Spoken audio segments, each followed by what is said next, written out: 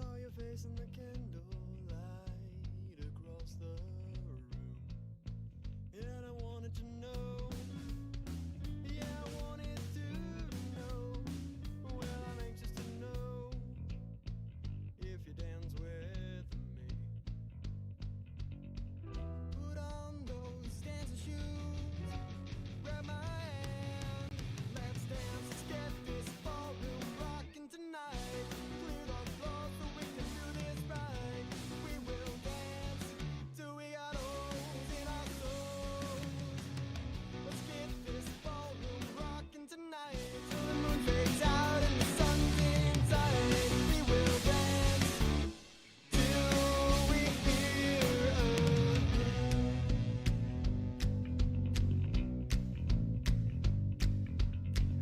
hello, are you doing alright? I am doing just fine. I could dance all night. Did you come alone? I just want you to know you don't have to be alone if you dance with me. Put on those dancing shoes, grab my hand, let's dance, let's get this ballroom rocking tonight. Clear the floor so we can do this right. We will dance till we got holes in our souls. Let's get this ballroom rocking tonight till the moon fades out and the sun's inside. We will dance till we hear a hush.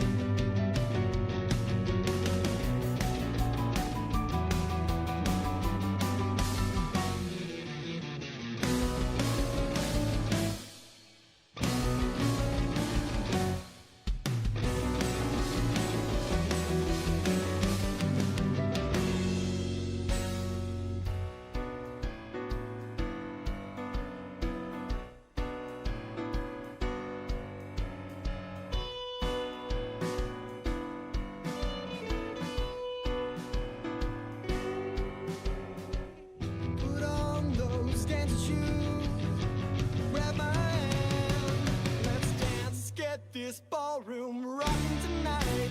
Clear the floor so we can do this right. We will dance till we got holes in our souls. Let's get this ballroom rocking tonight till the moon fades out and the sun's inside. Let's get out, girl, I'm taking you home.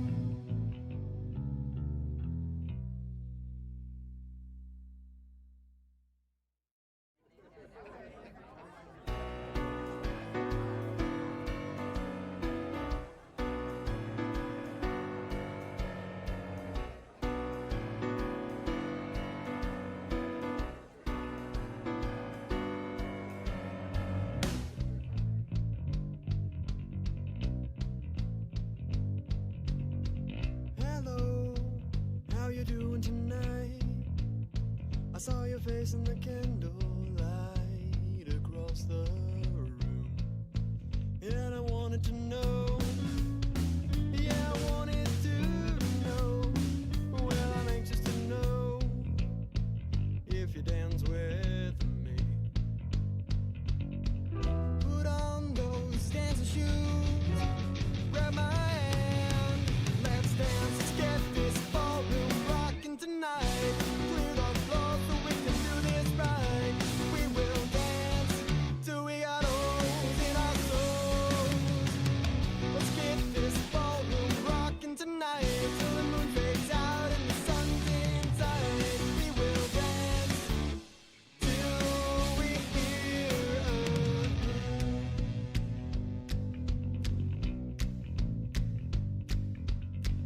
a hello, are you doing alright? I am doing just fine. I could dance all night.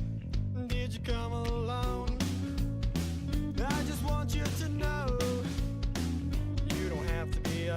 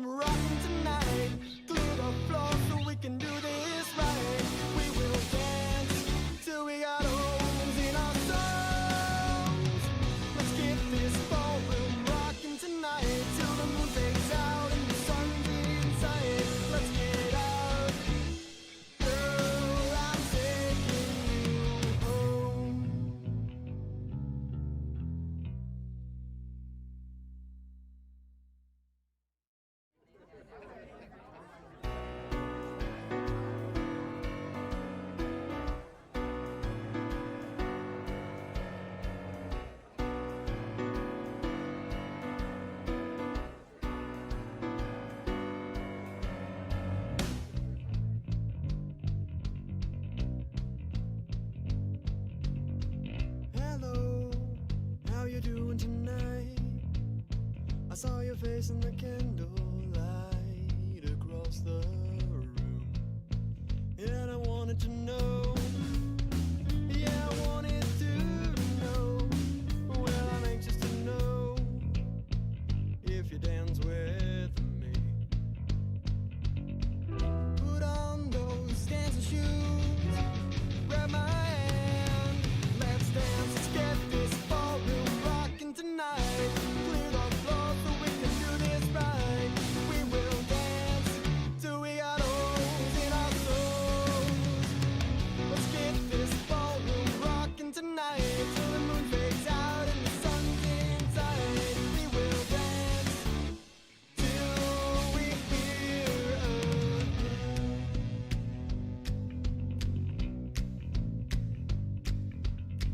hello, are you doing alright? I am doing just fine. I could dance all night. Did you come along? I just want you to know you don't have to be alone if you dance with me. Put on those dancing shoes, grab my hand, let's dance, let's get this ballroom rocking tonight. Clear the floor so we can do this right. We will dance till we got holes in our souls. Let's get this ballroom rocking tonight till the moon fades out and the sun's inside. We will dance till we hear a hush.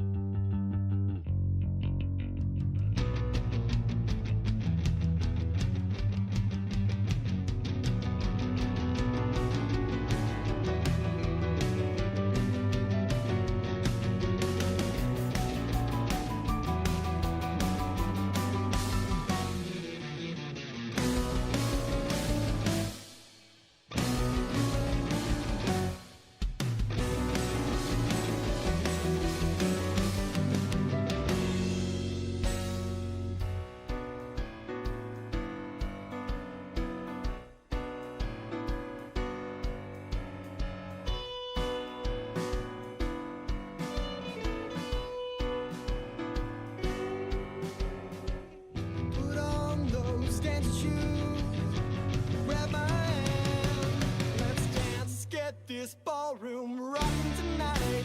Clear the floor so we can do this right. We will dance till we got holes in our souls.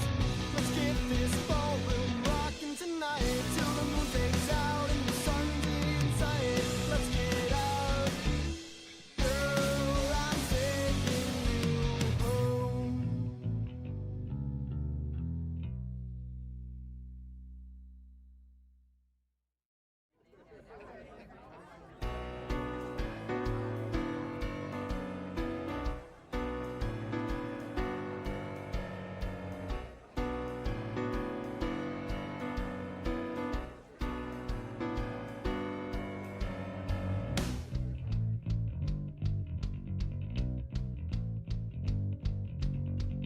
Hello, how you doing tonight? I saw your face in the candlelight across the room, and I wanted to know. Yeah, I wanted to know. Well, I'm anxious to know if you dance with me. Put on those dancing shoes, grab my hand, let's dance, let's get this ballroom rocking tonight. Clear the floor so we can do this right. We will dance till we got holes in our souls. Let's get this ballroom rocking tonight till the moon fades out and the sun's inside. We will dance till we hear a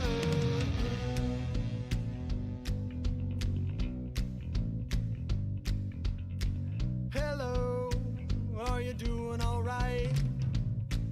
I am doing just fine. I could dance all night. Did you come along? I just want you to know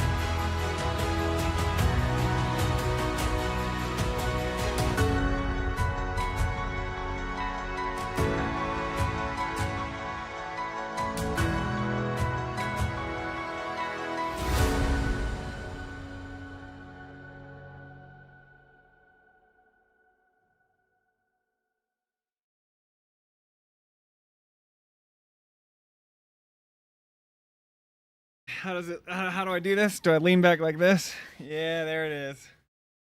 There it is. I was right. I was freaking right. Why don't you guys listen to me? There are like a million other Final Fantasy creators and they all got it wrong. And I'm telling you, it's been Summer Game Fest. Hang on.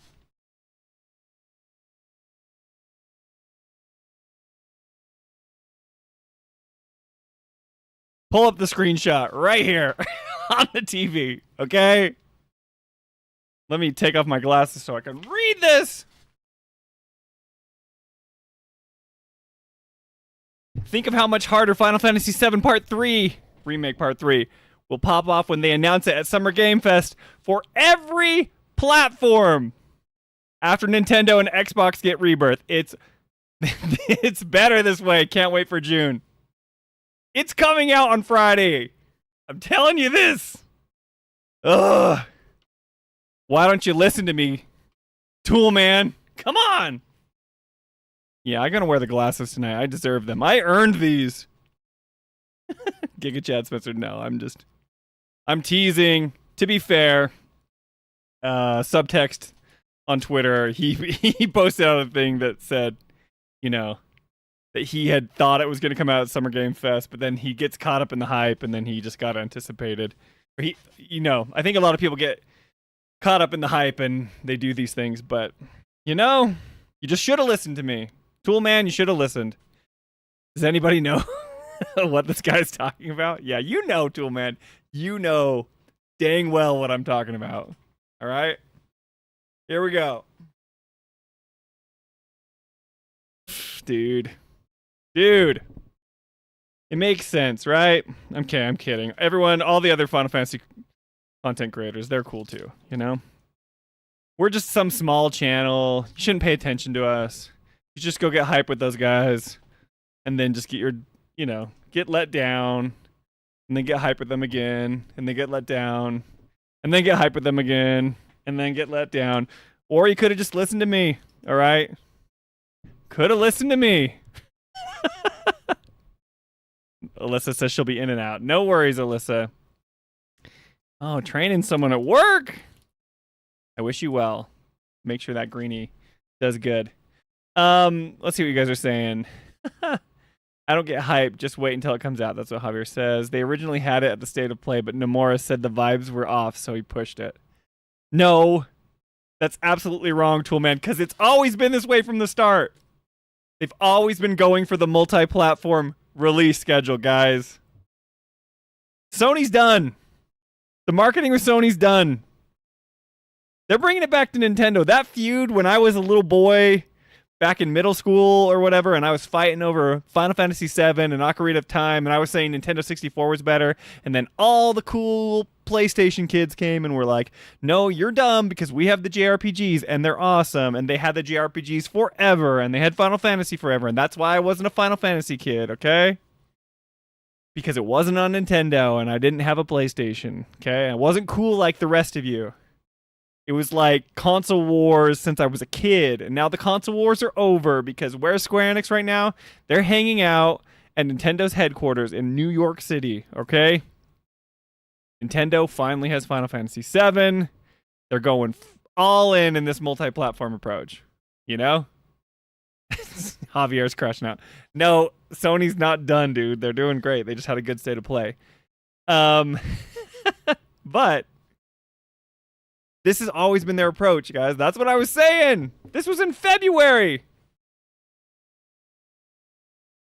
And I told you, I don't have the streams pulled up, but remember before the Game Awards last year when I was saying I don't think that we're going to get anything, but I remember saying if we get anything, we'll get like a remake, marketing trailer because they had announced it for Xbox and Nintendo.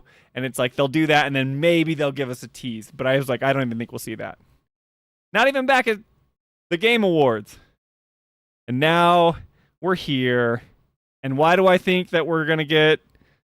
I'm acting like as if they already announced it. They haven't. Dustin was saying like he's a little unsure. if they're going to announce it or not. Well, if it makes you feel better, because I'm not a reliable leaker, I don't know what I'm talking about, except for I do.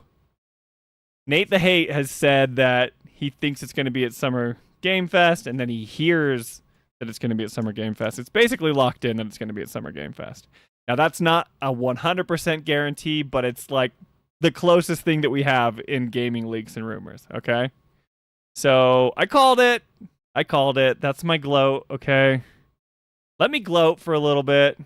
Would you guys just trust me from now on? Okay? I obviously know what I'm talking about. Oh, goodness. Coolman says, they did say we'd hear something soon, and that was 9 months ago. Yes. Yeah, because it was the multi-platform. It was their approach, man. They needed to get everything out. It's all out today. Happy Rebirth on Switch. Happy Rebirth on Xbox. Javier has been doing nothing but playing Rebirth. Javier, we need an update. Where are you at, man? Don't worry. No, this isn't the Twitter rant. We haven't even got to the Twitter rant, Alyssa. I'm gonna give you all that social media that you try to avoid. I'm gonna just spoon feed it to you tonight. Yeah, so it was 9 months ago. That's true. Biggles says, to quote Cloud, "Are you finished?" No, Biggles, you should have said it too. You said I would have to stream Tuesday night. You said it was obvious, but you thought I'd have to stream, Biggles. So, no. Trust me, dude. Trust me. Clearly, they meant soon in a geologic timescale, says Dustin. When they skip Summer Game Fest, Spencer, you will need to do an apology tour. They are gonna do it, guys. It might not be this huge trailer, but we're gonna get the reveal. We're gonna get the name. We're gonna get it, guys. Similarly how Yellowstone will erupt soon. Yeah. They aren't shooting for 2027. They're shooting for 2077. It's coming out in 2027. Unless something catastrophically happens, and that's what I want to talk about. This is the Twitter rant that I want to go off on. People are acting like this other Hamaguchi quote, as if that guy can't. he finally is going to be able to talk about the game, guys. But he's still. I don't even think he put his foot in his mouth this time. I think it's just people's interpretation of the Genki tweet that is getting everyone stirred up, which I literally have no idea why people are interpreting it the way that they are. But we'll go over that before we hop into the Game Club discussion.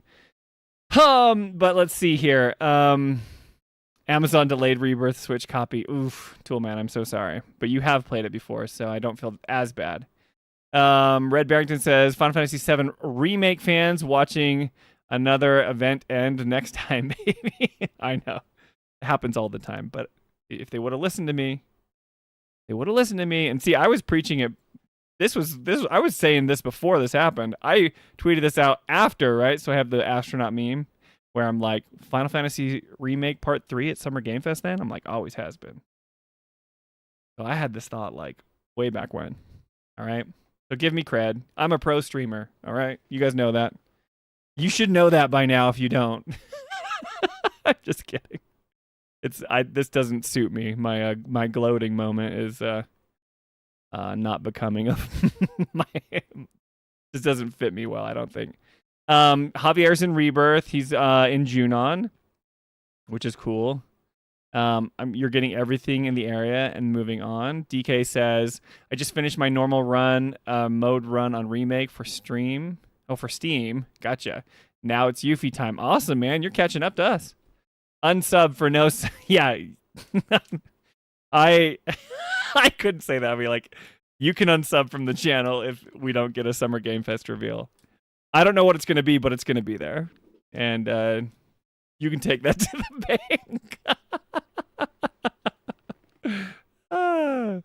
Dan is tired says, if there's nothing on Friday, Jolie will be so sad. It's going to be so funny if there's nothing on Friday. Because Jolie was talking about it. I'm like, it's there, Jolie. I'm like, Nate the Hate says it's going to be there. It makes sense. I've always thought it was going to be there. And she's like, yeah, I think it'll be there. She also thinks it'll be there. But then she's like, if it doesn't go soon, I'm going to get nervous the whole show. I'm like, Don't get nervous. It's coming. My thoughts are, okay, here's my thoughts. Summer Game Fest. Jeff Keighley doesn't want to have a dud to be his final, the one last thing, the one last game. He doesn't want to have another high guard situation. So either he's got like Final Fantasy VII Remake Part 3 locked in. That game's been ready to go. They've been playing for it like Hamaguchi's played through it 40 times. His quote that he brings up, he's talking about getting it ready for all the other platforms and having it ready to go. I'm not saying it's ready to go now. Like they're in the polishing stage. They skipped DLC so that they have all the same team. They are like, as Jolie would say, they are cooking with gas, guys. They are cruising to the finish line here, and they want it to be just right. So, yeah, I think for Summer Game Fest, if Jeff doesn't have like a banger that he knows is a banger lined up, I think Remake could very well be the end game in the showcase, the last game. But if he feels like he has something that's not going to be a dud like Highguard, I could see like Rebirth starting the show, like just kicking it off with a bang. Sorry, not Rebirth, but like Part 3, because I honestly think Hamaguchi and the Remake team have been dying to talk about this. I think that they have stuff ready to go. I just feel like they haven't been able to because they've been in the Switch and Xbox marketing cycles. And now that they're done and multi-platform is such a huge push for them right now, they want to have that out of the way before they can, just drop it. So anyway, that's kind of what I'm thinking. And if there isn't, Jolie's just going to react to all the games. I think Tifa's going to be shown at Street Fighter. Like, it's going to be synergy, dude. Like, we're going to get Tifa in Street Fighter 6. Jolie's going to see all the scantily clad women, and she's going to be like, nope. She's not going to like that. It'll be hilarious. Javier says, I like this Chad Spencer persona. Haha, so spicy. No, dude, no. I'm trying to pre-order Tomb Raider Collection Edition with that cool T-Rex statue. Ooh, Biggles, you get that, man. I love the dinosaurs. It's just like bringing it back. Isn't it like a remake of the original? Steven says, is it positive that Final Fantasy Remake will be announced Summer Game Fest? It's not positive, but it's like it makes sense. We've been waiting for it forever. They've said that they would reveal something soon. They've said that 2026 is the year of Final Fantasy VII, that they would be discussing it. And now you have one of the most reliable leakers in the world saying that he thinks this will be there. It's probably going to be there. And I've always been saying it. So obviously my take should have been like giving you enough confidence to not question it further. Oh, it's so dumb. September is so stacked right now. Oh, there's so much going on. All joking aside, I'm sure you're right. It'll be let's see, TGS. It'll be TGS. What's TGS? Tokyo Game Show? I'm pretty sure. I think there's a psychological effect of secretly hoping it would be at State of Play and not showing. Are you trying to, maybe you meant Summer Game Fest, but Tokyo Game Show does come later, and people have theorized that it could be there. I just think it's coming at State of Summer Game Fest. Red Barrington says they meant soon in comparison to the age of the universe. Jolie won't be sad. She will be mad. Not because there is no Final Fantasy news. She will be mad that she had to see all those games she doesn't care for. It's going to be so funny because she just doesn't play other games. And she's never... I always sit down and watch these showcases and she gets bored pretty quick, but now she's going to be forced to sit here and react. I think she'll have a good time, actually. But if there's like gore and like bro shooters and like, scantily clad women or men, she will talk about it, which will be funny. Alex says, when is Summer Game Fest? Yeah, it's Friday. So it's Friday, 2 p.m. Eastern Time, 5 p.m. Pacific Time. We'll go live. We'll probably be here a little bit earlier. So come stream with us if you want to. Me and Jolie will go live. We'll probably hop on like 15 minutes before the stream. We had to get Grandma come over and watch the kids so we could stream for you guys in the afternoon. Jolie's just playing hooky from work. No, she's not. She's actually, gonna get her stuff done and just come on down and stream. So yeah, it's this Friday, 2 p.m. Eastern, 5 p.m. Pacific. Biggle says Jeff will reveal Destiny 3 for one last thing. Like they wouldn't do that at Sony's. Jolie's default sad is rage. So funny. Choker Bro, what's up, Choker Bro? Do we believe Hamaguchi and his 40 playthrough claims? Jolie's here. Yeah, I believe that he's played it 40 times, no doubt. I think that like with developer tools and stuff, he's just like going through it. I totally think it's in polish stage, guys. It's in polish stage and it's in porting stage. And that like I mean, I don't know, but like I feel like the core game is done. I really do. So yeah, Jolie says, "Hi, you're on to me, Dustin." I don't know, boss. You guys don't you're doubting me again, Toolman? With my glasses and my smugness, you're doubting me? Shame. Let's see. Namora said Rebirth was the most anxious he's ever felt about a release. Okay, gotcha. One last thing. Fair game $sign. Oh, that Fair Games wasn't shown. Fair Games. Rebirth says Dan is tired. DK Average says I'm here for Summer Game Fest. Joe Fest. Summer Game Joe Fest. It'll be fun, guys. It's going to be a great stream. I do think that we'll see that. T-Fence, yeah, Street Fighter 6. Hamaguchi said soon, which of course means 2 days. So my bad. Summer Game Fest, yeah. Isn't Tokyo Game Show at like 6 a.m. U.S. time? Probably. Yes, I got my acronyms mixed up. Okay, Dustin, we all make mistakes, except for if you're me, you never make a mistake and you know everything. It's only funny to me. You guys just like, shut up, Spencer. Oh, so you're leaking that the trailer is confirmed for Summer Game Fest. I'm not leaking it. It might not be a trailer. I mean, we will get Final Fantasy VII Part 3 news for Summer Game Fest. It's like a lock, Alyssa. I'm telling you, it's happening. Have Grandma react. We should have her come down. Jelly's mom is rad. She's watching the kids, and it would be hilarious. She's always just like, "You guys are nerds." Like, yes, we are. So Steven says, spoiler, I love 2 games made by Insomniac Santa Monica Studio. Oh yeah, for not spoiler alert, if you've watched the State of Play, those look cool. Super cool. I'll die laughing. Final Fantasy VII Remake Part 3 is on Friday. 1 p.m. Eastern time. Not what are you talking about? No, Jolie. No. Summer Game Fest is not at 1 p.m. Eastern time, not 2 p.m. Eastern time. What? You're making me second guess. Summer Game Fest is 2 p.m. Pacific time and 5 p.m. Eastern time, like I said. What? Sorry. Yeah. Oh, was I backwards? 2 p.m. Pacific time, 5 p.m. Eastern time. Maybe I got those mixed up. But either way, 2 p.m. for the West Coast and 5 p.m. for the East Coast. Hold up, I'm 10 minutes behind. Yep. I hate math. And yet work feels required. Yeah, okay, you're right. Sorry. You're right. I said it wrong, but I got it right. 2 p.m. Pacific time, 5 p.m. Eastern time. What's up, Lucci? Hello. Are we sure it's going to be a multi-platform? If not, I'm going to blame you, Final Fantasy guy. Lucci, it's multi-platform. It is coming out on every single you're going to get, like, I think that they'll show this in the trailer. Friday, lock it in. Okay, here's my prediction. They're going to do the whole trailer, and then they're like, and it's coming out on PlayStation, and then they'll have graphics and Nintendo and Xbox and like Steam and Epic Game Store. It's going to come out on everything. They'll be like Steam Deck. It's going to come out on everything. And I think they will even like highlight that in the trailer. They want this to be like the most multi-platform, release of all time. And they're going to have like a trilogy pack for all those people that didn't play it or weren't sure about it. They can buy like all 3 games and it comes out that day. And they can buy all. This is just me theorizing, obviously. I'm not sure. But I swear this will happen.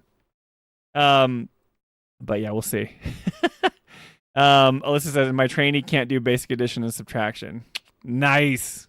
You're having a good time. She'll get there, just on the job learning, right? Dustin says, I don't know. I'm cracking up about the over-concentrated stuff.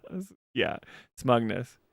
I'm sorry, Jolie. I said 2 p.m. Eastern time. What I meant was 2 p.m. Pacific time, 5 p.m. Eastern time. I got my coasts mixed up, all right? Okay, she's leaving. Bye, Jolie. Thanks for making sure I say it right. See, Jolie's invested. She wants to make sure we're there. 3 p.m. Jolie time. That is true, Dustin. Dustin, I think you're in Colorado, right? So are you in the mountain time zone as well? That's 4 p.m. for the real ones. Oh, okay, Tool Man. Calm down. Calm down. You were wrong. You can't claim you're the real one if you were wrong about State of Play. All right. I'm just gonna rub Tool Man's face in it. It takes 40 times to unlock Barricade. You have to beat it 40 times for the true ending. Triple packs galore on Spencer's time. Nice. Red Barrington says Final Fantasy VII Remake Part 3 will probably be PS5 only, but maybe no, it won't. It's coming out on all things, dude.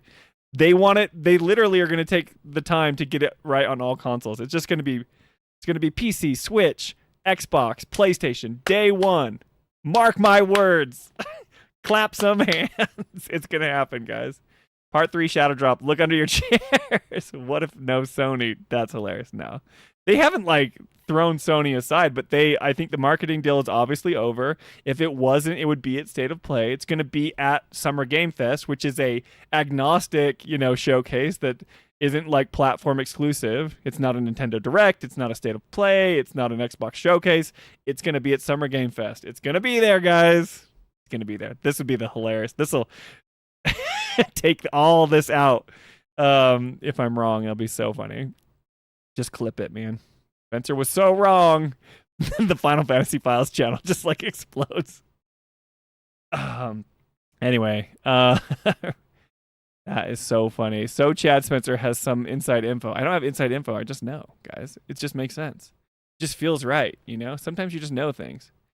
Rebirth came with a remake for free. It's a guy. He's been working in this field for 3 years before starting here. Heavy doubt he'll get there. Alyssa is not happy with her training. Bummer. Yep, Mountain Time. I don't think it'll be PS5 only at all. They pushed too hard for Remake and Rebirth on yep, it's true.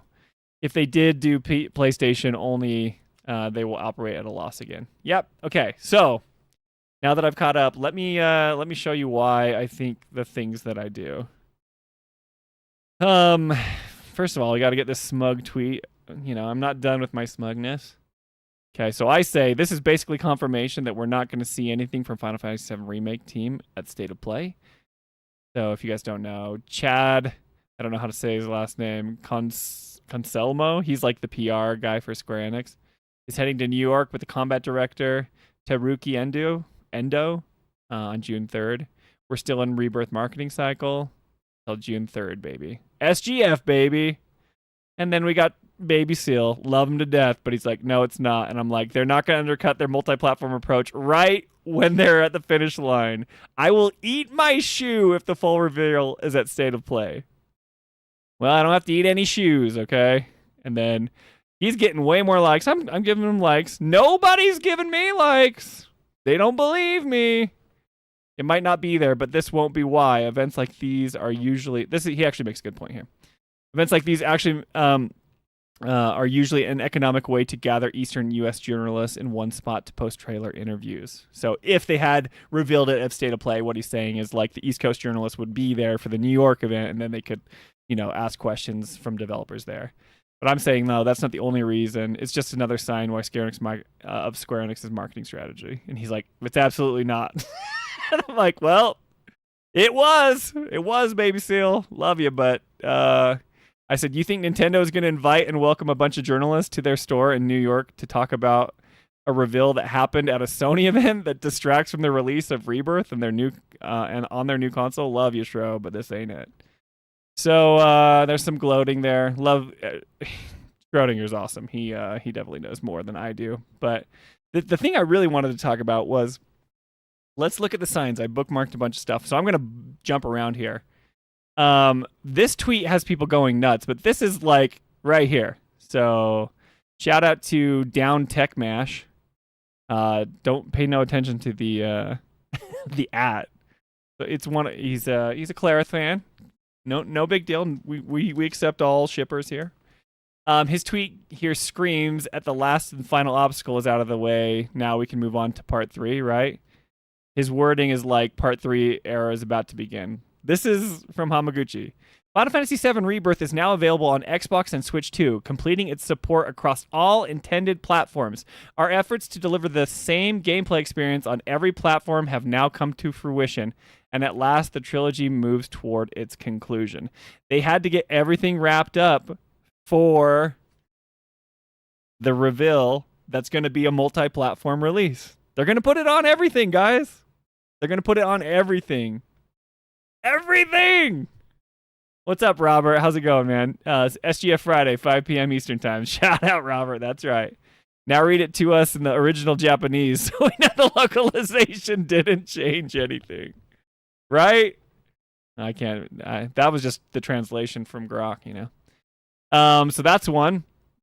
Let's see here. The big thing. So let me read the Genki tweet here. But I want to like react to a bunch of people's reactions here, because to me it makes no sense how people are reading this. But okay, so we've got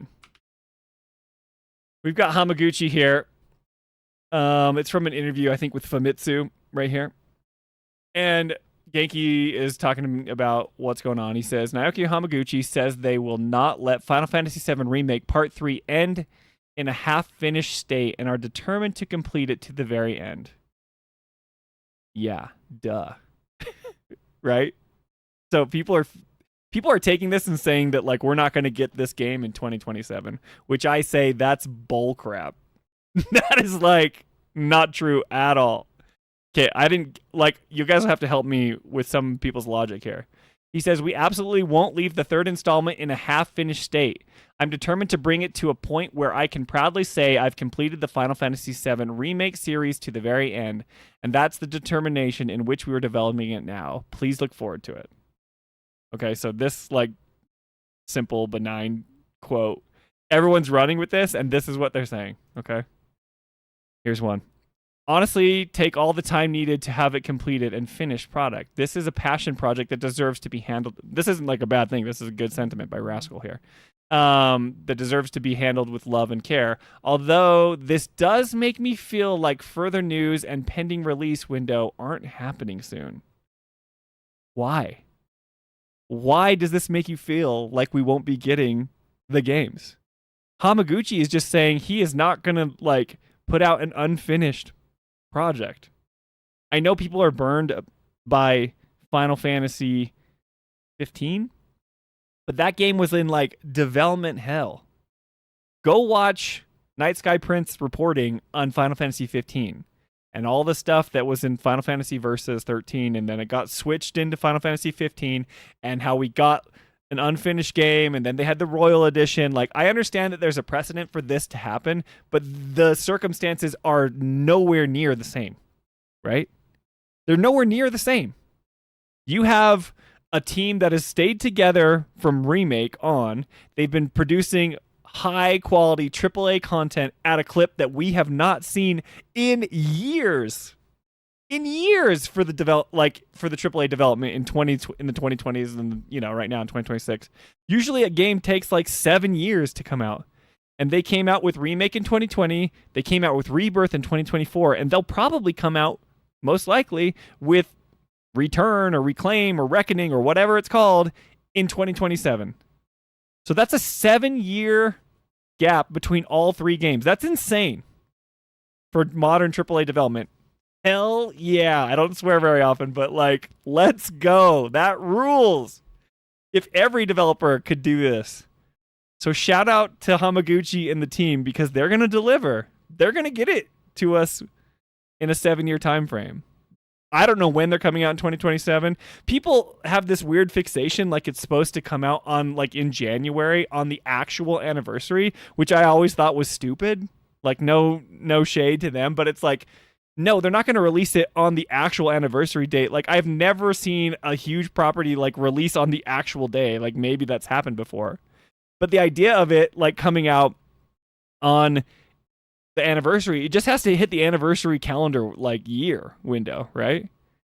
Yeah, Ectogamut says it might come out 7/7/27 to be like, that'd be cool, right? For like marketing standpoint, July 7th, 2027. So you got a lot of sevens in there, but it's the 30th anniversary the whole year. They're not going to like be beholden to January and that date. okay? So, anyway, yes. Some people saying that. Gagey says, I think it'll be at Summer Games Fest. He was just trying to say that it went well, right? Yeah. I agree. So Genki was like, everybody's freaking out about this. He's just saying that like he wants to make it well. He wants to make the game well, right? Here's another one. I'm not trying to say that these people are wrong or bad. I just want to like try to get inside their head, right? Aerith Bunnybro on Twitter says, it sounds like the investors read the played through multiple times interview and asked for a demo or a release date. I've played through it 40 times.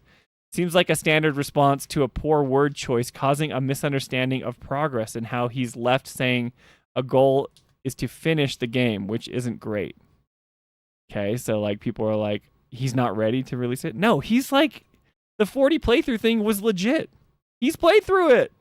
Their whole goal now is like to get it polished and in a state that they can get it out on every platform.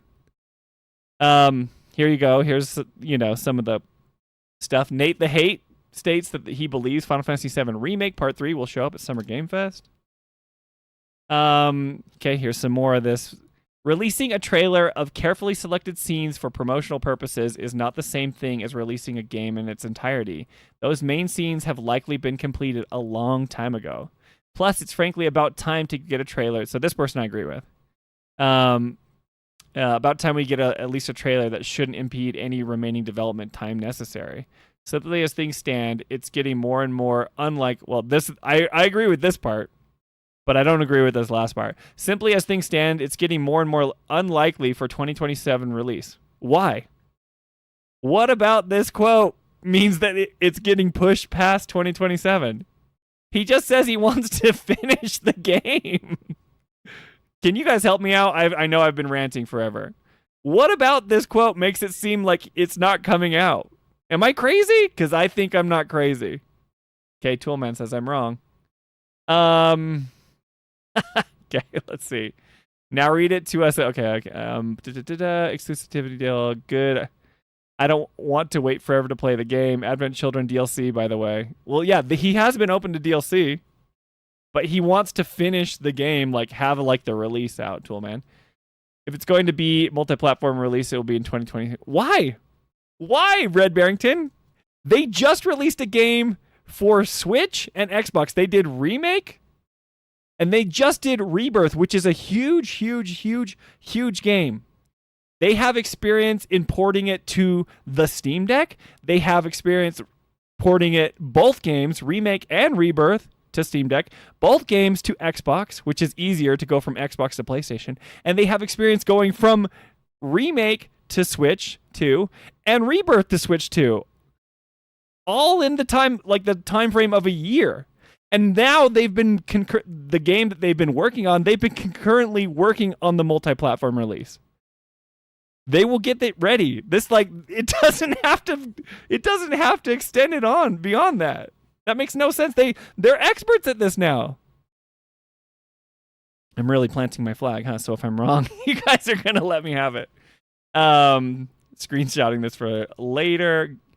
DK says, this doesn't mean that the ending won't be ambiguous or leave huge questions unanswered. Yeah, that's true. I'm not saying that they're not going to, trip and fall at the end. I'm just saying that they'll have a game ready for us to play in 2027. Dustin says, we are far past the development hell stance at this point. Far past. Yeah, dude, these guys are crushing it. This should be an example. I don't know what the working conditions are, and maybe I'm wrong or speaking out of my butt here, but they are like the modern AAA development standard for gold standard for getting games out at a regular clip. Not only do they produce amazing content with such high quality, with so much content in all their games, but they're producing it at a time, at a speed that felt like it was more in the 360, PS3 era, or even the PS4 era. PS4 was slower than those eras or whatever, but we're getting games. We're gonna get it's going to finish the trilogy within 7 years, within a console generation's time, which rules.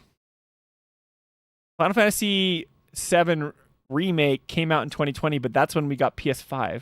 right? They released it on PS4, but then they had it ready for PS5 too. So PS5 comes out in 2020, Remake comes out in 2020. We got Rebirth. We're going to get Remake Part 3 on PS5. One console generation, 3 huge Final Fantasy games. Incredible Final Fantasy games. If you don't agree with the direction, that's fine, but you cannot say that the quality and, development chops it takes to make a game like Remake and Rebirth aren't like top tier, right? So yeah, Dustin is right. We are far, far from development hell stance at this point. The delays may come from optimization across all platforms, i.e. Switch 2, but it's going to be drastic delays like that. They know how to do it. They stayed on the same engine. They were debating going to Unreal Engine 5. This game was made on Unreal Engine 4, and they kept the same engine. They didn't do anything to disrupt. Well, they didn't do anything to disrupt their workflow. They have the same team. They have the same creative directors. They have the same assets. They're using the same engine, and they hit the ground running after Rebirth. They were like, no DLC. We are going to go straight to Part 3. And not only that, that's when they made the decision to do multi-platform, and they were making it for the Switch too. And they were making it for Xbox, and they were making it for PlayStation, and they're going to make it for PC because they have history in porting it to all of those. I'm telling you now, this is what they're doing. And I say, frickin' yes. Square Enix. I don't usually say this to you guys, but yes, they are confident. They talk about how they know that they feel confident that this game is going to answer all of our questions. They feel confident that they've played through it a lot. They're in the polishing phase. I am telling you guys, trust me. If you didn't trust me now. Man, I'm really going off. It's called Rebaked, Chad Spencer. 7727. Part 3, Genova Sunshine Type 0, says Dan is tired. Not sure about that. DK says, I would assume they start with the most capable hardware version, PC, and scale down. That's what they do, I think, always, right? You start with PC, and then you get it onto the PlayStation, But they would, now they obviously have to tweak stuff, but they have experience putting it on every platform that it'll be on. They've done it for all of them, guys. Steam Deck, PC, Switch 2, Xbox, PlayStation. Boom, boom, boom. It's going to come. Red Barrington says, Final Fantasy 14 Evercold in January, so I don't expect... Yeah. I think the earliest we get this game is late spring. Late spring. Okay? But, I could see them... GTA 6 is going to be like this black hole that sucks up all the attention at the end of this year. And so after that happens, there's going to be a bunch of people that go after GTA, and there's a bunch of people that we know are going before. That's why September, everyone is like, September is stacked, right? Red Barrington was saying this. Why do you think September is stacked? Because GTA is coming in November, and everyone wants to steer clear of that, or like the end of October. I don't know. When does GTA's release date? I'm not sure. But I could see Final Fantasy 7 being like, okay, we want to optimize it, but we want to hit the 2027 calendar window. Let's make it a holiday game. Let's compete for the holiday slot because... we're not competing against GTA 6, Maybe it comes out in September or something, but I think we could get it as early as April, next year. I like 7727. That's a good date, Big Ol' Spool. We'll see. They run, DK says they run on the same engine, totally. Steven says, if Square, I will release on second or third quarter because of GTA 6. Yeah. Spencer wrong. Spencer huffing that hopium like crazy. It's December 2028 at the earliest. Why do you think that, Toolman? You're crazy. There's no way. They're going to start the marketing cycle in 2 days, bro. They're going to start it on Friday. They will have a year's worth of marketing before the game comes out. There's no way it comes out in December 2028. At the earliest? Toolman. No. Think about everything I've said tonight and just ponder in your heart and know that I am right. Alyssa says, I would actually think the scale from PlayStation 5 version, average opinion, you're talking about DK, because that's what they were most familiar with creating the previous games on. Takes time to port games to other platforms. 3 years dev time plus however long porting takes. It's not, they're doing it simultaneously, Red Barrington. They're developing it in tandem with the others.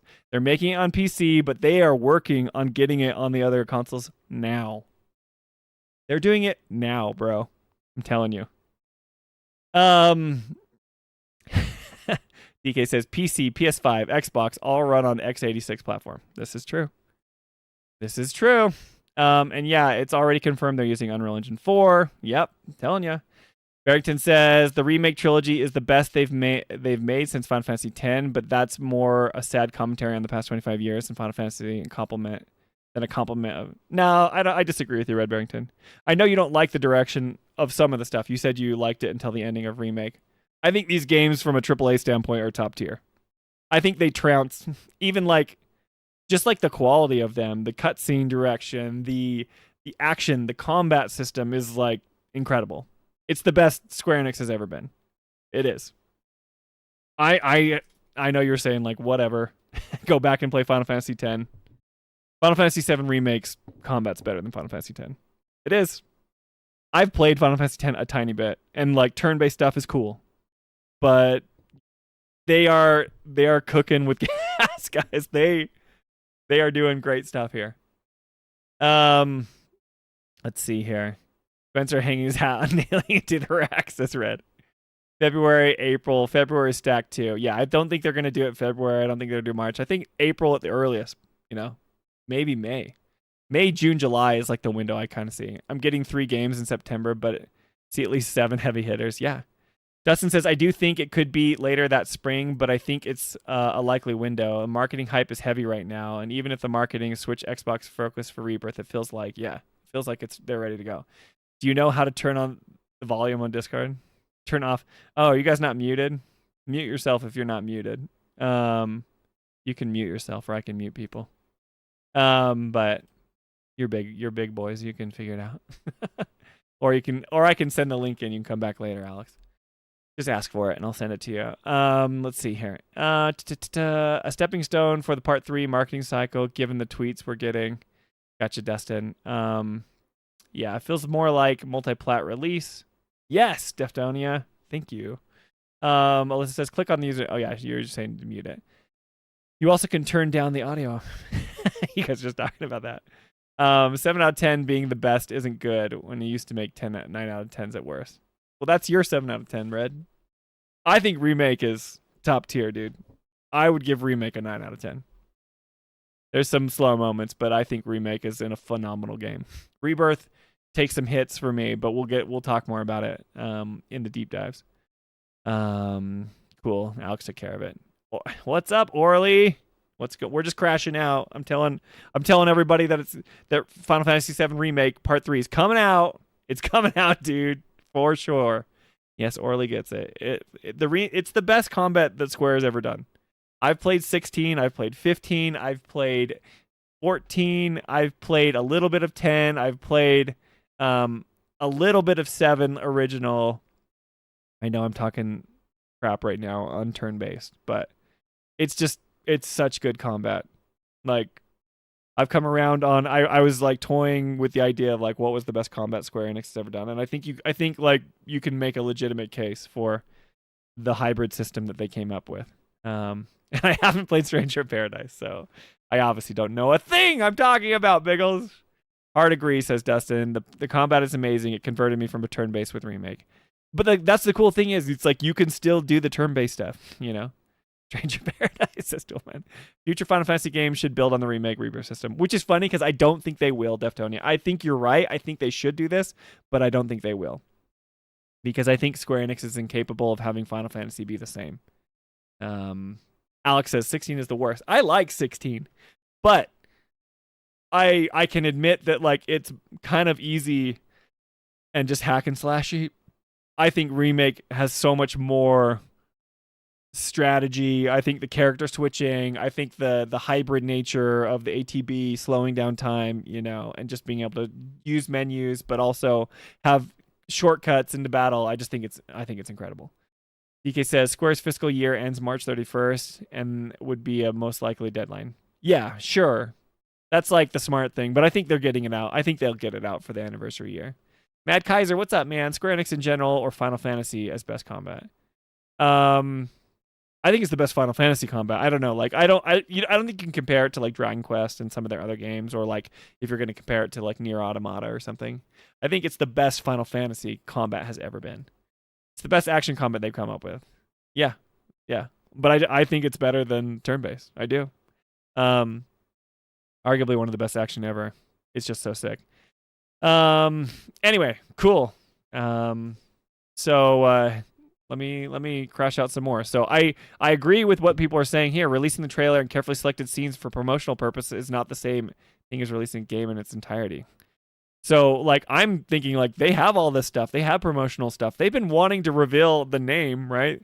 I think Nomura and Hamaguchi, or whoever they were, was it Katase? They were going back and forth on trying to name it. And they were like, we think we've like come up with two options. We know the game, right? Or sorry, we know the name of like the subtitle for part 3. That was like months ago. They have it. They're ready to go. They want to talk about it. Hamaguchi cannot shut up about it. And love him, but he's been saying a bunch of nothing for like, 9 months straight. And I bet he's just dying to be able to talk about it. And now he's ready, right? He talked about that right here. Our efforts to deliver the same gameplay experience on every platform have now come to fruition, and at last the trilogy moves forward to its conclusion. He cannot wait to talk about this. He cannot wait, you guys. Oh, okay. So here's some more stuff. This is Gamer Tifa. She says, "Is it just me, or does it really?" She's quoting this one again. Really make it sound like there will be nothing at Summer Game Fest, because it was look forward to it soon. That soon word has disappeared. The multi-platform strategy may be slowing things down. I don't think it slows it down. I mean, obviously it takes more time, but I think that they were locked in and they've done everything they can to streamline the workflow and get this game out. If they've had a plan from the beginning, they knew the direction they were going. They've had the world built out in Rebirth. I think Rebirth was probably the most challenging because they had to make the idea for a world. But now that they've done that, they can obviously have to make new assets for new locations. But I think we're going to revisit locations. We're going to revisit characters. We're going to see some stuff, right? They're cruising right into the end here. Yeah, so here's a screenshot. It says, regarding the final chapter, I'm curious about the release dates for each model. So this was like in an interview with, I think Famitsu or something else. But it's like he's during the, Nintendo Switch 2 and Xbox marketing campaigns. Will there be any changes in regard since it's been released on multiple platforms? And he says, we cannot yet provide specific details regarding the release timing. However, what we strongly felt while developing this multi-platform title is that users want to share the excitement at the same time. We are seriously considering how to best develop the third installment on multiple platforms, both for the fans and from a business perspective. Today's game fans want to share the same time more than developers realize. We felt this very strongly this time. That's why we'll present our final answer in a way that meets their expectations. They're going to release it day and date on every single platform. This is what he is saying, you guys. Every single platform. But I don't think, they've just done it. The turnaround of Remake and Rebirth. Remake came out in January. January 22nd is when Remake was released. Then they announced that they were going to release it on Switch 2. They were going to release Rebirth on Switch 2 2 weeks later. And then they came out in June, okay? So February, March, April, May, June. Okay? Boom. It's here. You're playing it right now, today. They aren't slouching. This is something that they are working on right now. They are actively working on this. He's saying this as much, right? Oh, you guys. Other people just saying, Hamaguchi's latest comments just shattered all my hopes for seeing Final Fantasy Part 3 at Summer Game Fest.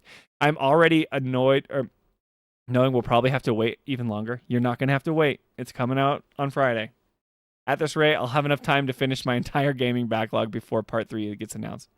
Don't worry, little Tifa Avatar S Flower. I don't know. Osina, you're gonna know all about it on Friday. Saying it, right? Yes. Multi-platform launch essentially confirmed. What I read to you guys, right? And then my gloating tweet here, right? So February 2nd, I said, happy potential Final Fantasy VII Remake Part 3 reveal to all those that celebrate. I was saying me and Jolie. We don't think that we're getting any news. We'd love to be wrong. Just remember, we've been here before. Whatever happens, we know we're getting some news in 2026. Now let's mosey. Jolie and Spencer. And then it didn't happen during that state of play in February because I knew it wouldn't. I told you nothing would happen, but I wanted to let you guys down easy. Coming out. Summer Game Fest, y'all. And then I've bookmarked some how to draw a feminine shaped leg and a masculine shaped leg. These are the stuff that that I do. Anyway, that's my Twitter crash out, Alyssa. Hopefully your training of the hopefully your training of your new person is going well. The masculine shape. Yeah, look at the masculine shape on this one, guys. Right there. So buff. Let's a feminine leg. So you gotta bookmark those in case you want to know how to draw, right? Anyway, that's why I think. Okay, I'll be less annoying now. I'll take the glasses off. You missed most of my rant. I'll catch in the mod. It's fine. I'll just talk to you guys like a normal person now. I think that they've got it figured out. I have trust in them and their development workflow to get it out to us by next year. I think they're antsy to talk about it right now, and it's 2026. We're not even halfway through 2026. For people that don't think that we're getting it until 2028, I don't know, man. So this will be hilarious when I'm completely wrong, and it's all it all goes to crap. But for now, I'm just excited about it, But I want to call in and get your guys' takes. Let me get this pulled up here.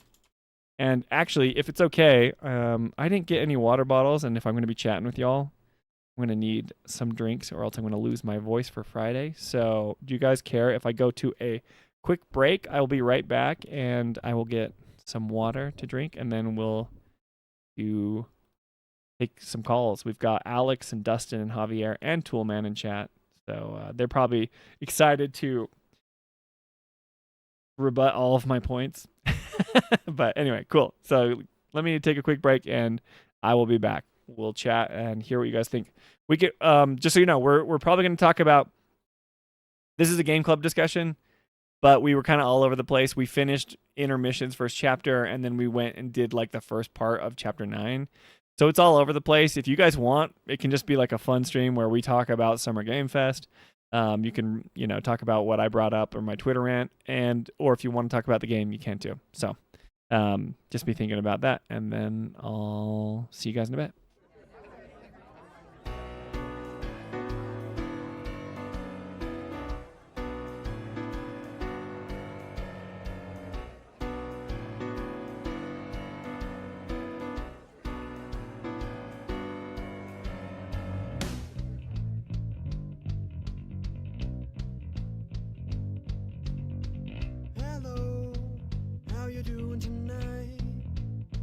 Saw your face in the candlelight across the room, and I wanted to know, yeah, I wanted to know, well, I'm anxious to know if you dance with me. Put on those dancing shoes, grab my hand, let's dance, let's get this ballroom rocking tonight. Clear the floor so we can do this right.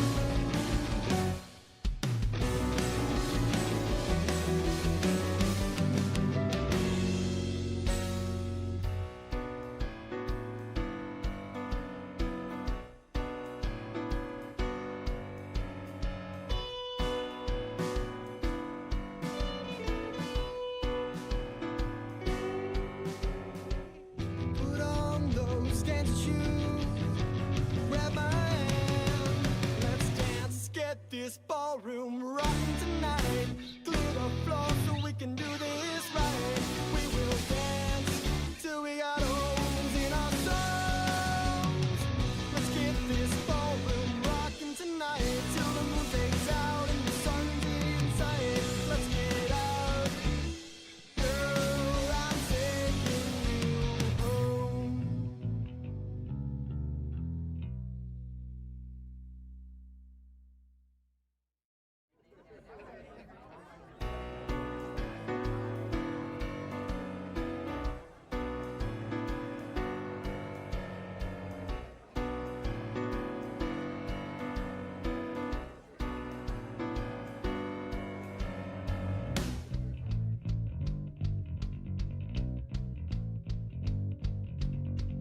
Hello, how you doing tonight?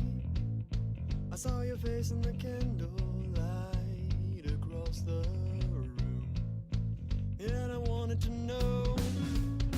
Yeah, I wanted to know. Well, I'm anxious to know if you dance with me. Put on those dancing shoes. Grab my hand. Let's dance. Let's get this ballroom rocking tonight. Clear the floor so we can do this right. We will dance till we got holes in our souls. Let's get this ballroom rocking tonight till the moon fades out and the sun's inside. We will dance till we hear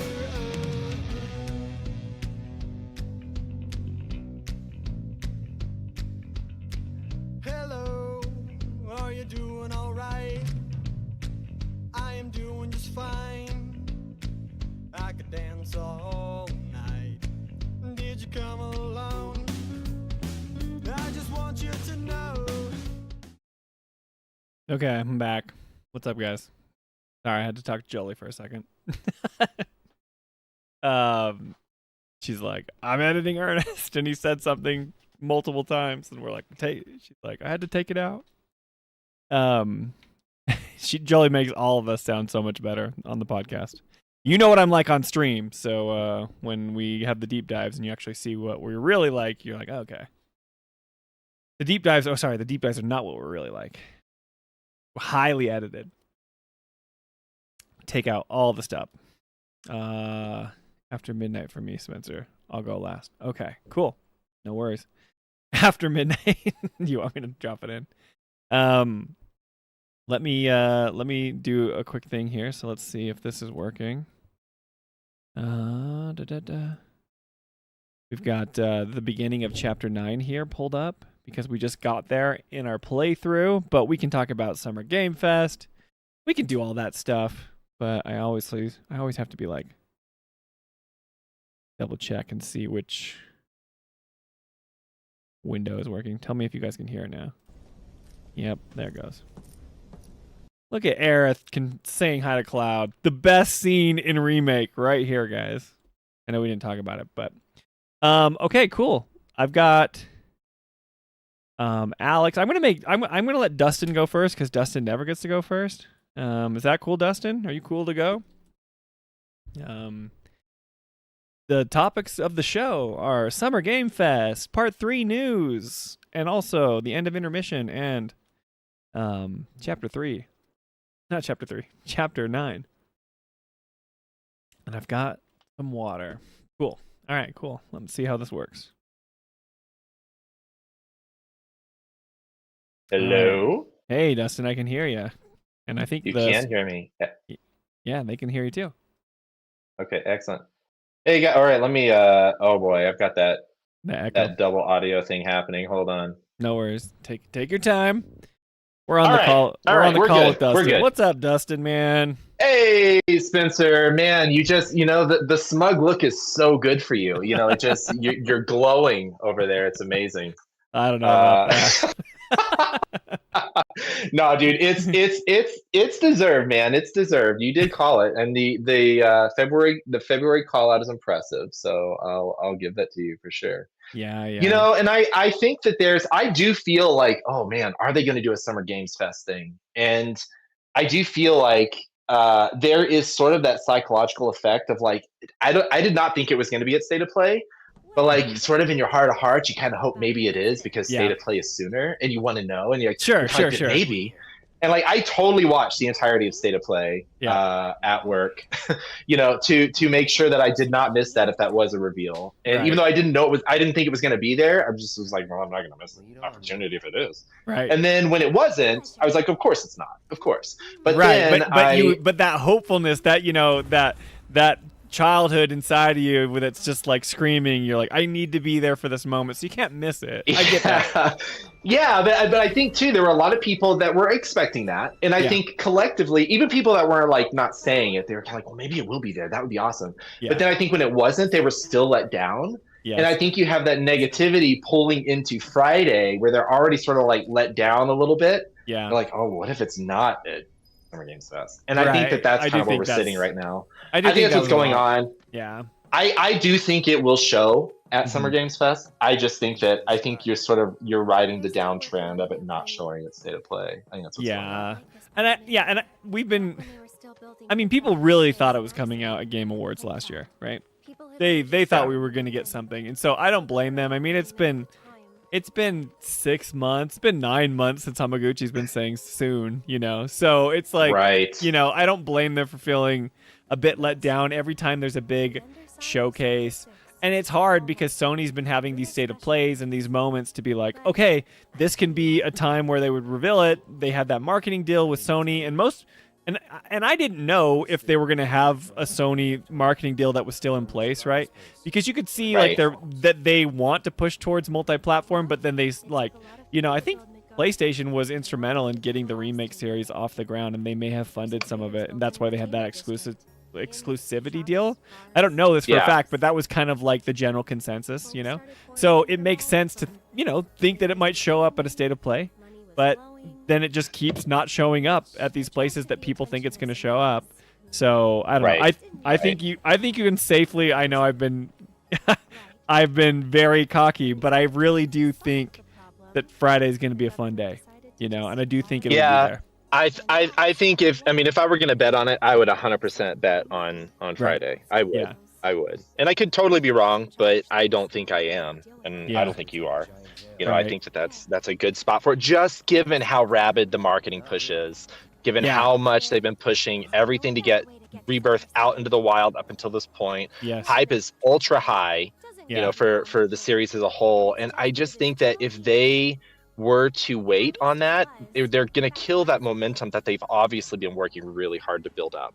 Yeah. So it just doesn't make, and especially the tweets going into part 3 already, like I don't know, man. I think looking back at the full picture, I do think we're gonna hear something really soon. Yeah, and you've probably seen the stuff on Twitter because you're on Twitter too, and you've probably seen the people be like, there's that meme going around of like, what does this guy even do? And it points to like Square Enix. Like people are mocking it, like Square Enix doesn't, do anything, or they're like, no news from Square Enix, not even a logo during the State of Play, and everyone's like, what?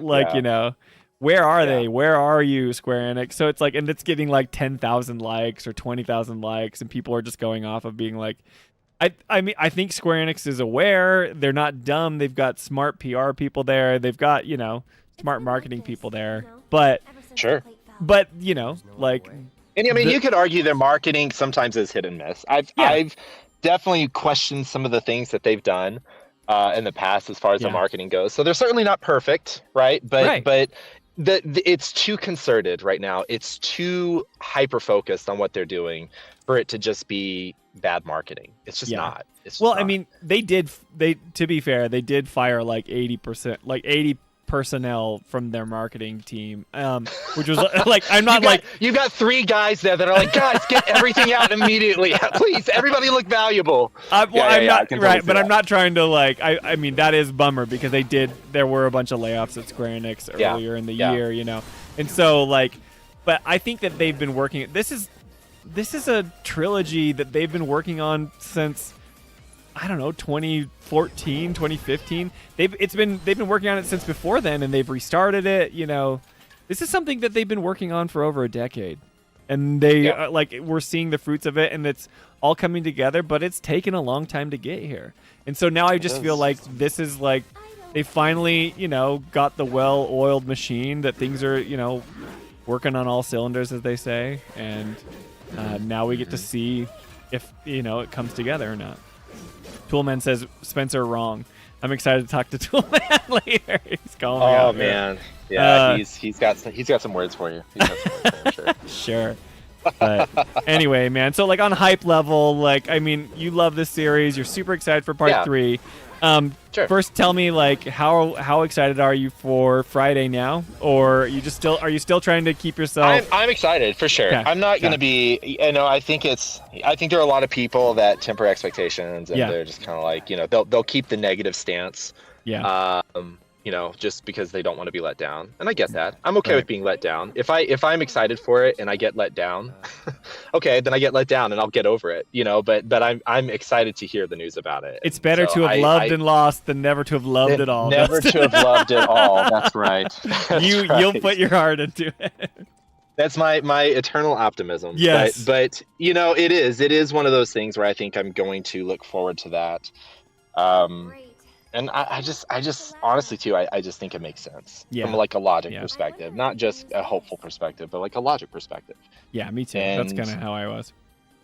Yeah, I'm very interested how they're gonna take it and run with it. But I think we're gonna hear a lot from it when it finally opens, both from the developers on like the Twitter side and just, you know, what they continue to leak out, because I think that they just want to continue to keep this in the forefront of people's minds, especially given how hard they've pushed the Switch and also the Xbox. I feel like the Xbox is sort of like under their breath, like, oh, and also Xbox. I know. But Javier you know, is having a good time. There are dozens of us. Dozens of us.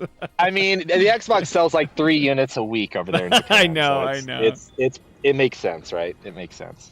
Yeah. So. It's true. It's true. Are we okay? Hey, are we doing this Betty off? We can. Are we doing this? Hang on. I mean, I feel bad. I almost feel like I need to get this out of the way. Yeah. Alyssa's like holding this over our heads and making us feel awkward. That's so funny, man. Here, let's go. Yeah, I mean, we can do this. Let's see if we can find Betty. I don't know. I feel like oh gosh. Okay, find a Betty. Yeah, we have to hear her you know, talk this is first. Gonna be so bad. No, it won't be bad, man. See, no, it will definitively be bad. It will be hilarious. Oh, here but she it will is. be bad. Okay, we found Betty. Okay, I'll crank it up here. One sec. Tell me if you can hear the audio on this. Oh, come out. Oh shoot! Guys. No, I can't. I gotta. I know, right? Because you've probably muted it so you can you know, not hear us talk. Okay. How about you unmute it and we won't talk and you can listen to it. I'll listen. You got it. I'll let you know. I'll pause it and then you can remute. Oh. Okay. Hey there. Is Marlene with you? No. Oh. Okay. I was kind of hoping she could help me find my friends. Oh, I know someone who can help you. This guy right here. Really? Okay, let me tell you all about them. They have long arms and all right. You feel like you've got it? No, certainly not. But let's I have it on the screen here. We'll say they have long arms and legs and they're a little skinny. How about we just leave that up? We're talking about cats, right? We're talking about cats. Yeah, we're talking about cats, right? Of course. And Toolman just super chatted. Thank you for the super chat, Toolman. You regret ever coming to this community now, Dustin? You know. I am starting to a little. Yes. It's fine. But no. Okay. I'm kidding. Wait. Here I'm kidding. It's fine. Before we do that, now I'm going to make it even more awkward because you wanted to just get this out of the way. But I'm going to say, who's going to go first? Who will go first? Oh, is this a poll? Is this? Yeah. Here.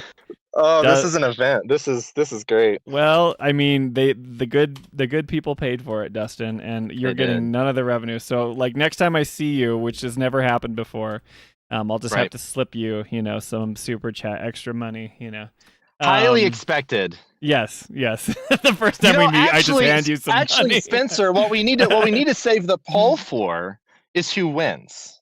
Oh yeah, that's fair. That's fair. Yes, That's, this is we good. we need to save it for who wins. Okay, So- that's better. so they're saying I will I need to go first anyway. So Oh, I was gonna say I'll give you house choice. You can decide who no, wants to go first. I'll go first. I'm gonna be awful. I'm gonna sound like Mickey Mouse. Oh, and dude, everyone's we're gonna say be. Hey, even if I voice act, I do not voice act 6-year-old girl, so it will be awful. Definitively. Well, Don't worry. that's the thing. You know, people always talk. Jolie always talks about this. If you know, it's like 50% of good voice acting is good casting, right? You're not going to cast, a 40-year-old man to voice a 6-year-old girl. So no matter how good you are as a voice actor, this is right. It just doesn't happen. It doesn't happen.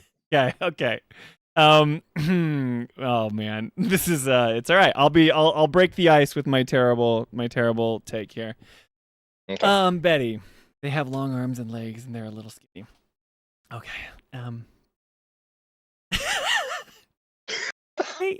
They have long arms and legs, and they're a little skinny. I just sound like Mickey Mouse. Dude. That was Mickey Mouse, dude.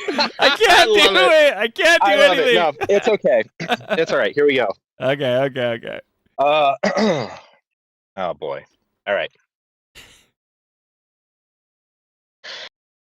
They have long arms and legs, and they're a little skinny. See, that's as close as it's gonna get because my voice doesn't go any higher than Dustin. that. Oh my I gosh. do feel like I need to do a roche. I do feel like I need to do a roche for Javi. Oh, go for it, man. To wash the taste out of my mouth. So I found a line for him earlier today. So I'll give it my best roche, and hopefully I can forget all about Betty. Okay. All right, Javi, this is for you, dude. All right, Javi. One cannot simply ride one's bike. Nay, one must unlock its true potential, become one with the machine, like this. You cut out. You screamed so loud it muted you, dude. Like Discord's the whole line. No, you sounded amazing until the scream, dude. It was too good. Javier says, "Oh shiz, that is really good. That was amazing, dude." So extra points. Toolman says fire in chat. Javier says bring it. Oh, that was so good, guys. That was Javi. Whenever it's your birthday, Javier, that was it. So. Dude, that was okay. See, Dustin's an actual voice actor, guys. So you're never gonna get anything like that from me. But Toolman said replay Betty so we know who won. Here. Okay. Yeah, replay Betty. Let me tell you all about them. They have long arms and legs. I don't know. You know what? Maybe we do one more. Spencer. Now that we're Betty'd up. You want to keep going? I'm done with this, man. We've only have two. Let's do. We got to do one more. And then if you have to cut me, you have to kick me off chat and ban me forever. Okay, I'll type the poll. It was a tie. And we only got 2 votes, so we have we've got a really engaged audience. People mute. Okay. All right. Okay. Here's Betty. Let me. They like places where there's food, and nice people will give them treats when they ask. Oh shoot. Sorry, you probably heard the echo or didn't hear that. Do you want to hear that again? They like places. Okay. I'm gonna do this line. They like places where there's food and nice people who give them treats when they ask. Where there's food. Perfect. And nice people will give them treats when they ask. And now we've got it. All right. Let me. They like. Okay. Here I go. They like places where there's food and nice people who give them treats when they ask.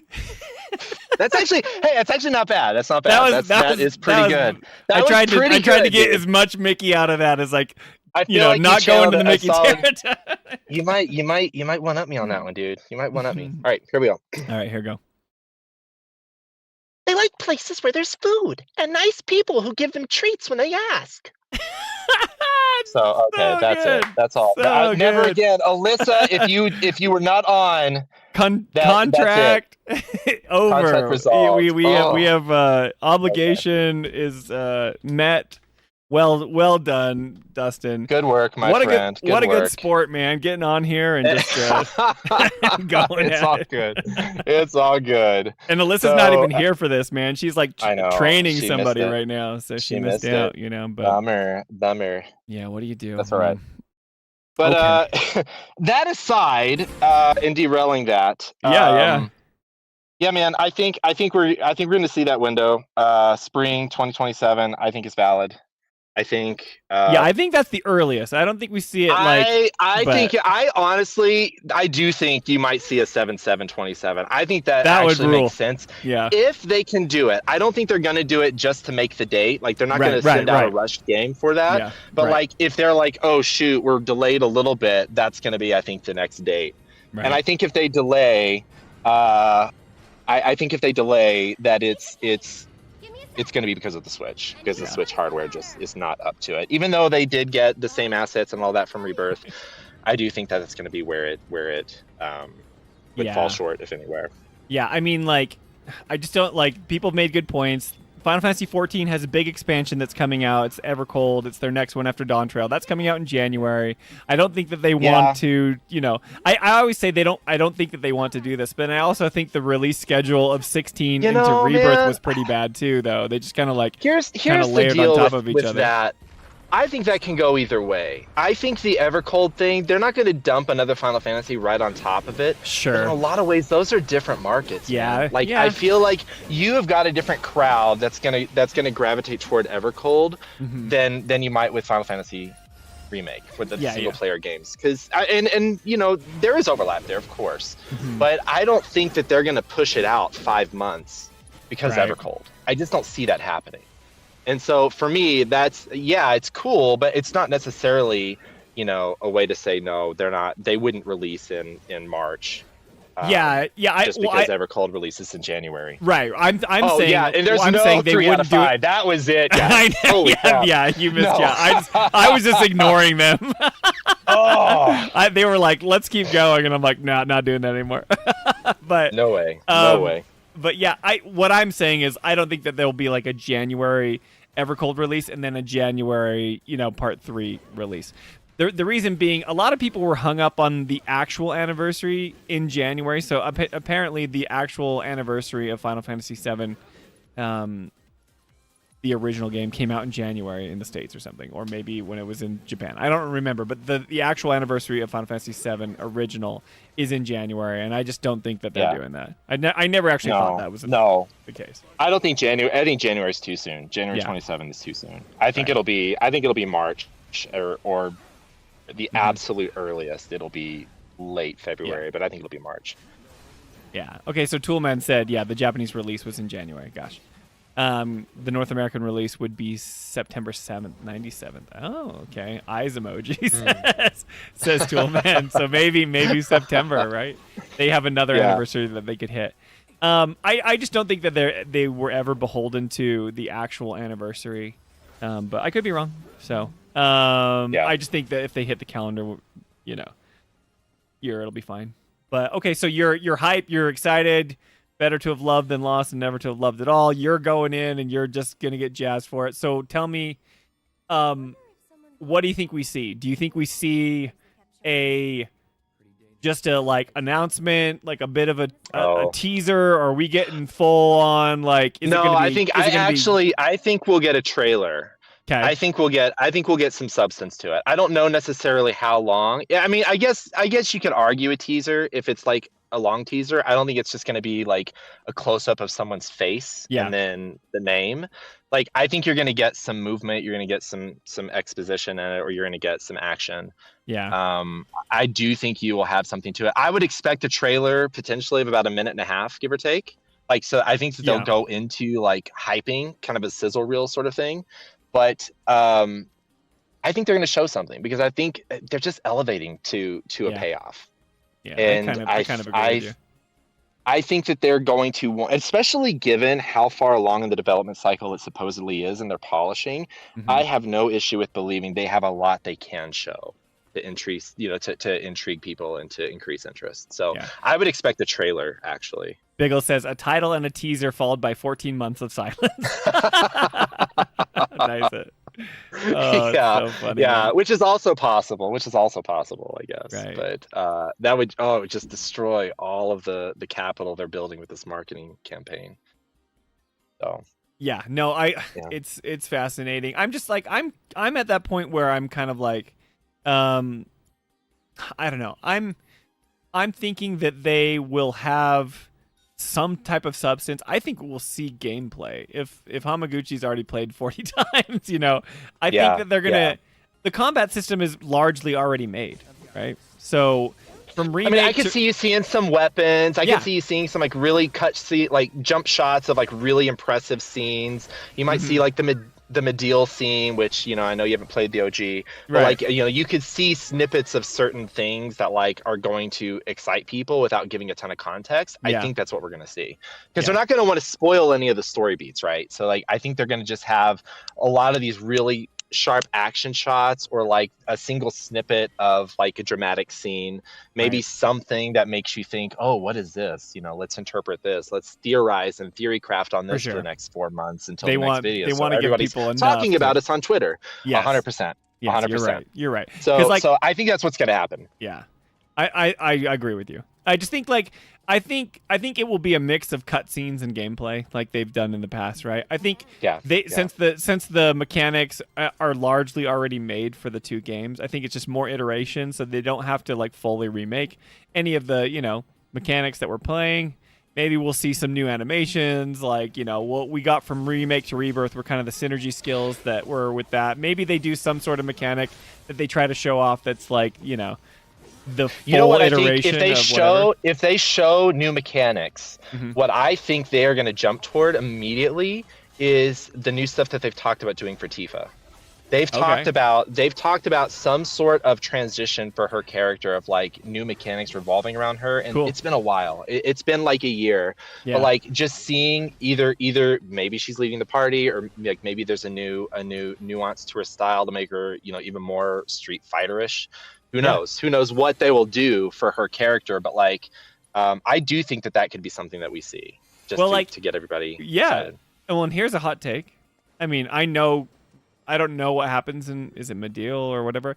I know that Cloud is like out of the party for a bit, right? So and then like, if I don't know if Tifa's the leader or whatever, but like whoever is, you know, it's going to be interesting. We've been able to control characters before in the Remake and Rebirth, right? You have little moments for each little character, and their moments in the games.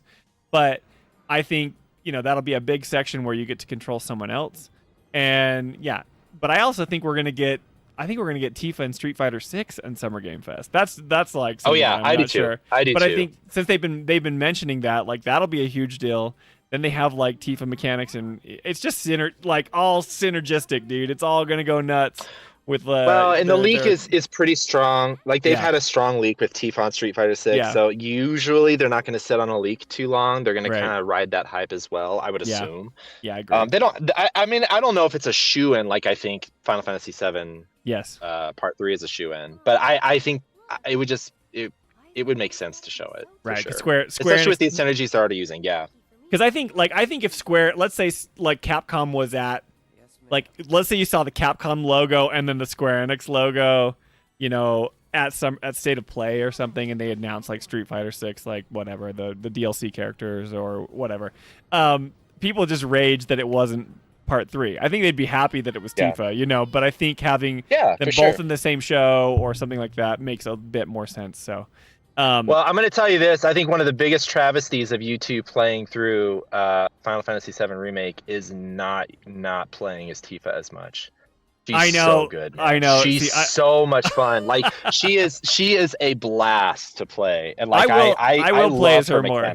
I will play as her more. I mean, because we had Tifa in the party. We had her in Chapter 5, right? So in Chapter 3, we kind of doing side quests or whatever, and you could kind of play as Tifa too with Cloud. But when you have Barrett, Tifa, and Cloud, you know, I'm like, I need to play as Tifa more. I just am so used to fighting as Cloud because I have those like muscle memories as him. But yeah, I do need to like focus on her. I'll just set her to the party leader, and it'll stress Jolie out. Yeah, she is the. I just saw Alyssa. Yes, no, I don't regret meeting you, Alyssa. You know, maybe subconsciously I do somewhere, but it has not yet surfaced. So, if anything, Alyssa, you got to give Dustin credit. Like, he's the one who brought up the Betty off, right? He was like, "We got to get this over with." I had to get it out of the way, man. I couldn't have it hanging over my head any longer. But it was honoring. he honored your super chat even more than I did. So shout out to Dustin. Everyone, yes, well, everyone, shout out go. to you for going along with it, and shout out to everyone else for subjecting themselves to that. So No, dude, your Roche was seriously fire, bro. Like so good, you know. And I mean, I could never do that. But that was awesome. And you could do it. You could do it. I know you could. No, do it, I mean, like, sure. I think I've got a little bit of a performer in me. You know, you kind of have to have a little bit to get on stream and chat with y'all. I think, like, you know, you do. 100%. I don't know if I could do what you do. Like, I don't know if I could sit there and stream. Because I would be like, no. I would be like, is everybody having a good time? Is everybody enjoying this section of here? Is this story too boring? Should I skip this? And it would just be right. It would be just me second guessing myself constantly. So no, to each their own. That's there. You think about stuff like that for a minute, but then you just kind of. It's funny because I used to have like all the metrics pulled up, and I used to try and like watch who was like watching, but now I don't do any of that. I just am like, I have chat pulled up, and if people are chatting, great, you know. I just go and I look at metrics after it's all done, and then I cry as I go to sleep. We had like 10 people watching. I'm kidding. Oh, but they're the best 10 people ever. Actually, to be fair, I'm actually, we don't even care about numbers. I know that sounds like not true. You always care about people like being a part of the stream and like the content that you're creating. You always want to feel like you're, you know, entertaining enough to, you know, I guess entertain a certain amount of people, and like you're not just dumb. But Jolie and I, just the situation that we're in, you know, like this is something that we do as a hobby, and we're not like trying just to make tons and tons of money. I mean, money's great. It's great when we get ad revenue and all that stuff, but it really is just like been so fun being a part of the community and like interacting with you guys. It's way, I don't know. I feel like it's a way more chill, like intimate, like, you know, community. And I see other people get on stream and they kind of chat and say a few things. And I'm like, does the creator, the content creator, even know who this person is? I feel like I know you guys. I know I'm not trying to get too weird with the parasocial relationship or whatever, but in a way, like that was our goal. I'm kind of weirded out right now, Spencer. Okay, you have to go. Everyone, I got some stuff happening back there that I gotta go take care of. But no, no, like, it's fine, man. It's right, cool. Right. And I like. I've seen the other people's stuff in the community. I like what they do too. But my goal was to be like, we don't have to have the biggest numbers. We don't have to have the most people watching. As long as like I want to make the people that are there feel like they're valued and heard, rather than just, you know, trying to get, you know, to hear myself talk more or whatever, you know. So no, anyway. I get you. Well, I think you have a good platform for it. I think you do a good job in letting people share their opinions, and I think you're honest about it. You know, I like that you will disagree. You know, and if someone doesn't share the same sentiment, you're like, oh no, I disagree with you. But I like that people would feel comfortable enough to, you know, say something that might be disagreed with. You know. Yeah. So, for sure. Yeah, and it's, you know, and I think a large, you know, just segment of the entire community, I think everything that I've seen, like people are just good natured about it. And I think that makes it easier to have that discourse, because when you have people that are just literally there to be malicious or to, you know, just tear down a thought process or an idea just because it's not theirs, like I think that tends to shutter the community a little bit. And I feel like that is one thing that this community is good at, is making sure that, you know, people have, you know, opinions that even if they're not shared, like, you know, they're respected that someone feels that way. Right. And, you know, like obviously I love Rebirth, you know, and Remake for what they are. I acknowledge that they have their flaws, but they're still some of my favorite games of all time. Yeah. And you know, I know there's a lot of people that don't share that sentiment. And I mean, okay, like that's cool, you know. I mean, I'm not, you know, no one's calling me a moron out on it, which I'm thankful for. Not yet, anyway. Now that I've said that. No, I mean, like, if you... but it is one of those things where I feel like you know, we can all like various things about Final Fantasy and the franchise as it is, and you know, I like a broad cross section of Final Fantasy in general. Yeah. Whether it's 4, 6, 1, or you know, the 14 or now, and so it's good, and I like that people feel comfortable to voice that, and not feel like they're gonna get, you know, blasted. It's not Twitter, right? It's not Yeah, Twitter, and it should not be Twitter. We can make fun of Twitter. We can laugh at Twitter. Yeah. But I would not want people to right. Well, Toolman even says he says, just wait, Dustin. Everyone slips up on Twitter eventually. You know, I mean, like that has been true. So because I feel like there's two camps, right? There's a bunch of people that'll be like, well, Final Fantasy VII community is super toxic. It's full of the shippers. It's full of people who are just like saying you're wrong or you're right. And then like there's people that are like anti-theory. You can't talk about what you think is happening in Rebirth because then everyone gets mad at you. But that's Twitter, right? The cool thing about this space is like we come and hang out, and I'm like, I don't get any of that from you guys. And I know that people think differently than me, and I've seen them interact with other people on platforms, but I don't know. You've all been respectful and really cool, and until that changes, people can disagree, and it's awesome, you know?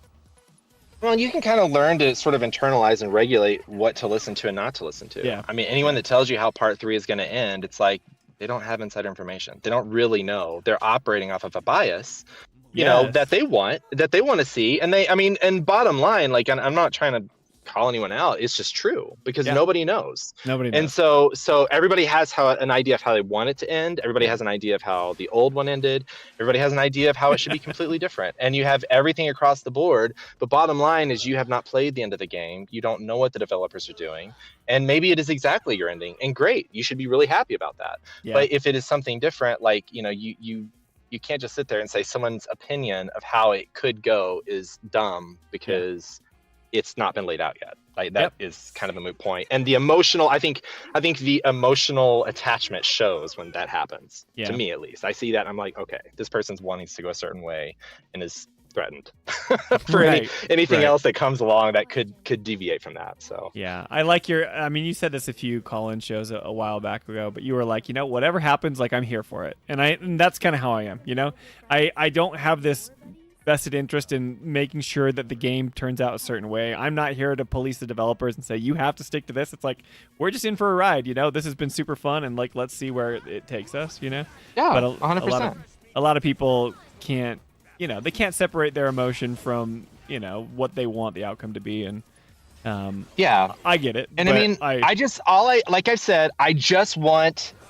want it to make sense. Yeah. From like an objective standpoint. I don't care how the story ends necessarily. Yeah. As long as all the points that they've brought up get addressed. Yeah. Not okay. All the points. I say all the points. I mean enough points to suggest that I have You're already hedging your bets. Idea. Yeah. I mean, I'm not expecting all points. Like, I don't expect a perfect product by any stretch. And I don't think they're going to deliver on everything.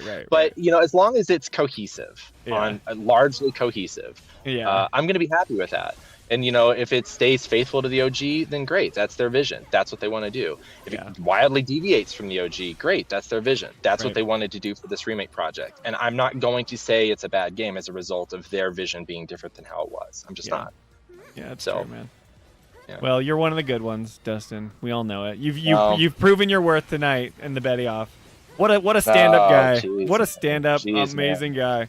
And shout out to the Roche replacement if Austin Lee Matthews never gets called back. All right, we mean, we love Austin, but put in a good word for me if it comes to that. And I'll consider us even for the Betty Off. Yeah, if he, I think Toolman said something earlier in chat. He's like, oh yeah, I see it. He says, low-key suspicious that Dustin actually did voice Betty in the game. So shout out. Yeah, well, the worse it is, the better it is for the voice acting for those kids. So you know, that's. I mean, it's not like we're not getting 40-year-olds to voice most of the kids anyway. So it just kind of fits in. And we tied, Spencer, so that means we both lost. No, I didn't. No, we both lost that one, and I'm okay to lose that. That's fine. Here, only 2 people voted, so I'll announce it to the community now. The pain continues. No. Okay, guys, now we can really vote. They didn't vote. If you want to vote on who won the voice off, I'm gonna tell you. I'm not going to be offended. If Spencer wins, I'm not. I'm not gonna feel You crushed bad. me, dude. You crushed me. Easy.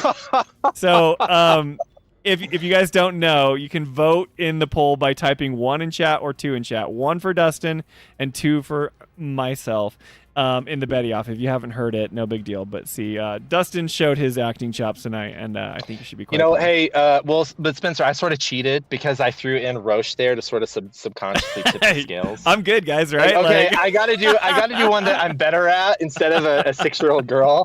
So I might have suggestively thrown that in there. No, it's hard, man. The internet lives forever, right? And like you're like this aspiring voice actor, and then I'm like, who knows who's gonna, drag up this old stream and be like, well, see, Dustin's trying to act like a girl, and not great. So you're like, I gotta put my best foot forward, no matter what of little all the platform sound I'm on. bites to survive me on the internet, that's the one that I want. Dustin is trying to act like a girl, and 5,000 years from now, when archaeologists come up, if that's going to be what they learn about me is this digital representation of a 6-year-old video game girl, I'm going to be very disappointed. So I don't begrudge you like showing off your Roche at all, dude. Good for you. Good for you. I'm kidding. Well, there you go. We've got 5 people. You got some other people to jump in. We'll grab I don't want to take too much of your time. I got to get Toolman. I'm going to pull Toolman in because he disagrees with me, so it'll be fun to chat. Gonna be brutal. You won. All right, appreciate you, Spence. Yeah, see you later, Dustin. It's been good chatting. All right, take it easy. Later, man. Dustin wins the vote with 80%. Well done, guys. The Betty Off has been completed. Well done, Dustin. All right, Toolman, I'm going to pull you in if that's cool. Go Alex next. He's been waiting. Okay. I'll get Alex. Let's see here if I can get rid of Dustin. Okay, Dustin's out of here. Cool. All right, Alex. I was going to pull Toolman, but now I've just pulled in Alex. What's up, man? You're live on the Final Fantasy Files. We can hear you. Yeah, what's going on, man? Yeah, we can hear you. Hold on a second. I need to get rid of the other noise. Yeah, I know. You hear me now? Yeah, we can hear you. Yeah, no, it's the YouTube. When you have the YouTube and Discord, it kind of like you get like echoes and stuff. That's why I was getting annoyed earlier when they were talking, because I couldn't hear you at all. All I was hearing was them in the Discord. I'm like, how do you turn this thing off? It's driving me nuts. I'm so sorry. Yeah, I literally couldn't hear you. I'm like, how do I? Because I've never used Discord before, so I don't know what I'm doing here. Well, what's up, man? You're working. You don't have the echo now, and yeah. Well, I think so. How you want to start this? Well, dude, I was gonna tease you. I was gonna pull. You said something earlier that made me laugh, but I don't know if I can find it. But either way, the Chadley thing. That made me laugh too. Yeah, my rant on Chadley. But I was going off on my confidence today. But tell me what you think. Am I off base? Am I off base on my confidence? Because don't get offended when I say sometimes you seem very like. I'm not offended. You lack a little confidence sometimes. I guess because you put yourself down a little bit. It's a good moment when you do that. I actually like that because I know sometimes you not die yourself, but you kind of like. I'm pretty self-deprecating. I don't know. I feel it was a good change when you do that. You know. Is that why you put the glasses on? So I become a new person when I put on the glasses. Then I just am like, everybody. Confident Spencer's here. No, I get it. I think the thing with the Chadley I want to talk about is that I feel like a lot of people hate on Chadley. I'm not like a super fan. I just think that he's for the game. I think he's good, but the thing is, they blame him for all the checklists, the 10 missions that they have to, like the 10 little. I feel like with that is kind of where I agree with your wife on this. Is that I feel like that he's getting blamed for the thing that people dread in this game is those like 10 like missions you gotta do. Right. You know, that's kind of what I was in the starting to feel like. I feel like he's getting blamed for that aspect of it. Because you're right. Because that stuff would exist in an open world game regardless if Chadley was there or not. Yeah, I agree. Yeah, I think that's the problem with this game is they need to cut that thing in half. Like, and also I want to say about the whole like system is that I feel like they don't like. I think we talked about earlier that I think a hunt system would be better like they had in 12 and 15 and 16. But also I also think that. They don't like make you could work for getting your like your weapons at all. They don't make you work for it at all. I feel like that's what this game was kind of missing, you know.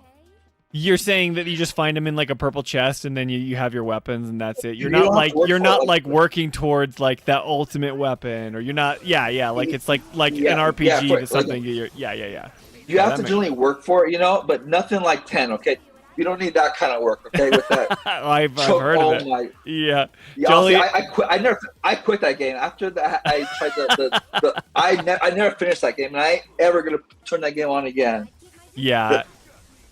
It's definitely because I've heard. I mean, I haven't played all through 10, but I know of like the effort it is to get like some of the unique weapons or whatever.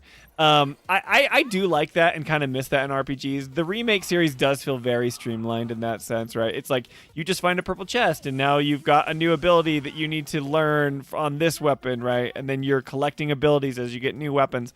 But like some don't feel. Like, some feel better than others because they have different stats, but it doesn't feel like they're very earned. It's not like you worked for it. You just kind of, looked around the corner in a certain spot in the story. Yeah. And it's like, hey, I got us a weapon or whatever. As far as, like, Chadley, though, like, I think you're right. I think Chadley is the type of person who, I mean, I don't like him. You heard what I said about Chadley. But he does get blamed. He's the low-hanging fruit that, like, gets all the garbage. It's like, well, this sucks, so therefore Chadley sucks. Or this, I agree with that. But I don't think that makes him more redeemable. I just think, it's fair that you can say, like, it lumps it all onto him. Yeah, that's okay. But I think his design, I think everything about him just feels like he doesn't fit inside this world. I think they just threw him in there, and it just feels like this is little Square Enix boy. It doesn't even feel like Chadley. It's like little Kingdom Hearts Square Enix strange boy who would never be in the Final Fantasy VII universe, but they throw him in because of course they did. You know what I was thinking about like this week was that I think that making this game a 3-part game was a huge mistake. I think that we've talked about that. Yeah.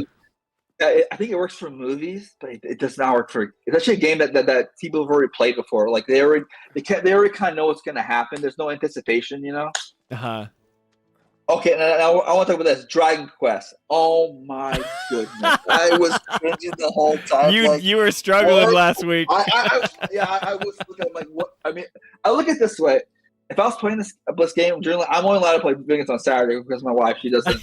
With her friends coming over and her coworkers. And because we have our TV in the living room, not in a bedroom, because that's distraction and stuff. So, I just look at this. I look at this way. If I was playing that game, and her members for church would come over or somebody else, I would be so embarrassed. Okay, I would never want to get out of my remembrance. You're in the wrong community. We're all Dragon Quest fans, man. You got to just embrace the weeb. Embrace the JRPG-ness that you love secretly. Okay. Spencer, I don't need to embrace anything. I only play 3 games: Doom, Final Fantasy, and Halo. I can stick to those 3. Okay. Sleep-deprived Dragon Quester pops in chat and says, "Dude, what's your problem, Alex?" I'm kidding, man. That's so funny. It's better if I don't read. Don't tell me what the chat is. I will rebuttal. Do not tell me what's in the chat. It's just Biggles being silly. Dude, that's totally fair, right? I mean, I've been in this community long enough. I mean, I've been in Final Fantasy, and Jolie's kind of the same way, right? Where we talk about it with our friends, like our normal friends, our non-nerdy friends, and we kind of have that moment where we're like, when we tell them like what we're doing, or we can't make it to a thing on Friday, and they're like, well, what are you doing on Friday? And we're like, we stream video games on Friday nights. And they're like, well, what video game? And we're like, we're not like embarrassed about it, but we just don't know like how they're gonna take it. We're like, Final Fantasy? They're like, what's that? It's like a Japanese role-playing game. And the more we describe it, the more they're just like, what are you talking about? But like as time has gone on, people have become more nerdy and more nerdy. They become more accepting of these things. I do agree with your point you made last week that it's become more acceptable now. Yeah. Like before, you would always keep it a secret, Oh, I always would, dude. I think I told you the story about hanging out with my neighbor, Matt Chavez. I can't remember how. I probably said it like with the gringo accent. I was like, Chavez.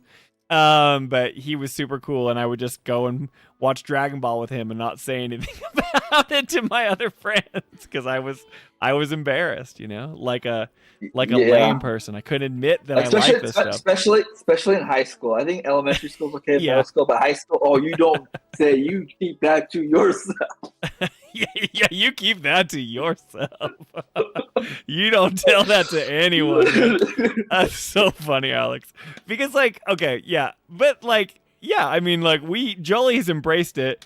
When people come over to our house, when you walk into our front door, for those that don't know, we bought a new home, and we're in our 40s. We never owned a home before, but we worked hard in California, and we were saving up, and we finally moved back to Utah, and we built our first home, And when you come into the front door, you look over to the right, and it's these two French doors with glass windows, and then you see Jolie's office. And Jolie's office is her, where she does she works from home. She has all of her monitors and a nerdy I have a white computer that I built her that's glowing pink. And then she has these shelves that we made for her, and all the shelves that you see in all of our deep dive episodes are the Final Fantasy figures. So even when people come over that aren't friends of ours that that are nerdy friends, they're just normal friends. They're like, oh, what are those? And we're like, those are our Final Fantasy figures. We just wear it on our sleeves now. We used to be no, it's something that we don't talk about or whatever. When I first married Jolie, she'll get mad at me for saying this, but I'll tell you.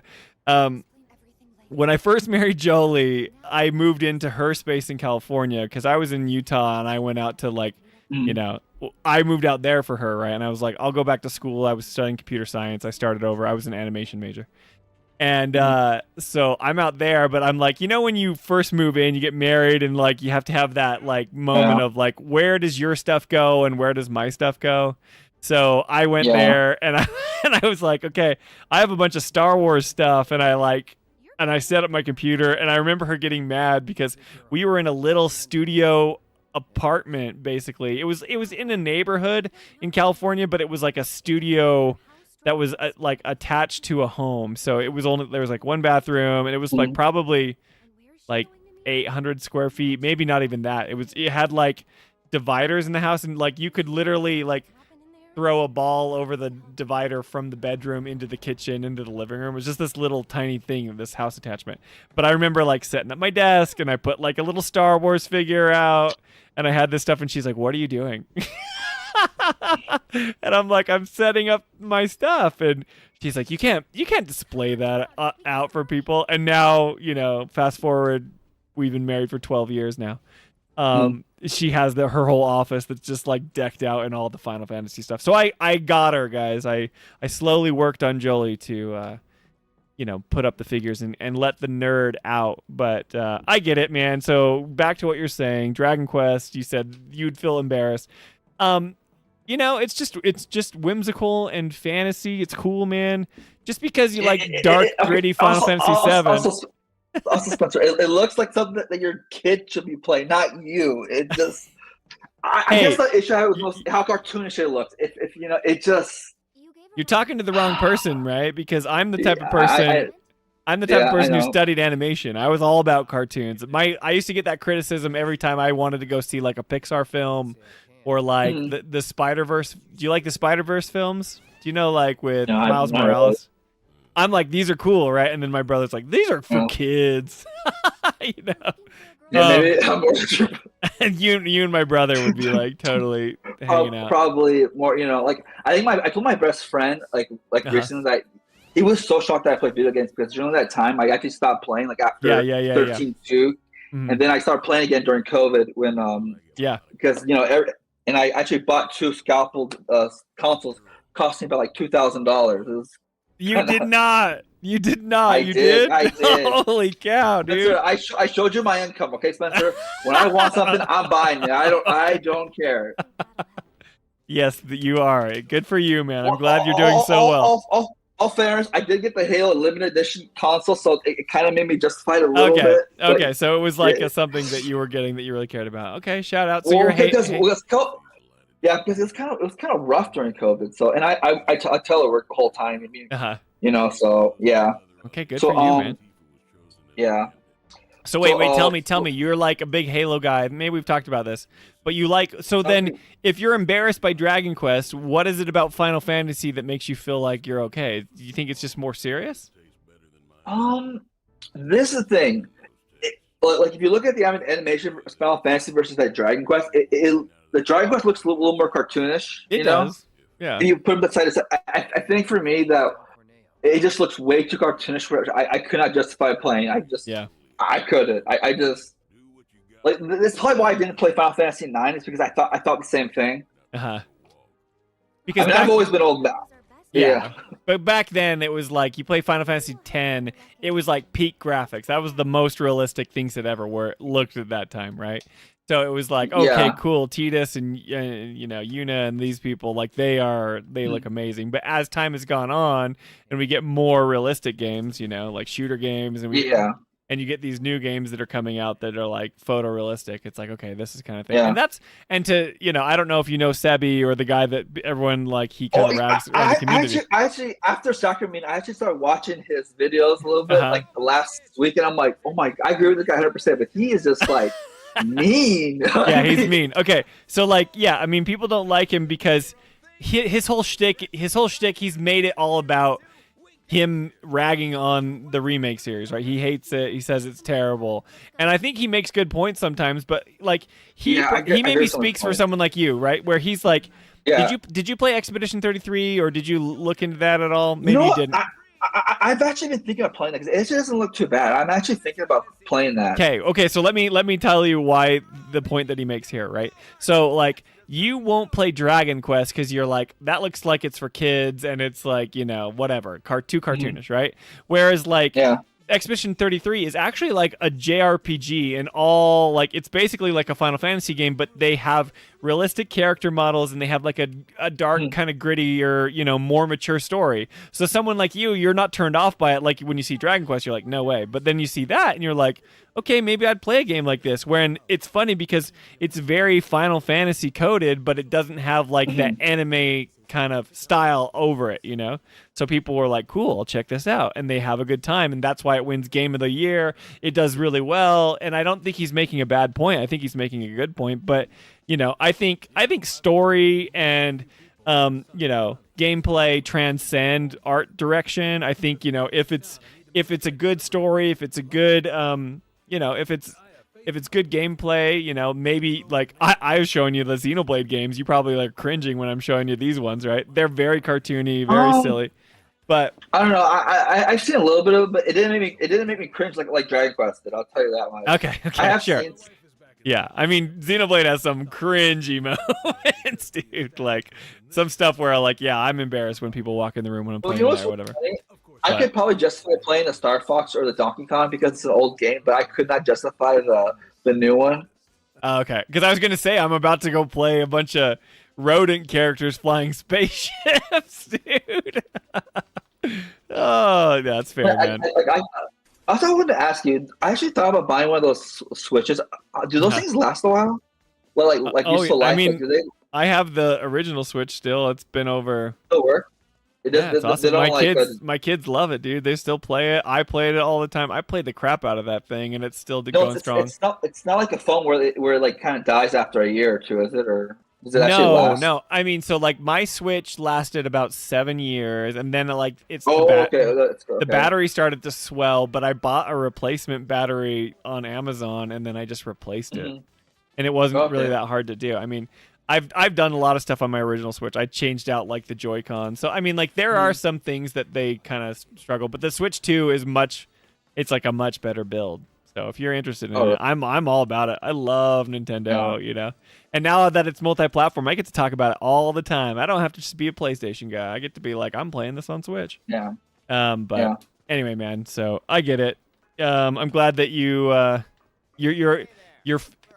anti-Dragon Quest, but you're pro-Chadley, which seems a little bit contradictory to me, but that's okay. I'll let it slide because Chadley seems like the most Dragon Quest weird character that's thrown into this. I'm teasing you a little bit, but yeah, man, no, it's cool. So, okay, do you feel like Summer Game Fest? Are you locked in? Have you ever watched? I think you said something in our comments. You said you've never watched something like this. Are you gonna stream with us on Friday? I will probably do it for a little bit because I think I have meeting around 3. So like I said, I Gotcha. and we have auditors coming in this week. So Gotcha. I'll probably have my phone. It'll be on my phone, but don't stress about it. Yeah, but yeah. I tried watching like the what came out like yesterday or something, but I couldn't do it, so I had to watch the clip. You know, where it goes to this game and this game and this game. Yeah. Yeah. It's very different taste. Look at Chadley. Look at the screen right now. You think this guy right here? You think he fits in this world? You love this little boy with his little handkerchief on his backpack. My only thing is, I feel like you guys were like going hard at him when you're blaming him for something he didn't do. It's the that's fair. That's fair. It's he got put in charge of the worst part of the game. Literally, the part that I think they cut that stuff in half, the game would have probably been better received. Sure. I feel like chapter 9, think so they were too. like, oh, but chapter 9, they're like, oh, I'm done. This is too much. But you realize, even though I agree with what you said, like all the checklist stuff doesn't land on Chadley, but there's no checklist in Rebirth, and I'm saying you could take Chadley out of Rebirth and it would be better. You know what I mean? So like, yes, if you I agree with that. Right. So I mean, that was a Rebirth problem, but Chadley's still around. I haven't completed the side quest in Rebirth that tells the full backstory of Chadley. Maybe I'll come around. We can have the full redemption Chadley arc on the stream. It's not going to change your opinion. It's really. But anyway, yeah, I don't know. This is funny to see him here, but well, awesome, Alex. So if you're not watching it live, at least get excited.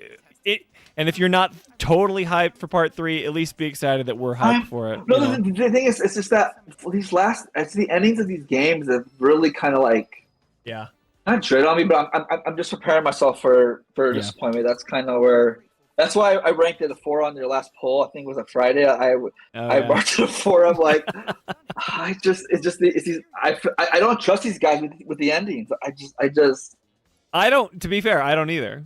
You know, they haven't shown me anything in the games I've played. I've only, like I said, I've played 16, I've played 15, I've played, Remake and Rebirth, and 14. 14's the only game that's given me confidence that they can, like, tell a story. But the reason why we like those stories, and Jolie talks about that, is because it's an MMO and the story has to continue. So all the characters that you love, like, Square Enix has this obsession with just killing off all their characters and saying it's good because it made you feel something.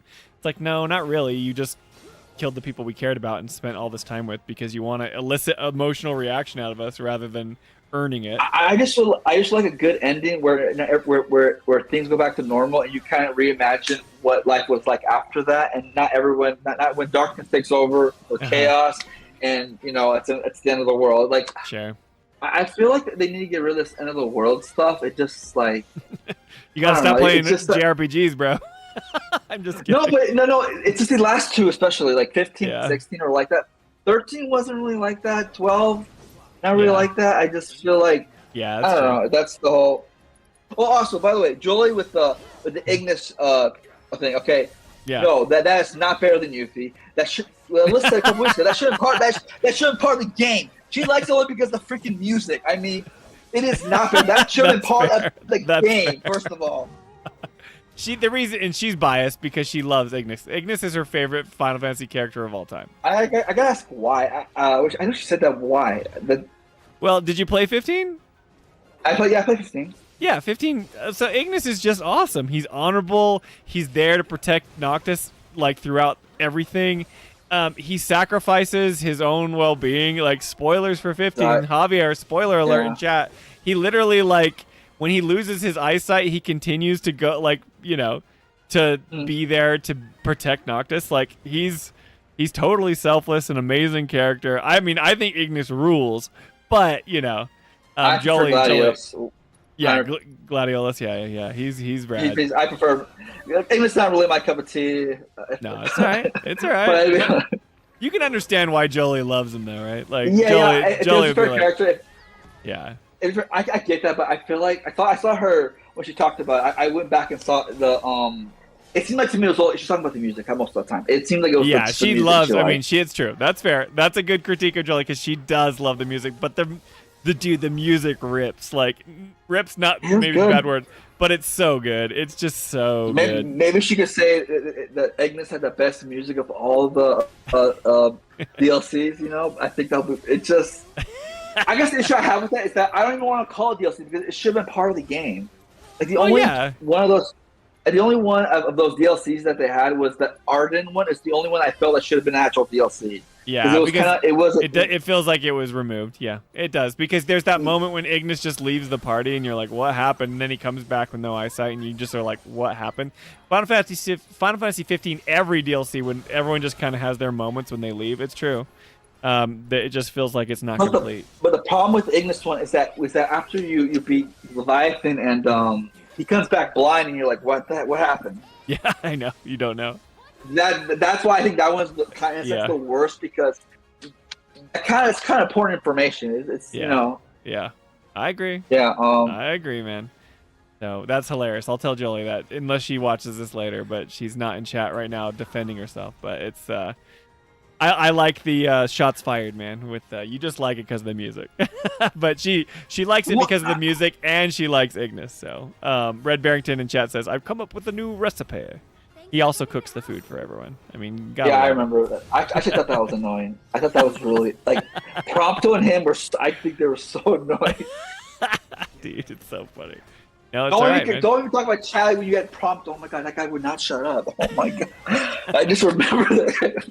Yeah, I mean, I guess that's fair. The best part of that game is when he laughed. That was the best part of that. Come on, dude. You don't love that like quirky, side character who's just like got that upbeat attitude. You have to go see him. This guy is like there, and he's with you the whole game, and you're like, oh my goodness, will this guy stop talking?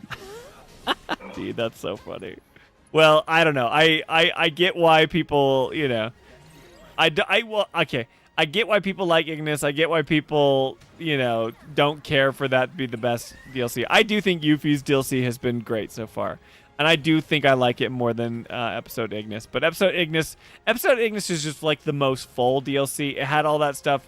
It had awesome like implications. You fight, was it Ravis or something? I can't. Lunafreya's brother. You have all that moment.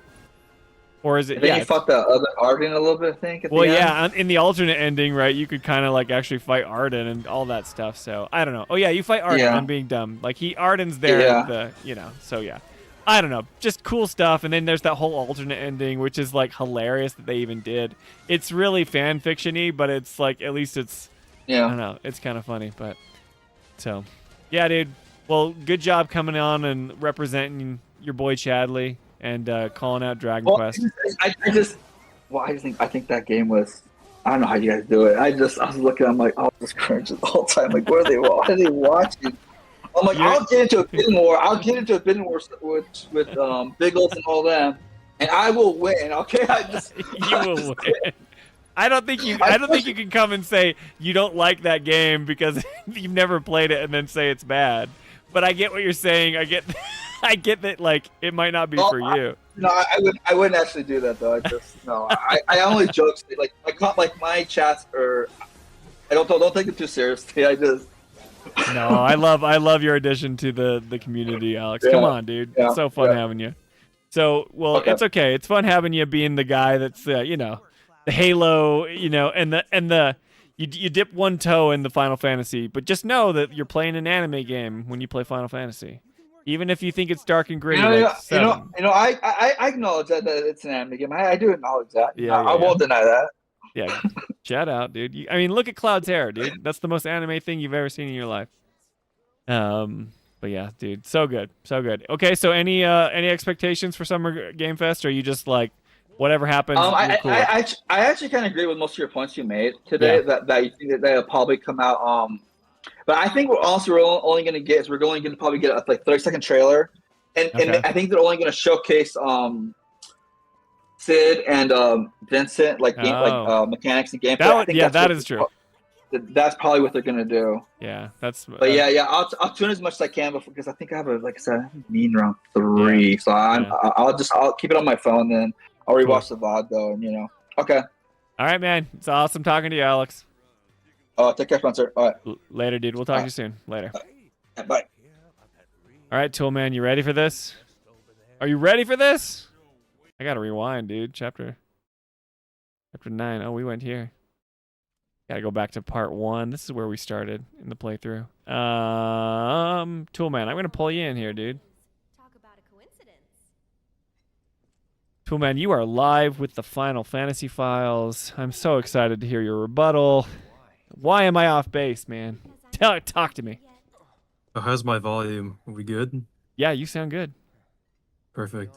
Yeah, man. What are we rebuttaling? Is this State of Play versus Summer Games Fest? Sure. I mean, as far as like, I just saw you in chat saying Spencer wrong. I was going off in my my confidence stuff. So, I mean, yeah, you can take it wherever you like. But as far as like the State of Play and the Summer Game Fest, what was I getting wrong, and what did I get right? No, the State of Play was always like, you ever have those moments in life where you're like, hey, I'm gonna expect something bad because then it won't happen. Yeah, that's where I'm like I'm gonna expect it's still a timed exclusive because that's how the universe works. The universe orients itself against whatever you're expecting. So you were willing it into existence by karma. doing like the reverse psychology with the universe. I like to do that with almost everything. Like even like watching football, I'll be like, they're not gonna win. It's over. Right, right. That's fair. I mean, I had a bit of that superstition with the sports teams I cared about. Which the sad part now is I just don't care about sports anymore, which is like a sad thing because it was a big part of my life for a while, but I've just given it up, which is a sad thing. But tell me, okay, wait, where you're in the Midwest? I can't remember where you're from. What's your football team? Are you a Packers guy? I just had to throw. No, I'm in the lower Midwest. Great Plains, people call it. I'm in the KC area, but I'm not a Chiefs fan. I'm a Broncos guy.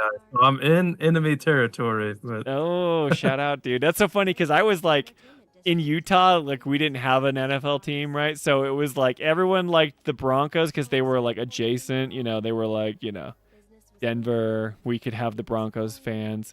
But then it was like that or Steve Young, right? Because there's a bunch of Mormons here. And then it was like, well, we got to love the 49ers. So it was like Steve Young and like San Francisco or then, the Broncos. So shout out. There's a lot of Broncos love around where we're from. But, but now all the Mormon love goes to,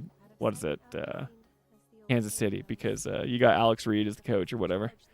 And they're all super popular and good, right? So cool, man. Awesome. Yeah, they're America's team. Yeah, they're America's team. Right on, Broncos, man. Or not Broncos. Okay, you're a Broncos guy, but yeah, also just shout out to Kansas City. But okay, so you were trying to just reverse psychology it. You were just trying to like not hope for it so it would come true. Are you disappointed or are you just kind of happy? Do you feel confident in Summer Game Fest now? How are you feeling? I'm 0 for 6. If you saw my predictions for this week, I'm 0 for 6. Oh so yeah, you should share your predictions with chat. What was the predictions again? Okay, I said that not necessarily predictions. I said the 6 games I definitely want to see. Yeah. It was like Tides of Annihilation. Final Fantasy 7. Resident Evil has another remake coming. Yep. Silent Hill. And I put the Mass Effect. I don't know if it's Mass Effect 4 or a remake. They announced something. Right. I don't even remember what the 6th one's John Wick. I mean, everyone loves John Wick. Sorry, we got a super chat from Alex, and he says, "Don't talk bad about my Broncos." Thank you for the super chat.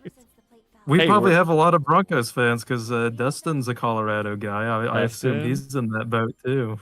Alex is on board. See, Alex is starting to find. All the people that like those anime games, Alex, aren't so bad. They're Broncos fans too, so you can cool it. I'm just kidding. Yeah, maybe Dustin's a fan. Dustin, you got to let us know. He says, Broncos.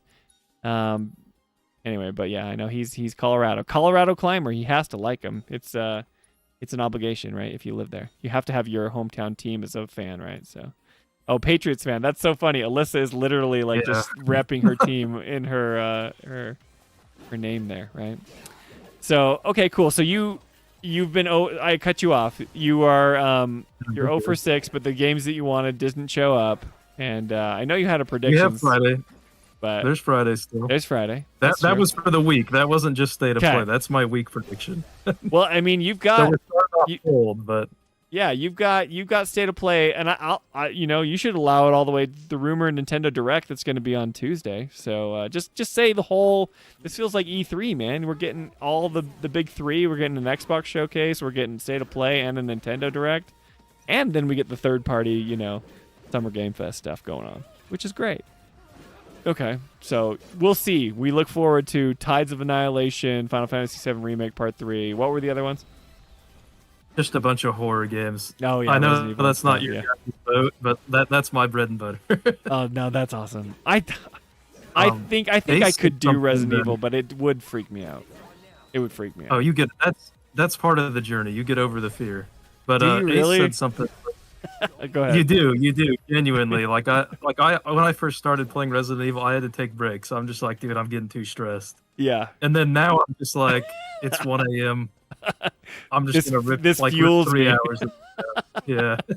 Like okay, when they were doing when was it Resident Evil was doing like Village, 8, and I would like kind of watch gaming coverage and I'd watch a few things here and there, but then when it got to the baby and the that one part, the dollhouse or whatever, can't do it. Like that would freak me out. Just the thought of it. Like maybe I thought of it too much, but I don't know. Couldn't do it, man. Oh, the baby, terrifying. There's no shame in that. That was a terrifying giant baby. Yeah, I know. I think that might be the scariest part they've ever made in my book. Yeah. See, these are the things. I mean, I wasn't playing it. I just heard about it and I saw like pictures. I'm like, I could never. If that thing was, I was just like looking at a screenshot, man. So okay, you're saying I'm not totally off base by freaking out, but No, I don't know. good. Maybe I could start with the old ones and then I'd have to laugh at them a bit. But okay, so you were hoping for some horror games and maybe stuff would happen out. But like as far as Final Fantasy VII goes, like how are we feeling, man? Do you think I'm off base by me talking about all the release date timing for Part 3? The multi-platform approach. Do you think we're gonna get a big trailer release for Summer Game Fest? All that stuff. Have at it. I think I'll hype up the chat a little bit. When I said I was screenshotting, what I read when I read that quote, I think it's Hamaguchi's. Yeah. Where he says like, I'm not gonna ship a half-finished product. What he says, like the Final Fantasy VII Remake series will release finished. And what that tells me is that we might get DLC. We're not gonna get a follow-up movie. We're not gonna get Dirge remake. Gotcha. Like he's saying that Part 3 is gonna be the end of the series. Like at least this remake. Like I think you're this right. phase. It'll come back. Final Fantasy VII remake in 2040. That'll be back. But sure. we won't worry about They can always go to the well for more if they need it, but like I think you're right. I mean, I think they've done so much to market this game to make this the Final Fantasy thing. I just don't see them doing a movie. I don't see them doing any follow up. I mean, these are the main events, right? I think they did do Crisis Core Reunion. Do you think that we'll get any other things between now and then Part 3 that they would do? Like, I don't think they'll do a Dirge stuff, but what else do they have left to kind of like tie up the compilation? I don't really know. Just side stuff, really. Like, there's a really short like anime. They're doing the couple books. Gotcha. There's the mobile game, which I think that's the debate right now of whether that's going to get adapted into Ever Crisis. Where that's what a lot of people wanted, and they've kind of, like secretly been pushing it under the rug. Like, oh, we promised that, but that might not happen. Wait, with Ever Crisis, they want like a console release? Is that what they're saying? No, there was a phone game back in the flip phone era. Gotcha. Before Crisis. Oh, okay. And I have heard of this. Because it's like trapped on the flip phone. I think. Like I think the only way to experience it is like a Nokia or something, or like a. You can't find it, or maybe there's a ROM out there for it. But. Yeah, I long for my NVIDIA phone back, dude. Those were simpler times. I loved my NVIDIA. I can't remember what it was, but I loved it. No, sorry, I'm saying NVIDIA, my Nokia. I apologize. But yeah, love that. Okay, so like as far as the news that's coming, I think we're getting something. Obviously, I planted my flag in the ground pretty hard today, but I think we're getting something at Summer Game Fest. I think we're going to get the title reveal. I think we're going to start the marketing cycle for Part 3, and then, go from there. But how you feeling? Yeah, I think Dustin was spot on. He said like a minute and a half. I think we get like a 2-minute title plus, like, not a super in-depth trailer. I don't think it's going to be as hype as people want. Right. If I remember right, Rebirth's first trailer was just like, hey, here's a bunch of cryptic dialogue, and Sephiroth and Cloud are like walking. And I think they're going to do almost that exact same thing. It's going to be two funky characters. It's going to be like Zack and Barrett or some weird duo are going to be together. And the whole thing's going to be like, oh my gosh, they blew everyone's minds. Yeah, like, that's true. Baby keeps saying, he's like, they should show a stamp, like a crazy stamp. And I'm like, you know what? Maybe they should do that. That would definitely stir the pot right out the gate. Like, that's not a bad idea. Yeah, so you're saying lean into like not the obscure nature of the remake series, but kind of like the thing that has been pushing these games for years, even without the marketing stuff. Like, we continue to market for them, is just the ambiguity that's like been, that they've created for themselves with the whispers and like the stamps and the different universes or the parallel times, whatever happening in the live stream, kind of that stuff. You're saying maybe they give us some cryptic stuff just so people will theorize and then keep going nuts and then keep it active until the game releases. Is that kind of the idea? I mean, this is definitely the franchise that has baited theories the most. And I think I tweeted about that. I think it took off as I'm like, they want us to be arguing about this. Like, it's true. I can't think of anything else that's like, asked for people to question so much. When we joke about it on Twitter, right? Whenever I ask questions, you're always like, stop asking questions, Spencer. And then someone else was asking questions, and then I tagged you in it. I'm like, stop asking, questions, which is so funny because, I mean, they literally tell you to question it at the end of Remake, and at the end of Rebirth. No promises await at Journey's end, or the unknown journey continues. It's just so funny, man. Like, of course, that's what they're doing. Oh, I don't know. At the end of Part 3, they'll pop up with the message of like, "Haha, we got you guys," or something like that. That'll be the before credits message from Part 3. That's like like my fear. Oh, go ahead.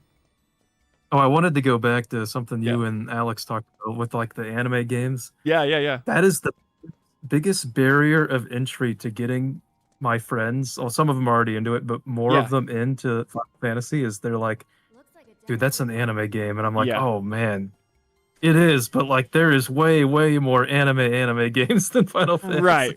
Right. Well, that's okay. See, like, this is why I don't like when people just write off Sebi for like saying stuff. I think he obviously exaggerates and does it to like enrage people, but he's making a good point, right? Is that there are just people that will not interact with something if they don't like the art direction or if they're not, engaged with it. Because like I say with Xenoblade, like, there's some cringy character designs, especially in Xenoblade 2, dude. It's just like, I'm embarrassed to like be a 40-year-old man and even be like, touching this franchise at all, right? But like, because of the anime aesthetic, it's just like, it turns people off, And I think Final Fantasy VII Remake has done the best job of a modern Final Fantasy. I don't know, like, other than maybe 16, but like Alex was like 16 was crappy. Maybe he just didn't like the combat or whatever, But I wonder if people see 16 and they think that's pretty anime too. I mean, it is, but it's like gritty and try to be Game of Thrones like, But like, so what do your friends say? Are they just like, no, dude, like that's weird anime stuff? So it's funny because the ones I've gotten into the game are like you, where they're only playing Remake. Yeah. But the ones that I can't get into it are either like, well, the whole, this is why Part 3 will be more successful. There's some that are like, well, the whole story's not out. I don't want to play a third of a story. Yeah. Or, I don't want to wait 5 years to find out what happens. And that they know that like, this is like, I've been sitting with this for so long. I'm just like, guys, I've been waiting for Part 3 for so long. You just want to have like that, like, have a little bit of empathy. It's like, guys, if you only knew, like, I'm going through this alone. I need you to be there for me. I'm just kidding, but this will be a good story because it's Rebirth Switch release day or whatever, and Javier's going through those motions. Yeah. So Rebirth came out the day before Dune Part 2 was in movie theaters. This whatever 2024, whatever. Gotcha. I'm a huge Dune fan, and I my saw friends know your that tweets, too. dude. Lisa Nagarib. Yeah, and so Rebirth had come out, and I told we had planned to go to see this movie for so long, and I told my friends, I'm like, guys, I'm too locked in. I'm not going to stop playing the game to go to the movie. Oh no! and they showed up at my house, and they're like, you have to go. You've been playing 12 hours straight. Those are some good friends, man. They're just trying to, get you to have a little bit of variety in your life. But that is the excitement. Like that's what I try to tell them. Like, dude, you guys could be on this ride too right now, but yeah, but you don't see peak. Yeah, it's true. That's the kind of thing, right? Like, I don't know. Like, I tell people this is Xenoblade's my franchise that I always, bang that drum. But like, they've done a trilogy that's fully playable on one console, which is on the Switch hardware, right? And they got it all out, and they have amazing DLCs, and they wrap up the trilogy in such a satisfying, amazing way. But it's so niche, and it's so kind of like, there's some cringy moments that people just were like, I'm not willing to put, in the effort to get the, like you said, the peak, right? To have that moment to be like, this is really cool. Like, I know I could probably never convince Jolie to play those, even though she's someone who plays games. Also, I love Mass Effect. I wouldn't say I think Mass Effect does such a good job from start to finish. Just the journey of Mass Effect is one of the best in gaming franchises, right? And so I think Jolie would love Mass Effect because she's all about characters. She's all about story. She loves kind of this, and it's kind of more Western. And I think some of the direction she'd be more palatable to her. But she just grew up playing Final Fantasy, so this is all she knows, right? But it's hard to just convince people they have to do it organically. If you try to force them to like something, it just never works. Never works out.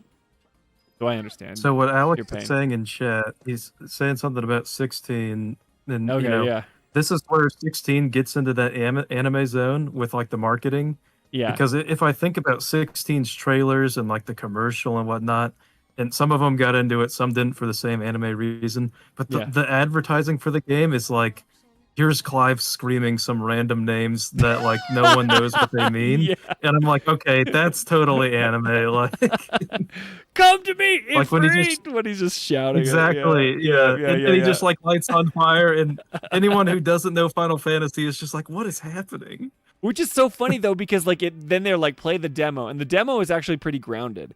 Because if you play 16's demo, it's hey, you have this kingdom, and you're a lesser kingdom in this big world that's vying for power, and your dad's the Duke of Rosaria or whatever, and then you learn from the quartermaster, and you do training, and then your mom betrays you, and all this stuff happens, and it feels very hey, this is Western. We are a Japanese company. We make crazy JRPGs where you fight God, but not in this one.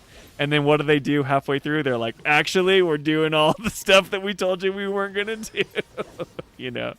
Kind of that way. And I think, I make fun of that a little bit on Twitter because they're this is the Game of Thrones of Final Fantasy. And I'm like, no, not really. Because they completely dropped the concept 4 hours into the game. Yes, they totally do.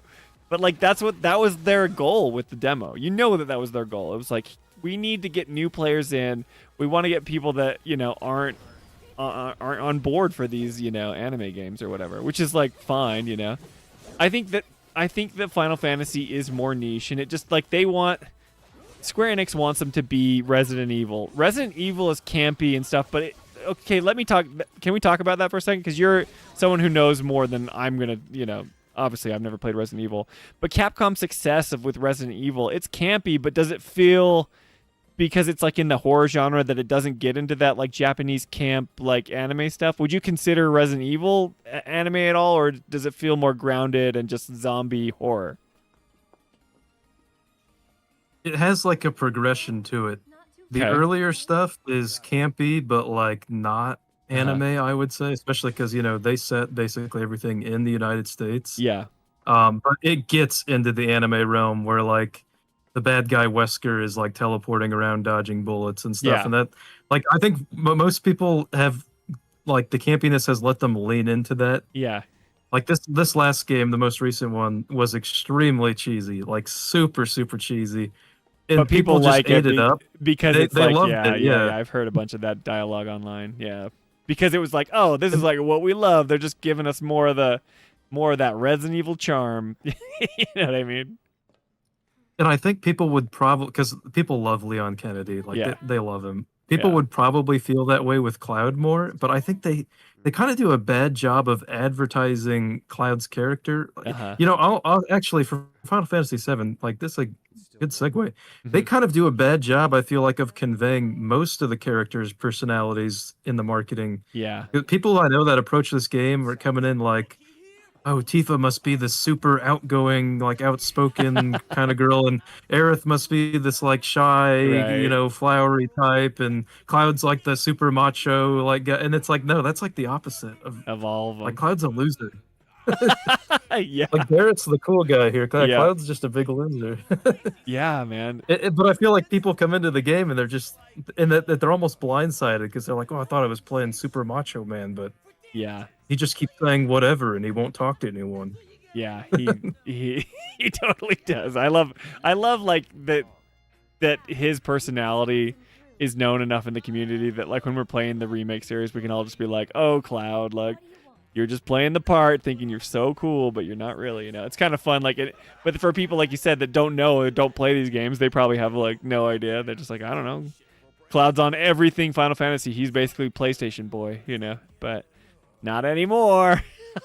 Just kidding. Yeah, and once you know Cloud a little bit, he's hilarious. Yeah. Like up ahead, like looking into the future of this chapter when he's in the dress and he's just like, yeah, I nailed it. Moving on. Yeah, it's moving like, on. It's so good. So dude. good. It's so good. I agree. I mean, we'll get there. You know, I know like Alex was saying he doesn't like love the wall market stuff, but we're almost there and it's some of our favorite stuff. And Jolie's going to like lose it when we get to the Honeybee Inn and stuff, but it's so good. The delivery from Cody Christian is so good.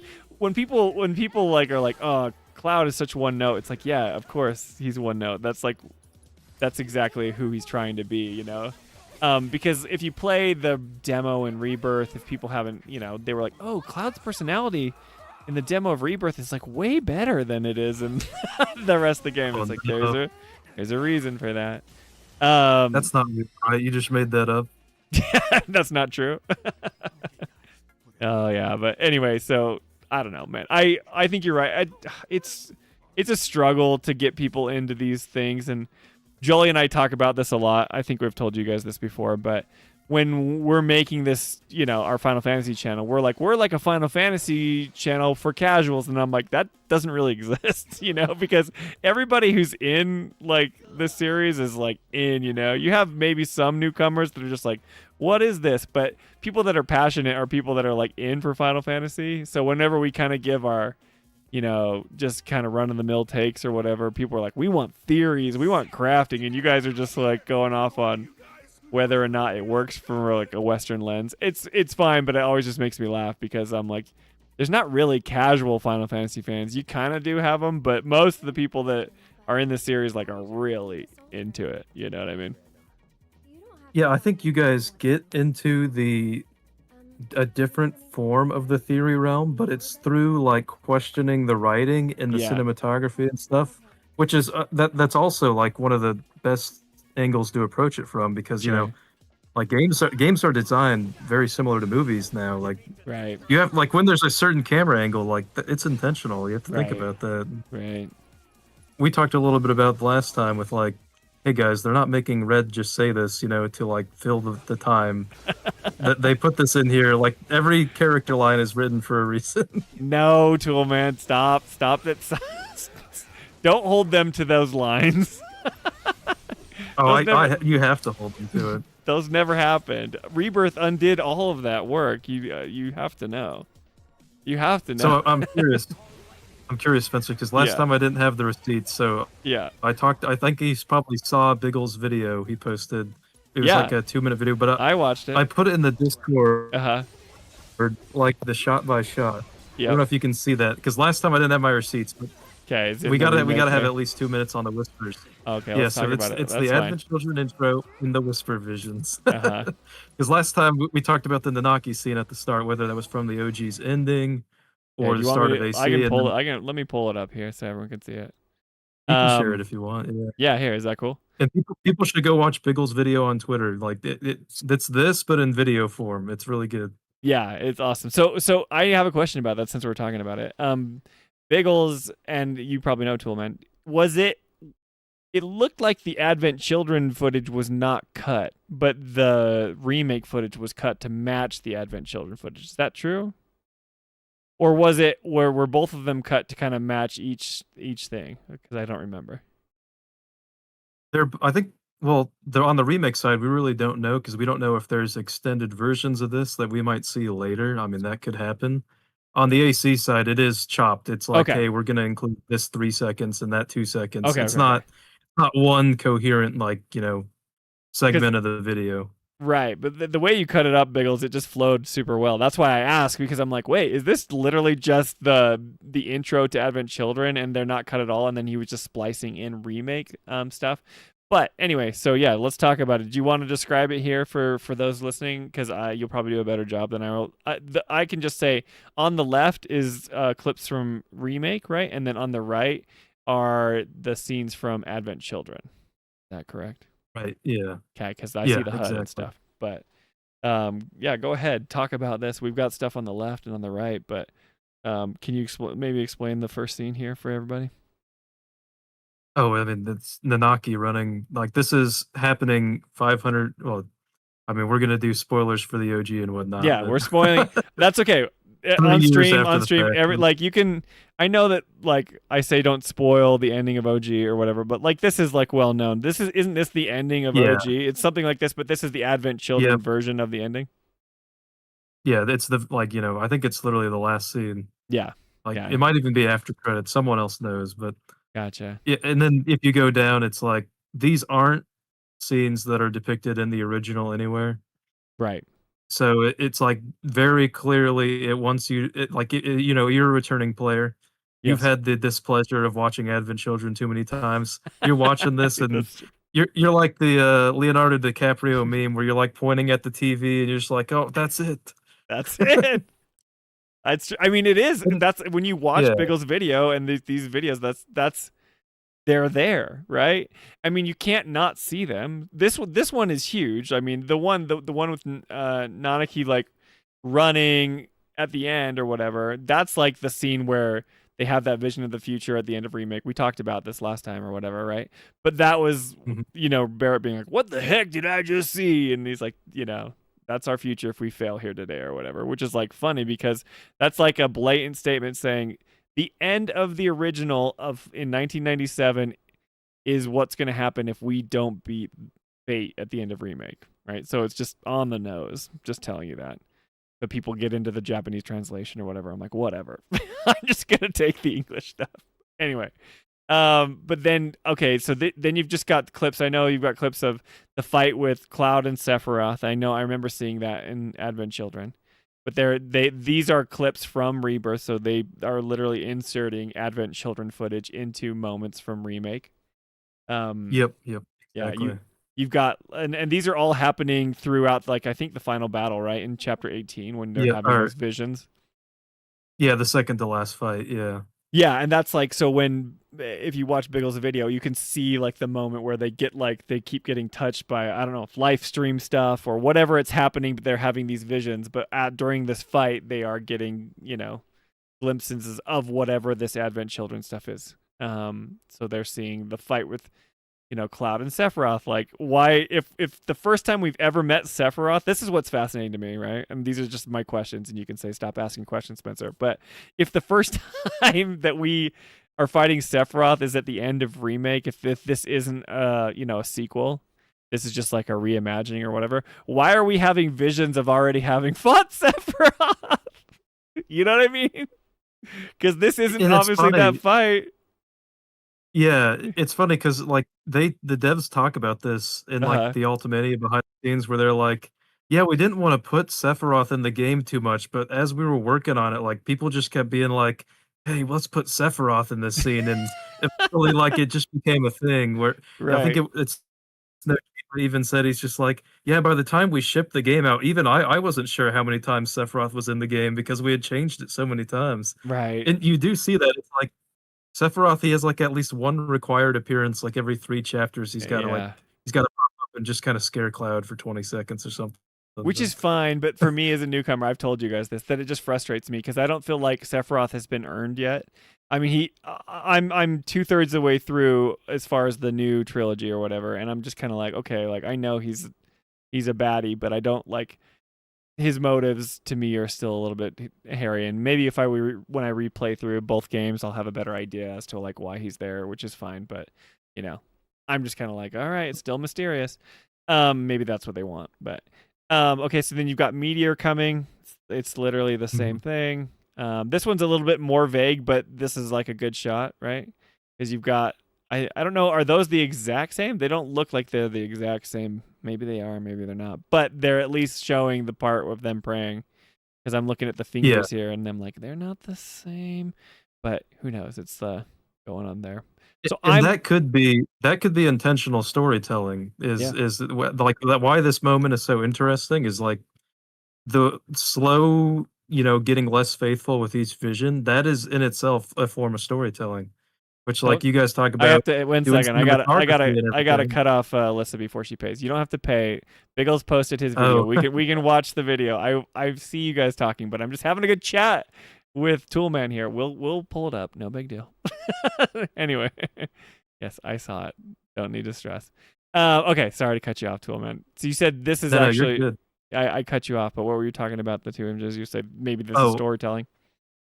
This is just a theory post where it's like if they're showing that the visions are getting progressively less faithful as you're fighting, destiny. They're saying it's like that's in itself kind of a form of storytelling where it's like, all right. Things are getting a little bit more fuzzy as we go. So like these are the same, but then as you're like it's starting to get a little bit hairy here, which is like they are the same shots, but Biggle says I'll get demonetized if I can mute the music, but the music's so good. But we can he wants us to pull up the video. Let me pull it up here. I don't mind go ahead. I didn't want to suggest pulling it up for Biggles because he eventually has to hop on himself. I know. One day Biggles will chat, or not, because who is Biggles really? Okay, no sound, but we can watch it here. So this is like the beginning of Advent Children, and then he splices in, or maybe I don't know. I'll talk. Can you hear? You can hear it probably, right? Can you hear that? Yeah, I think you can. I can't, but it's fine. Yeah, it's saying like it's playing. Okay, cool. I'll turn down the music. I can hear it, but they can't. All right, as we watch it here, we've got. Okay, so top is Remake, and then the bottom is Advent Children. Go ahead and just. Do you want me to pause it as we go through it, or should we just enjoy it? Let's watch it. Just let it rip, and we can talk after. Okay, sound good.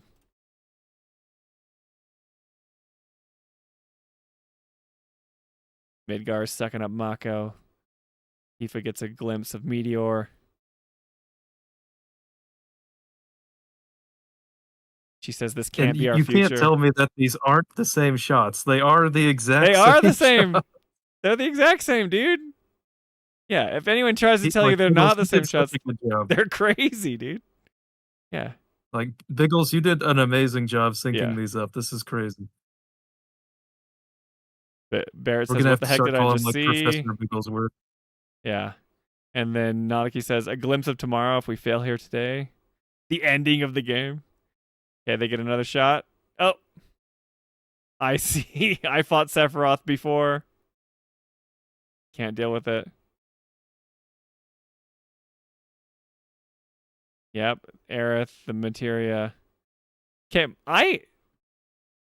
we'll get into it with. Sorry, I said I wouldn't pause it, but the rebirth. No, you're fine. The rebirth ending, dude. Do we get like the materia dropping in the pool scene? I can't remember. Well, I'll have to, because I feel like that was suspiciously absent. But anyway, you're asking dangerous questions, Spencer. You're asking dangerous questions. Fair enough. But I'll do this one for Dustin since I was just talking to Dustin in the Discord. But this scene, that last vision there, did not happen in Rebirth as far as we know. This right here, right? Yeah. This we didn't see it, or it happens in a different place. Like it's implied, or yeah. But then in Remake, he sees that, you know. Yeah, it's the use of old scenes for that ending of Remake. That's where it's, and everyone online will argue about it. It's too intentional to just be a throwaway. You know, that's like, I know these are the clues they're leaving behind that, you know, none of us will ever fully understand. But yeah, and it's, I don't know. So this is like what happens. This is Advent Children now, and it's like the beginning of Advent Children, and you get to see like this is Junon destroyed after like Meteor hit, but this is like the devastation where Advent Children starts. Very well done, Biggles. This is Midgar, but you'll get to that point in the story. You're right. This is Midgar. No, you would think it's Junon. I thought that I just said that because I thought this was the Sister Ray canon right here, but I'm wrong. You're right. This is this is Midgar. You need to stop asking questions, Spencer. Wait, is that because that might be the Sister Ray? Doesn't that look like the Sister Ray canon? But this is Advent Children now. I don't put too much stock in Advent Children. Yeah, there might be a portion in the third game where a giant cannon is placed in Midgar and shot at something. Gotcha. So okay, this is Midgar. I mean, I know that I'm dumb because I know that Midgar is where Advent Children takes place too. But okay, so see, maybe that's the thing. See, I'm showing you my lack of knowledge that I don't know what's gonna happen in part 3. But yeah. Anyway, very interesting. Maybe the pieces of my puzzles will be brought together someday, but for now, not that I know. Yeah, I broke my own rules, Alyssa, but that's one where I'm like, he kind of needs to know. Oh, it's okay. That way, no. You don't go. Yeah, it's okay. I've seen stuff. It makes sense now that you tell me that, and I'm like, okay, cool. Like, I think they use the cannons to shoot the weapons or something. I don't know, but or try to fight them. I could. Yeah, be but it'll come back up at the ending because the ending of Remake, the fight with Sephiroth, where you fight him at is basically that sort of gray concrete, that place you just saw. Gotcha. That's another piece of hey, they're leaving all these intentional clues here. Like something's fishy, you know. Yeah, man. Okay, so I don't know. I love having you in the community, and I love following you because it's just like you just make sense to me. You just say, look, this is intentional. Everything that they're doing is intentional. So I think the whole Rebirth maybe not answering as much questions and maybe just trying to play it straight and saying, all that stuff that we did in Remake isn't as important as you thought. I think that's also like not necessarily red herring, but I think it's just to kind of lull you into a bit of a stupor and just kind of being like, well, nothing's going to change. And then part 3 comes and maybe there's something crazy, but I just don't think that they would, like we've said many times, it's like, why would they intentionally put these things in there if nothing was going to change, Or that person on Twitter said. It's like, why would they say the unknown journey continues if they were going to be the same as the 1997? It's like either it's for marketing or it's that they're actually going to do something, I don't know. Hamaguchi knows. Every interview he has, he just has those little bit of drips in there where it's like he knows something he doesn't want us to know yet. Right. He's like behind the interview, he's like twiddling his fingers a little bit. He's like, they have no idea. That's what it feels like, man. Oh, geez, dude, it's just kind of nuts. But anyway, so yeah, well done, Biggles. But it's fascinating, man. I think that's what I think. I think the people that are purists and get mad about they wanted something just to be a kind of a scene by scene remake. I get it. I get why they're upset, but this is the kind of stuff that makes you wonder. It's like they're bringing in the compilation. This is Advent Children. They're throwing that in Remake, and they're saying, yeah, we got to do something about this. Okay. Yeah, as someone on the younger side where I'm getting into a lot of these franchises through the remakes for the most part, like these games and Silent Hill's getting remade and Resident Evil's getting remade and Metal Gear Solid's getting remade, and this is by far the most interesting way to remake a game. Yeah, it just is. I totally agree with you. Like when you first play Remake and you get to the ending, you're just like, that was really weird. I don't know if I like that. Yes. But as you like sit on it for a while, you're just like, okay. They're a little bit more clever than I gave them credit for. Like they're doing something cool. Yes. And I'm kind of that way too, because I don't have the full context, but I've been around it enough, right? Like just absorbing information through my spouse and just hanging out with Jolie and doing all this and like kind of being on an online, person that's into gaming news and whatever.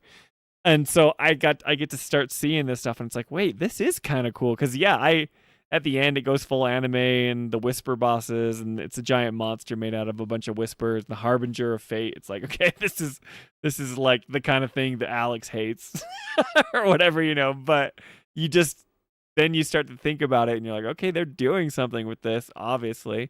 Because then if you would have just beat the harbinger of fate and then just kind of like got to calm, it'd be like, okay, that was weird.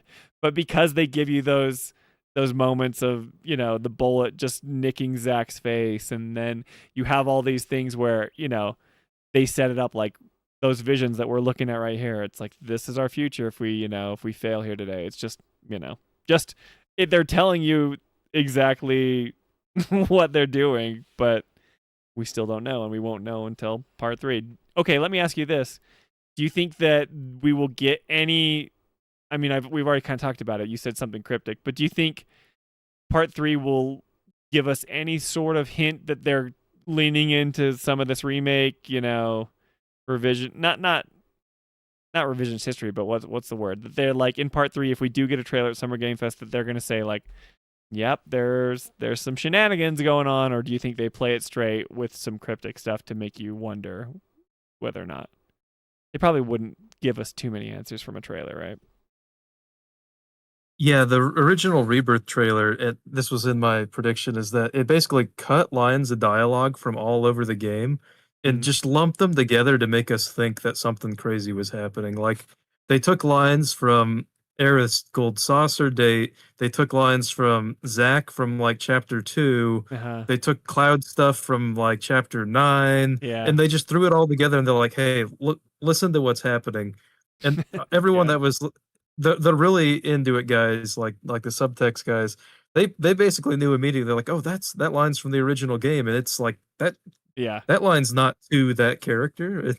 Yeah, I think they go with that again, where they do what they've been doing, where on the surface it just seems like a normal trailer, but if you know what to look for, you're like, okay, cool, very very suspicious. Well, I can't wait to see all the theory people break it down. I will have a good time. It's so funny because I try to avoid those though. It's like I want to be part of the community, but I feel like in a way I'm hampering it because I'm like, I'm not going to play the original. Because even like when Dustin was on and he's like Medial or whatever it's called, wherever. I think that's where Cloud's in a wheelchair or he's doing his like live stream thing. I don't know what, he's in a coma or whatever. But I'm like, they'll reference a bunch of stuff, but I'm like, I don't know what you're talking about. And I think the more I listen to them theorize on part 3, it's like, well, they're just going to be spoiling OG stuff for me. So I don't know. I feel like I know a lot, but then I'm also kind of just, ignorant to a lot of things. But who knows, man? Who knows? I think you'll end up having the better ride overall, Spencer. Not knowing the OG, I think will be the most fun way to experience the trilogy. But I think you'll come back after you know the OG and play the trilogy again, and you'll be like, okay, yeah, now I know what they were thinking at the time. Yeah, I do feel that way but I feel like I had to put in the work enough to get to the point where I'm like fascinated by it, because we've talked about how this is the most interesting way to do a remake. I think that's true to a certain extent if you put in enough effort. Because like, let's say one of your buds that has never, isn't into this anime stuff, but they do give it a shot and they're just like, I don't know, that didn't really make sense. I feel like the ending of Remake is very cool if you're like, dude, like Zack is alive, but if you've never played Crisis Core or if you don't know what his original fate was, then you're just like, okay, why do I care about this dog on this chip bag? Why do I care about this guy that didn't die or like whatever? Because that isn't explained in the remakes. You kind of have to put enough work into understanding, being like, no, dude, this is cool because they're changing stuff. And maybe it's just as simple as that. And you can say, this isn't how the original game went down. And then they're like intrigued enough, but I'm not sure. But, kind of impossible thing to explain. What you're describing, like I have a brother that's in your shoes. Okay. He loves the games, but he doesn't understand them. Yeah. So we were going to the Rebirth like orchestra tour. Cool. And he's on the way. He's like asking. He's like, "Yeah, I didn't really understand a lot of the ending. Like I know who Zach is because he's also seen AC because obviously we grew up together. He's like, yeah, I know Zach's in that movie, but like I don't get it. What's going on with him?" And I'm just like shaking my head, and I'm like, I can't possibly begin to tell you without somehow warping your experience of the story. Right. Okay. So that's fine. It's genuinely baffling. Like, how do they expect new people to approach Zach right now? Yeah, they don't. Like, that's why I feel like they were like play Crisis Core Reunion. Like, they had a push when it came out, and they released it strategically in between, like, after Rebirth came out or before Rebirth came out. I can't remember. But then that spoils a lot. If you play, I haven't even played it all, but I know that gives you. But maybe they want you to know that, So I don't know. Maybe that's the thing. I don't know. Maybe they don't. I think they expect people just to play the main core 3 games, and that's kind of my boat or whatever I'm doing, But yeah, it is kind of hard. So that's cool to know that your brother is into it still, even though he's. I mean, how much have you helped him, guide him along the way, or are you just kind of just saying you'll have to find out, and he's still on board? It's so hard to like know where to draw the line because it's like, okay, do you tell them that Zach is supposed to be dead? Because I feel like you can get that from Remake even without knowing Zach or knowing Crisis Core. It's there, but like it's not thrown in your face. Sure. And that's what makes these games really curious is like all of these clues that you think you need to play the side content, or you think you need to read the book or do this. Most of that stuff is actually put back into the game. It's just in like a really weird form. Gotcha. Where like they, even talking about the Biggles video and the Advent Children scenes, I didn't notice the first like 2 times I had played Remake or its ending. It was only after someone pointed that out on the internet that I'm just like, oh my gosh. Yeah. How did that go right over my head? Like, so I'm going to still have moments like that then, I think I'll have a bunch if I go back and play it, because I'm seeing stuff, but because I mean that moment where Cloud, I know it's not sees Aerith's future or maybe whatever it is. It's just that moment where he has that vision at the beginning of chapter 9, like right here. And we don't know what that is. That there's people that say that that's a scene from Rebirth. Like I think Biggles talks about that, and there's people that are like, oh, he's remembering the past, which is the future, and whatever it means. I'm not really sure, but like this hit me way harder than it did when I first played the game, right? Because I played it and I'm like, but they're doing Aerith's theme at this moment, like they're playing it, and then he has this tear, and it's just like, it's just powerful. It's way more powerful the second time I went through, and and it's just so simple. It's so little, but it's so effective, and that's like, I feel like that's what people feel who've played the OG. They're like, they knew what that was, where I was like, I don't know.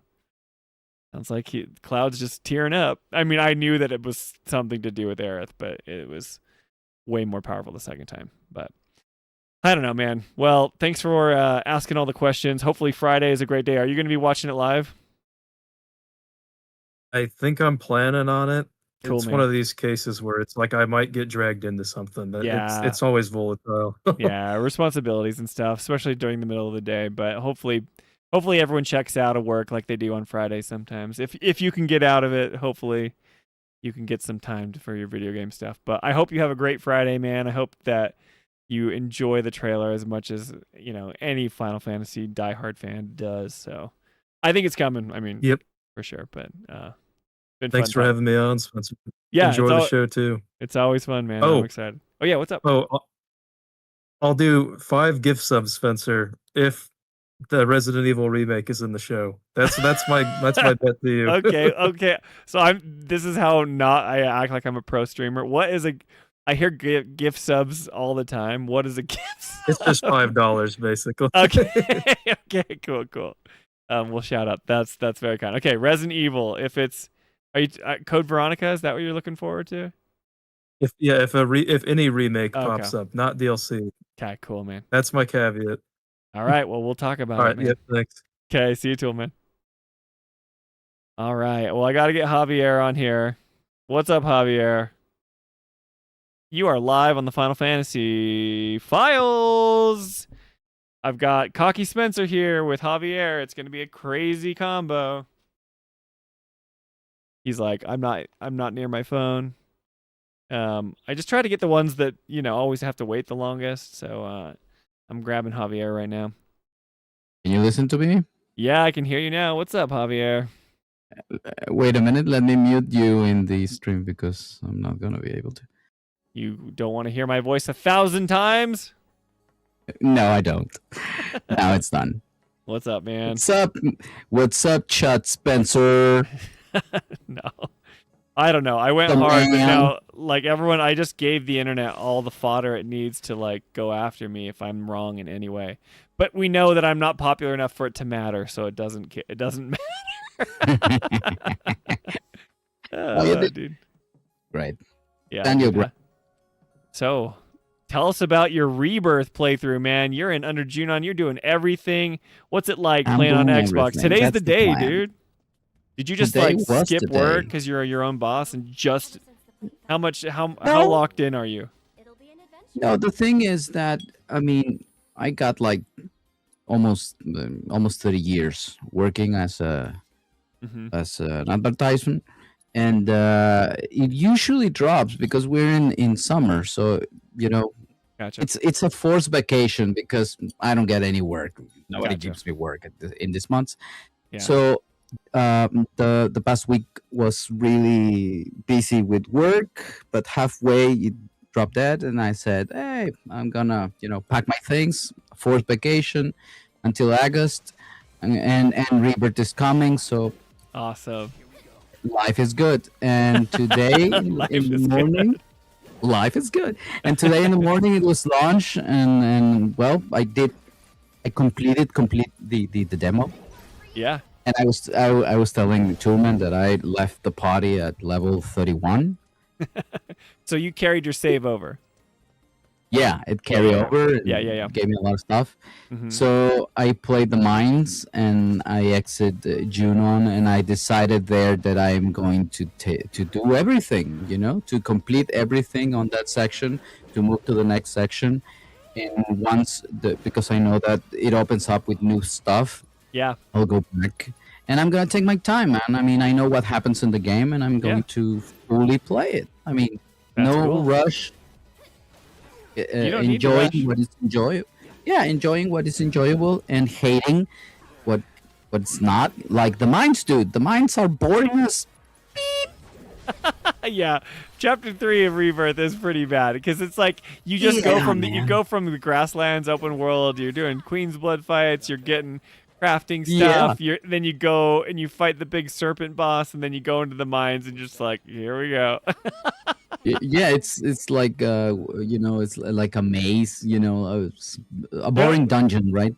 Yeah, it's a little better than just turning lamps on and off, but it is. I think it's an improvement, but still one of the lower chapters in Rebirth for sure.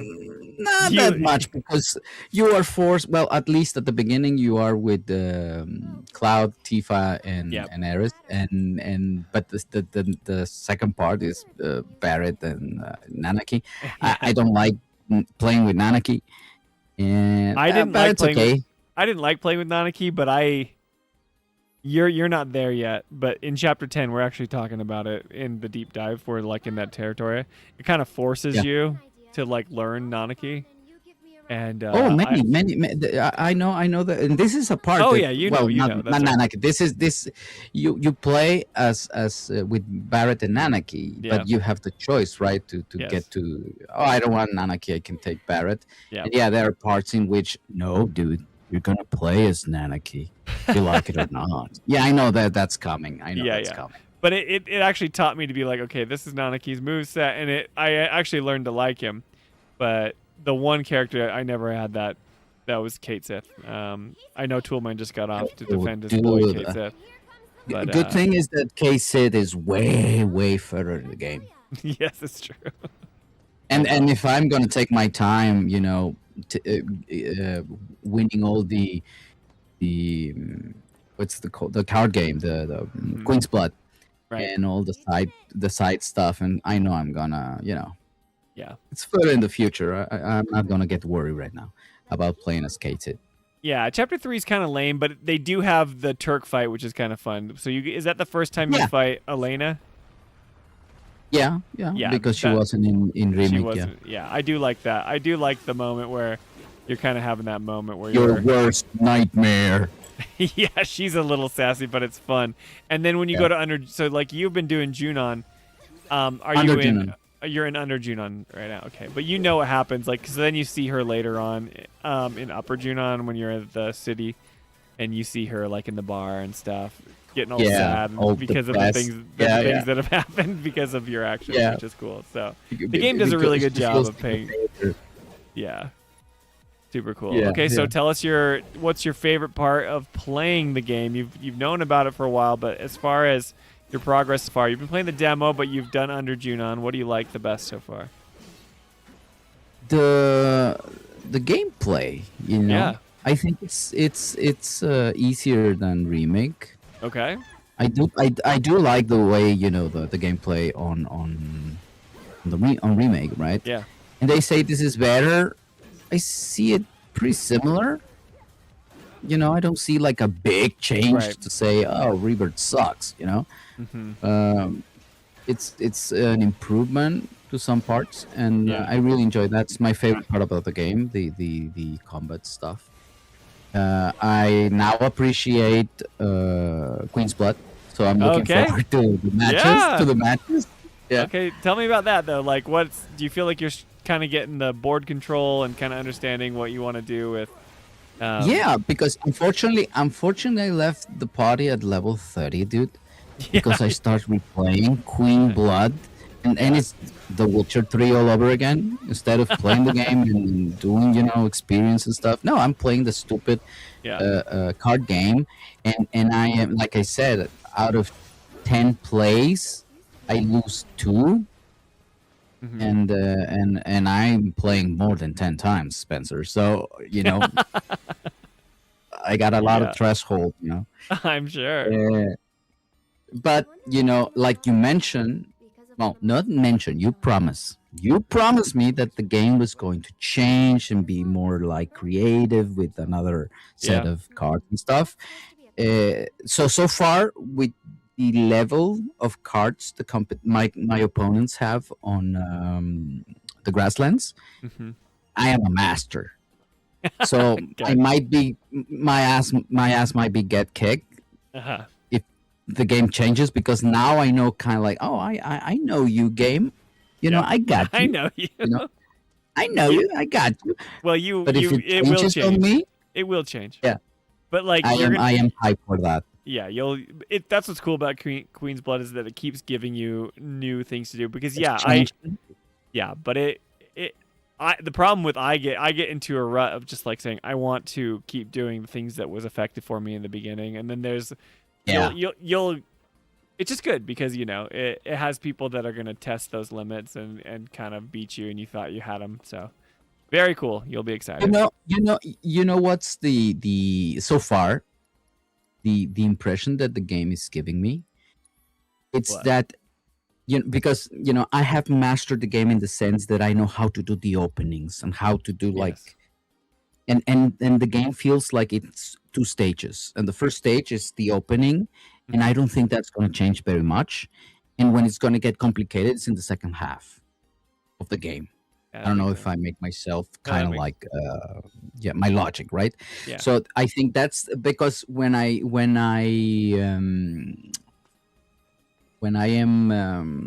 lose, it's because I got too cocky and tried to change my start. Yeah. But if I keep with my start the way I have, I got you, and this is my start. Yeah. I always win. Yeah. So that's what I want to. You can kind of cheese it too. You can be like, you could start, if you have a certain cards that you like to play with first, and then you kind of say, I want to replace this card, replace this card, and then if you don't get it, you just start over until you get the starter cards that you like. That's kind of cheating, but you kind of cheese it. But for instance, in the beginning, as I was learning, I would use the Shinra soldier, the cross, right away, and now I don't use it right away. I keep it guarded, and then it's like a new bomb in the game. Yeah. If you don't use it at the start, because you might feel like, this is the way to start with the Shinra soldier card. Yeah, I'm still bad at like letting enemies encroach. Like you kind of have board control, so like whenever I'm like, well, if I play this, then they'll be able to put another one there. So I always try to you play up, and then they play up, or you go down, or whatever. The enemy AI is pretty decent, but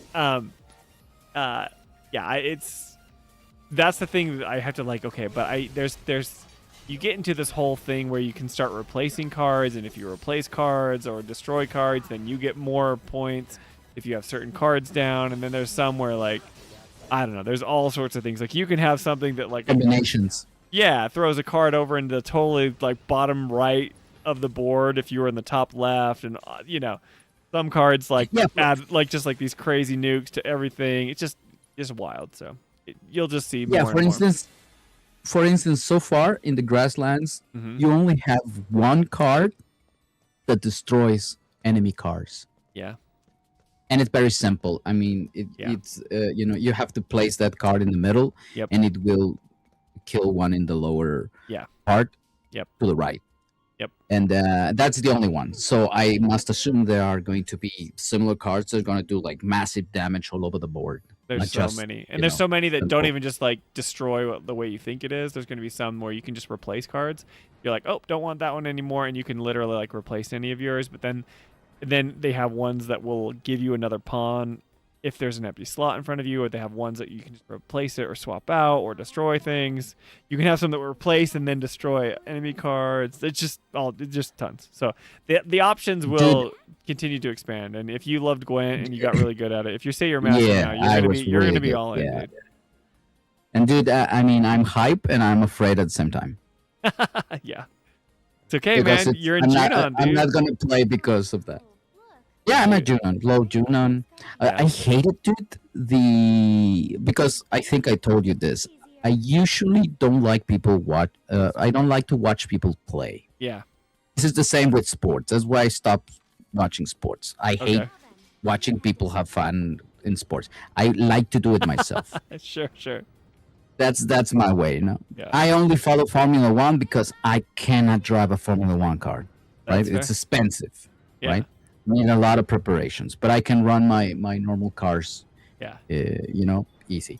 But other than that, and I like sports, but I like playing them. And I'm too old. I can play sports with anyone else now, so I don't watch it. Same thing applies to video games. I don't like people watch video games, play video games. Yeah. So I know about all this stuff because I go straight to the cutscenes and stuff like that. Or usually I'm not paying attention to the game. I'm listening to the streamer if they're talking about something interesting. Right. And so now I am actually playing the game. There's a lot of stuff that I am going through. And I kind of like glance over some sections and stuff like that. Also, when obviously I have watched the deep dives of Jolie, and she goes through some sections. For instance, in Lower Junon, dude, I hate getting the damn chocobo, the bell chocobo, the cars on the tracks. Yep. What is this thing? I was like, dude, I spent like 15 minutes until I realized that you could throw the rock on the machine. The final one. Yeah. And I'm like, okay, I get it. I get why people hate certain, features of the game. Oh, there's more of that, dude. It just keeps getting better. And that's the first one where you get a... Oh, wait, no. Do you get one in Grasslands, too? You get Grasslands. Yes. But that's easy. That's the one. Easy. That's easy. Yeah. Because in the stupid game, tells you in the grasslands you can throw a rock. Yeah. And in the grassland you throw the rock, and the chocobos would get distracted. And when you are in this one, you throw the rock and nothing happens. The damn birds don't move, don't do anything. And I'm like, hey, you told me I could throw the rock. It was because I needed to hit the trigger switch. Mechanism. The switch, yeah. Yep. That it was never explained. Yeah. But then games get in trouble if they over tutorialize things, right? So who knows, yellow right? paint. Yellow paint. I don't mind yellow paint. I mean, people do a storm in a glass of water, dude. I mean, yeah. Yellow paint, it's great. You know this. We play old games and we get lost, and it was frustrating, and we needed a little help, and we needed guides, and we needed the FAQ, the page. And so why do I have to go outside of the game if you make it so impossible? Yeah. Help me out, Yeah, and games try not to do that, but it's tricky because the more you spend time outside of the game, then you could get distracted by something else. You see something, you go online, and then you get lost on social media or whatever. Games really want you to stay within the games if you're playing them. Yeah. But then people criticize them if you're too on the nose with some of the hints and stuff. So yeah, they're trying to come up with lots of different solutions. But I think Rebirth does a decent enough job, but they have some clunky moments, and people are saying in chat, Alex says it gets worse and worse. Just wait when you talk about getting those chocobos, man. So I'm aware there's going to be annoying levels because it's a really big game. It's a really big game, and it's impossible to make everything. I mean, I was talking to Toolman about this. I don't mind the Rebirth aspect of being an open world because I play Far Cry, dude. Yeah. Far Cry is that, and many people don't like Far Cry because open world is what you do. The Witcher is the same. The thing with The Witcher is that it's really good storytelling. Right. No and you don't mind, you don't mind. But the nature of open world games is that. So I don't mind, and I know there's going to be a lot of bad games. Mm-hmm. But you just gotta, one thing at a time. Yeah, totally. Take it easy, right? Enjoy the game. I mean, you pay for the thing, right? I think it's true, and you've got a good perspective because you have such a huge game in front of you, but you know that there's no rush. You're not trying to get to it before to get into know what's gonna happen at the end. Yeah, and you don't know. You also don't have a game that's coming on the horizon. A lot of people will wait until the game gets announced and they're like, oh, I've only got a month until the game comes out. I should probably play through Remake and Rebirth. But you're not doing for example, I am a huge Resident Evil fan. Yeah. I have played it since 98. Mm-hmm. I didn't start with the first one. I start with the second one. Yeah. And ever since I have been there. But I have never been a dude that I need to play everything on launch day. Right. So I saw Resident Evil 9, and I'm like, it looks okay. It's not like, oh, I'm dying to play it. Yeah. I'm waiting for the game to drop in price. Yeah. And even so, I got a lot of backlog of games that I want to play this game, and I'm waiting for it to go cheap. And then it goes cheap, and I buy it, and I don't play it, Spencer. It's there. It's waiting to be okay, now I'm going to give it a try, right? That's why I have 100 and something games in my backlog. Library. You're playing the Xbox. On my Xbox. Yeah, on my Xbox library. Dude, ever since the 360, I have been, digital. Yeah. Good for you, man. I don't know. I'm there's games I want to play Baldur's Gate 3. I bought all these games that I'm I haven't touched, but I have Expedition 33 that I want to play. I still haven't played it. A lot of that stuff. For example, did you play Jolie's gonna kill us? Did you play Red Dead? No, I didn't. You're talking about Red Dead 1 or Red Dead 2 or both? Well, technically, we have 3 Red Deads. Red Dead Redemption 2 is the third. And Revolver. So, yeah, I know. Yeah. But nobody cares about that. The one with John Marston and the one with whatever. The two Arthur Morgan or whatever. Well, the cool one, the second. Red Dead Redemption 2nd, and obviously we have the latest one, right? No, this is something that you'll learn about me, which is so funny because I know Rockstar is going to take over the world. I have never played like a Rockstar game. I know that they're like amazing. No, I've never played a Grand Theft Auto. I've never played a Red Dead. Never played any of that stuff. So Toolman and I were talking about that, and because I think he's a fan of what was the name, the game Rockstar? You mentioned? Oh, no, the game you mentioned, the game. They're gonna come out. GTA. Yeah, GTA. I played GTA 5, I believe is the latest. Yeah. And I got bored, man. I think I got to the half of it, and it's an open world. And I got bored. And I think I got bored, dude, because the game is too grounded in my on life. Yeah. It's like a life simulator. Right, it's not The Sims, but it's kind of like you're going in a city, you're driving cars, you're doing crimes and stuff like that. I don't want that. I want something different, right? Like Final Fantasy.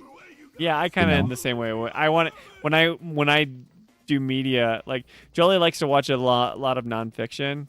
But I'm all about fiction. It's like, give me Lord of the Rings, give me Star Wars, give me something silly. Like I love the books that I read or fantasy, Or another time period, right? Yeah. But then Jolie's like nonfiction. She's watching documentaries. She's doing all this stuff. So her one foray into fiction is always Final Fantasy, which is cool, But for me, I'm like, that's all I want to do. I don't ever want to like learn. Effect, right? Yeah. I don't want to learn about something that really happened. Yeah. It gets bored. It gets bored a little bit, right? Yeah. And so I don't care about GTA 6 and stuff like that. Okay, if it's cheap, buy it, and maybe I'll give it a try. Right. I'm not dying for it, and so I want that, and I don't want. I have Red Dead Redemption 2, and I know it's a really cool, really great game. Yeah. But I don't want to touch it, dude, because it's going to be The Witcher 3 all over again. I mean, those things, it's too dangerous. Daunting. It's too daunting for me. So that's cool. Yeah, I mean, Rebirth is your big game right now, and I mean, that's kind of what we do. I know I can play like games like Star Fox that's coming out, because Star Fox I can play that game in an afternoon or whatever. Yeah, but those games are easy. Dude, yeah. I mean, they're straightforward, not much to it. It's gameplay more than anything. Yeah, but there's no way I could be like, I'm going to get into, the Witcher 3 DLC is coming out. Did you hear? Yeah, we talked about this. Yeah. And I'm hyped to play it. No, that's cool. I mean, but but I would feel weird. I'd be like, I probably want to play through all of Witcher again to that's a fear, dude. That's a fear. But I can't do it. So I'm just like, and I'm in that phase of my life right now where most of my gaming time goes to streams, right? Like this is like where I could maybe be playing games right now, or if I'm editing like a video for the channel, or if I'm doing some thumbnail, or if I'm doing some graphic design. All that's like most of my gaming time. Jolie made fun of me the other night because I was playing Smash Brothers. When I want to feel something, when I want to just hop into something and then play like feel alive. Yeah. A fighting game and get my heart pumping, I usually just turn on Smash Brothers for a while and I play people online. It's like that quick, online multiplayer fix. And she was like, yeah. The other night I was kind of embarrassed because I played for a little bit longer than I should have, and then I got into bed and she's like, "So how's Smash Brothers?" And I was like, you knew what I was doing. I wasn't like embarrassed, like she knows I play sometimes, but it was that. Oh, I probably should have gone to bed instead of like played Smash Bros. A lot. But it's like those times where I don't have a lot to play games. Which is fine. I think all of us as adults, we have to make the sacrifices in order to like do the hobby that we want. And some of us have more free time than others, and that makes sense. But yeah, that Witcher stuff scares me. I can't go back. Yeah, I 100% understand you. I mean, at the end of the time, when you get to our age, time is a thing. Yeah. You need to make the decision on what you're going to spend your time, because you have responsibilities. Yeah, man. And that's the thing. That's why I don't want to touch Red Dead Redemption 2, because I know it's going to take a lot of my time. Yeah. And, so a game really needs to pull me in, and Final Fantasy is that game. right now. Awesome, man. I'm so glad you're having a good time. I was gonna say, speaking of time, I better get going because it's midnight for me here.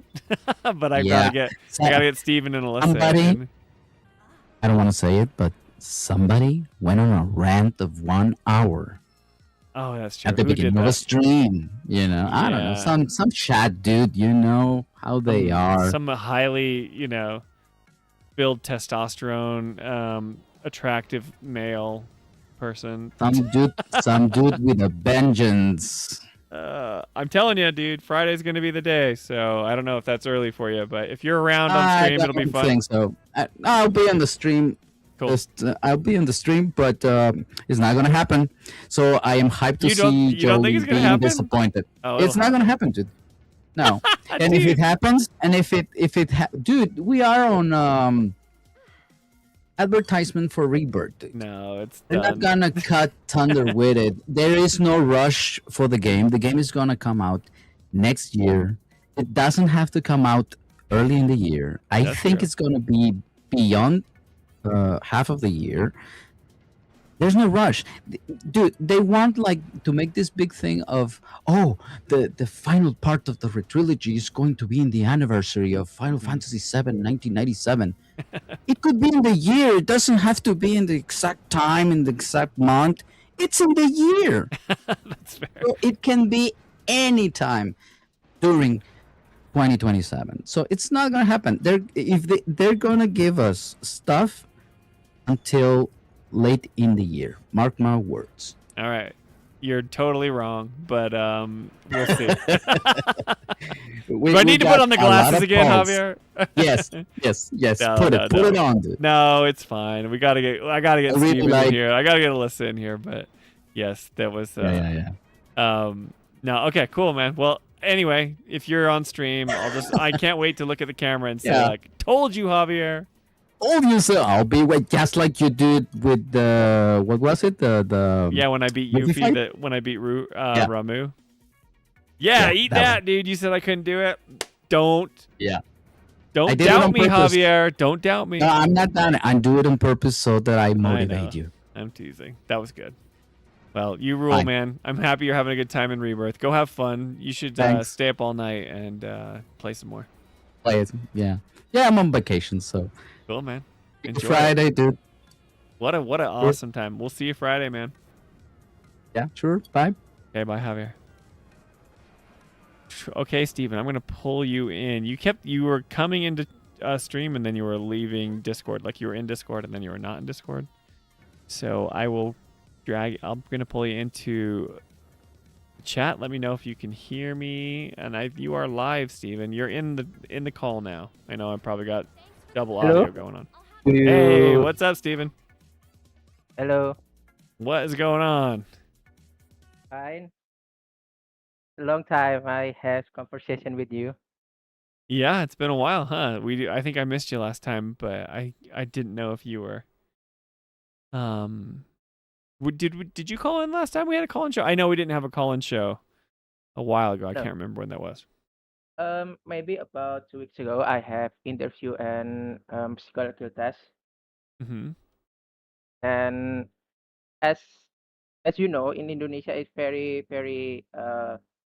it's not cheap. Maybe because they can give us the range of income I want, because from very far from my home and I work there. It's very difficult for me to rent a room. Maybe that's why I have decision not to make it. Gotcha. To work in there. Right. Okay. So, what do you think? I mean, I know that you've been saying something in chat, Steven, about as far as the big conversation that we're having, is that are we going to get any news for Final Fantasy Remake Part 3? I know that you haven't been able to play Rebirth because your computer wasn't powerful enough, but do you care about the story? I mean, you probably care about the story, but since you can't play it, how are you feeling about any announcement for the Part 3 news? Maybe because Final Fantasy is have place in my heart. I love all all Final Fantasy related, even it's a mobile game or another. Okay. And I think it's not necessary for me play that game because, like I said, I love to spoil it myself. Yeah, So yeah. I want to know the story about this about Cloud, about Aerith, and others. I love that because if I want to play it, I need money to make PC for the big capacity, bigger RAM, or another. Yeah, now's not a good time to do that. Right now Yeah. with the components and how much it costs. Yes, because of that, Indonesia have Indonesian rupiah is very low as dollar. Yeah. Because as you know, my mother had recently bought a handphone because that's broken. About a month ago, it's maybe very low, and that is maybe twice as high as now. Yeah. It's Expensive right expensive. now. Yeah. It's sad, kind of the state of technology right now, but hopefully the AI craze, either the demand, the supply can catch up with demand, but right now it's just full steam ahead. So I think they're saying like RAM shortages and stuff will be alleviated at like the end of 2028, which is like 2 years from now. So Very long time, right? yeah, but so have you spoiled yourself on Rebirth? Do you know the story of Rebirth so far, even though you couldn't play it? Yes, I know. Okay, you know. That's right. I know. So, okay, so then for part 3, that's something that you're probably still looking forward to because maybe you can't play it, but you'll spoil yourself on the story when it comes out, or will, who knows when it's going to come out. But are you looking forward to the announcement? Yes, I'm waiting in for announcement, maybe for another Final Fantasy game, maybe another Square Enix related, maybe another maybe Dragon Quest. I never play it, maybe myself, maybe as Yeah. you know, I want to play Xenogears if I remember correctly. I not play it in PlayStation, and maybe Mhm. I had been download it emulator, but I don't have time to play it. Maybe they remake it. I will maybe try to play if like again if computer my PC Mhm. can play it. Yeah, that's tricky because if they announce a remake, you might not be able to play it because if it's a modern game, then it's probably going to be demanding like Rebirth is. But yeah, I heard something about Xenogears. I think it was just a rumor going around for the state of play, but people thought that Xenogears might get a remake or something. Xenogears is owned by PlayStation or owned by Sony. But the people that made the Xenogears games have gone on and now they're owned by Nintendo, and those are the people that make the Xenoblade franchise. But yeah, so I don't know. I would like to go back and play Xenogears someday. And I would like to play like the Xenosaga games. Those were third party like Bandai Namco games, but there was when Monolith Soft, the developers of the Xeno series, was owned by them, but now Nintendo owns them. So we are going to get a Nintendo Direct this Tuesday. So we'll get even more announcements from all different types of games. So are you looking forward to hearing more about Fortune's Weave? Do you have Yes, any? I really love it because as you know I am big fan of Fire Emblem. Fire Emblem, but Yep. not as big as Final Fantasy. Sure. Maybe the only Fire Emblem I played is only Fire Emblem Three House, and I love it.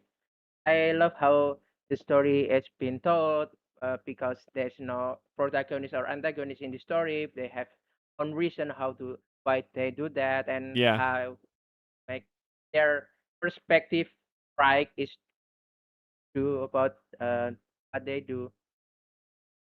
Yeah, man, it's going to be exciting. I'm excited for the. I don't know what it is, but maybe I'm just like a lame old gamer. But I look forward to the Nintendo Directs more than any other announcements because I don't like I don't know if I've told you this, but I don't play my PlayStation very often. I only play PlayStation for Final Fantasy, and then I think I played a little bit of Horizon that was like given to me with the games. I just don't. I've played like Spider-Man on PlayStation, and I know that there are amazing experiences on the PlayStation, like like Red Dead Redemption 2, or I could be playing, the first party games like the Naughty Dog games like Last of Us, or I could be playing Uncharted, or I could be playing a whole slew of other fancy, games like Ghost of Tsushima or Ghost of Yote. There's all this stuff for people to play, but I just don't really I'm not attached to my PlayStation. But when I think about Nintendo, I just love Nintendo. Like I played Metroid Prime 4 and everyone's like that game sucked, but for me, loved it. Loved that game. Played it twice. Played it with my kids. They were having such a fun time, doing the puzzles with me. And then so when Nintendo is announces a direct, I'm like, yes, let's go see this Nintendo Direct. Let's watch, it's nostalgia. They have me because that's my childhood. So I'm excited about Star Fox. I'm excited about Zelda. I'm excited about all this stuff, But I didn't grow up with a PlayStation 1, so maybe I'd be more excited about what PlayStation was going to announce. But right now, it just kind of feels like kind of all the same to me. If you have a PlayStation, it's like this is a third-person action game. So I don't know. I'm looking forward to Nintendo's announcements, and I think they will talk a lot about Fortune's Weave. So maybe we can learn more about what they announce with Fire Emblem. And find out if it's a prequel or it's a sequel to Three Houses, which should be kind of exciting. So, right. And maybe what I want the most, maybe it's very very impossible to meet. Okay. As you know, maybe you don't know if you don't hear about Tenchu, right? Which one is it called? Tenchu. I don't know that one. What's that from? Oh, yeah. It's from Activision. Maybe I forgot. Okay. And that's with from software. It's a action stealth game. And as you know, Sekiro is another maybe uh maybe sequel or another. They made it like Tenchu, but they not make that like a Tenchu game. That's why I love Sekiro much because that's Tenchu series is my first love about video game series. Okay, cool. So yeah, I like From Software, but I never played Sekiro. So a Tenchu game, is it you're saying it's similar or it's not similar to Sekiro? There's maybe about the stealth, Uh-huh. only the stealth, because it might be about action stealth, Uh-huh. and there is not it's like about right now, but it's not action based. Gotcha. Not like action like Devil May Cry on the Final Fantasy 16. Action Okay. like that is action heavy. So that's if you could get a Tenchu game, that would be your favorite announcement. Yeah. Okay. And where would it show up? Where would a Tenchu game come from? Would it be on a Nintendo system? What is it, a PlayStation system? I think it is impossible because From Software is making another Souls-like game, maybe another Bloodborne, another Elden Ring, or another Dark Souls. Okay, so Tenchu is it made by From Software? Is it a From Software franchise? Yes. Okay, cool. I didn't know that. Okay, cool.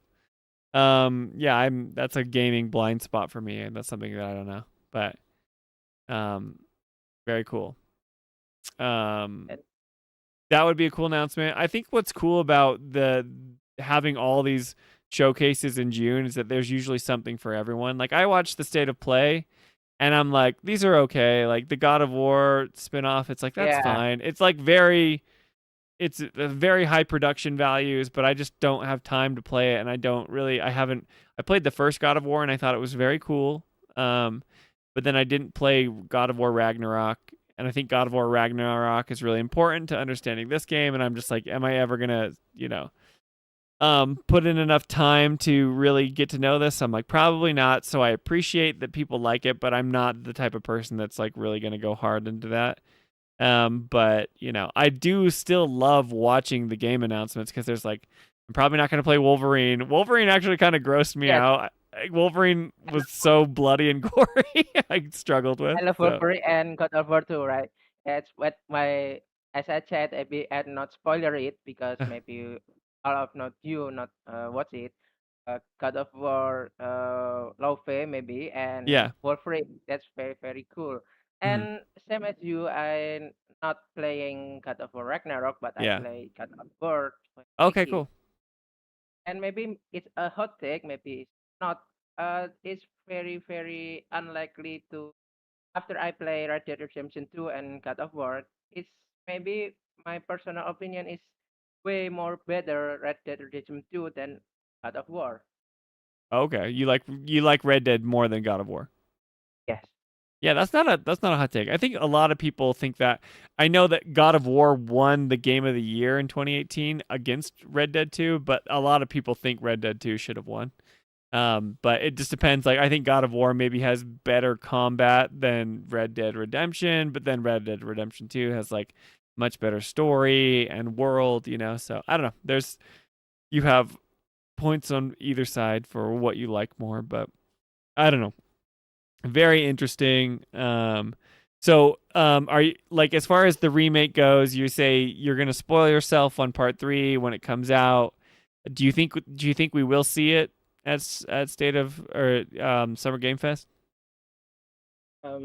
Maybe I don't know because I already watching live and I watching about the content creator in Indonesia Yeah. about they love about this state of play. Maybe they love their game must was what the trailer I was IGN about Mm-hmm. the trailer of state of play. Maybe Summer Game Fest and another like. Yeah. So this might be a dumb question, a bit naive, but if I say, do like in Indonesia, do you get the games the same time that the rest of the world gets the games, or is there any sort of delay like when a game is released? Maybe for me it's like STEM question because that's an internet. Maybe we get it same time as maybe in US and Canada or another country. Okay. But as you know, Indonesian many games has Legend Rock in Southeast Asia, so we Mm-hmm. can afford that. Like for example, Final Fantasy 14. I never play it because Legend Block in Indonesia. I don't know why. You said okay, so wait, it doesn't work in Indonesia. You don't know why, or are you saying is it like the internet Yes, I don't speed, know or why. is it how, or it just never works, like you can't connect to it? No. There's no. It's I can play Final Fantasy 14 in Indonesia. Maybe if I can afford VPN, that's maybe very difficult for me. So Gotcha. that's why I'm not playing it. Yeah. Okay, because like I don't know what the infrastructure is like. If you're saying, because I know that it can be expensive and you have to pay a subscription and it just doesn't make sense for you, like it's difficult for you. But then it's also like I just didn't know if like in your region, so in Indonesia, there's certain games where like the PlayStation Network doesn't even they don't release games, and I don't know. I'm spoiled because I'm a an American and we get everything, so I'm always just like, oh, interesting. Do you get everything at the same time as us, or do you have to wait? Is it delayed? But that makes sense. Okay, well, I'm looking forward to Friday a lot. We're really excited. We're hoping that we get some Final Fantasy VII Part 3 news. But as far as like you're saying, out of all the games that are announced, so like during the State of Play, the Summer Game Fest, the Xbox Showcase, and then the Nintendo event, you're saying Tenchu would be your dream game, but you don't think that's going to happen because From Software is doing things. Do you have something that you're looking forward to that you think will be announced? Maybe from now is Final Fantasy 7 Remake Part 3 because Uh, I never following news right now because as you know there is yeah gaming in Indonesia named Monday. They give us the news, so I never looking for EJN or maybe another game spot or another. Maybe I only yeah. use at gaming media. Oh, there's some new game like that. Oh, this story about this, about that, like that. And maybe because as well, you know, newest game is maybe really make good. That's why I not playing a game Yeah. like now, like a Witcher 3 or maybe a Final Fantasy 7 Remake or another game. That's okay. It makes sense. The economic circumstances are totally different, man, and no one don't feel bad because you don't have a PC that can play the games, right? I understand it, right? And especially like I mean, I'm finally at a good place in my life where Jolie and I are financially in a decent spot, and especially like I mean, I know that we're rich compared to most of the world in America. But there was times when I just couldn't, it's like, oh, I want to play this game. I don't have the console. I can't afford it. I'm not going to do that. I mean, I can't build a new PC, can't do these things. So no worries. It totally makes sense, you know. Well, awesome. Steven, do you, if you're not going to be playing part 3, do you have any guesses for, what Final Fantasy 7 Part 3 when it comes out next year, like we've been talking about? Do you think that we're gonna get anything from like we said, we think like early April next year, or do you feel like it's one of those things where they're gonna take a long time and we won't get it until like the end of the year or maybe even in 2028? I don't think it's 2028. Maybe at like I said, maybe about second and third quarter of 2027 because Right. that's very good time to release it because it's very long time from rebirth, and then it's impossible that to me in release in first quarter because of course GTA 6 maybe we will play many players play it until maybe March, April maybe very good time. Yeah. Yeah, I think that's kind of what I'm thinking, but I guess we'll have to see. All right, Steven, is there anything else you wanted to ask me? I know that you're getting excited about World Cup or anything else that's going on. Maybe as you know, I'm employed right now. Maybe if I can ask you about maybe you have a job, plans a job as another. Maybe you can for me, and maybe from that I will read about my CV a little bit and about my background. Maybe on the your friend have I have freelance jobs too in Indonesia, but it's not much, very low. Gotcha. So are you saying you're like seeing if there are you asking if I have a job, or you're asking saying like you do Yeah, yeah. freelance work and you're looking for work? Yes, I have freelance, but it's uh income is very low, and maybe have job for me on friend on it. Oh, gotcha. No, I unfortunately I do not have any like freelance work to offer you. I'll tell you the situation that I have right now. So I am Jolie is the main breadwinner of our family. So Jolie is actually the one who works the most. So she has a job where she is doing, kind of her filmmaking, but in the tech world, right? So she does a lot of stuff as basically what she does is she works for uh she's like the director of um I don't even know how to say it. She's like the brand director of a company where she gets to use a lot of her filmmaking and stuff. Whereas like I am just a guy that's chilling at home and I'm taking care of the kids. We got and then I used to do freelance work for a while because like I don't know if you know, but I'm also an artist. So I would do Yeah. art stuff and graphic design, and then I studied programming, and so I did a little bit of coding stuff, but I never really got hired for stuff like that because I graduated, and then I've just been mostly watching the kids. Um, but yeah, so for me, I'm like someone who doesn't have any freelance. I used to do freelance work, and I kind of just have been working on the channel and the Final Fantasy stuff, but as far as I know, no one that I know is even looking for any work like that. But I'm glad that you would ask. All right, right. Yes, no problem. Yeah, man. Maybe I know it because it's lucky for me if you had, or maybe Jolly had, or maybe our community had freelance for me.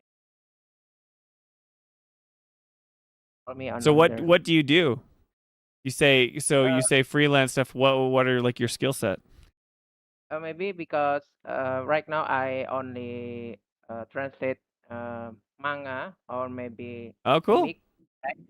From English to Indonesia. It's very low. Maybe if you can, I am very fast learner because, as you know, I graduate from oil and gas. But my last experience is on FMGC or maybe, as you know, snacks like that. And Mm-hmm.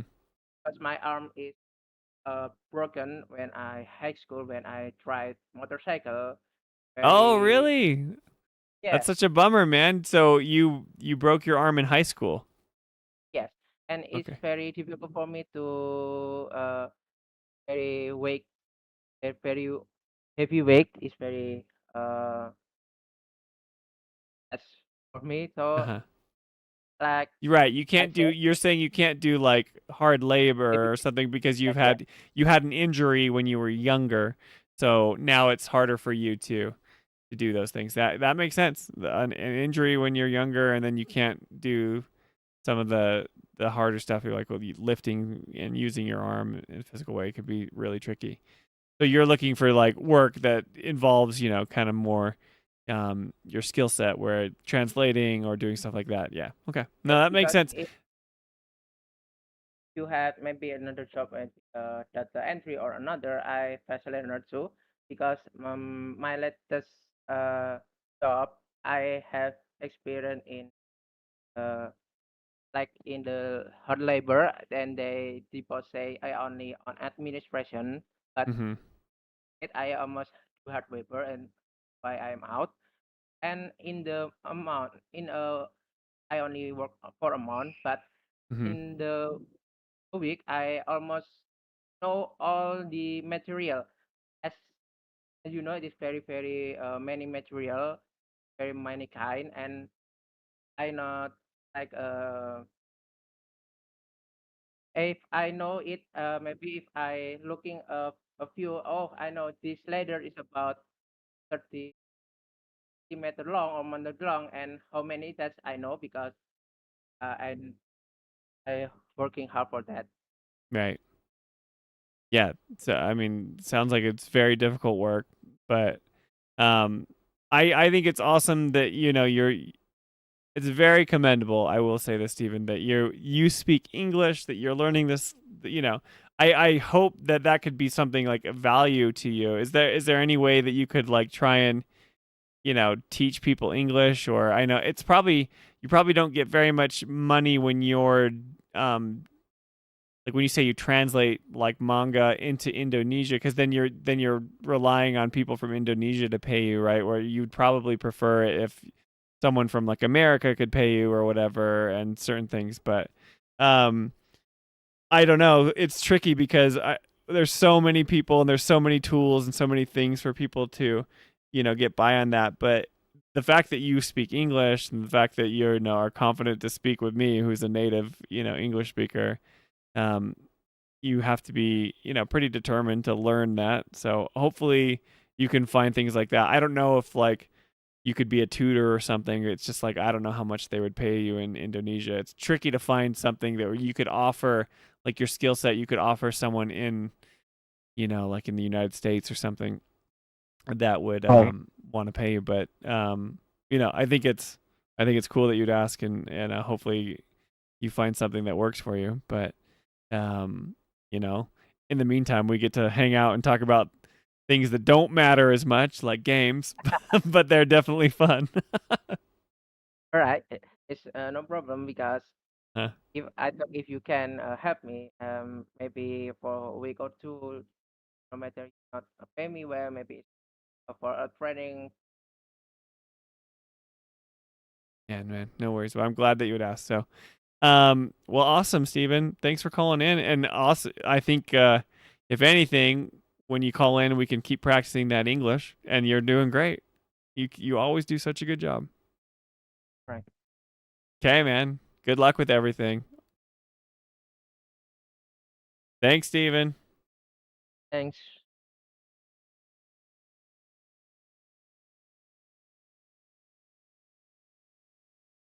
All right, Alyssa. It's only, what is it? 2:30 in the morning for you? 3:30? 29 right now. I know, 29. I was just rounding. Almost 30.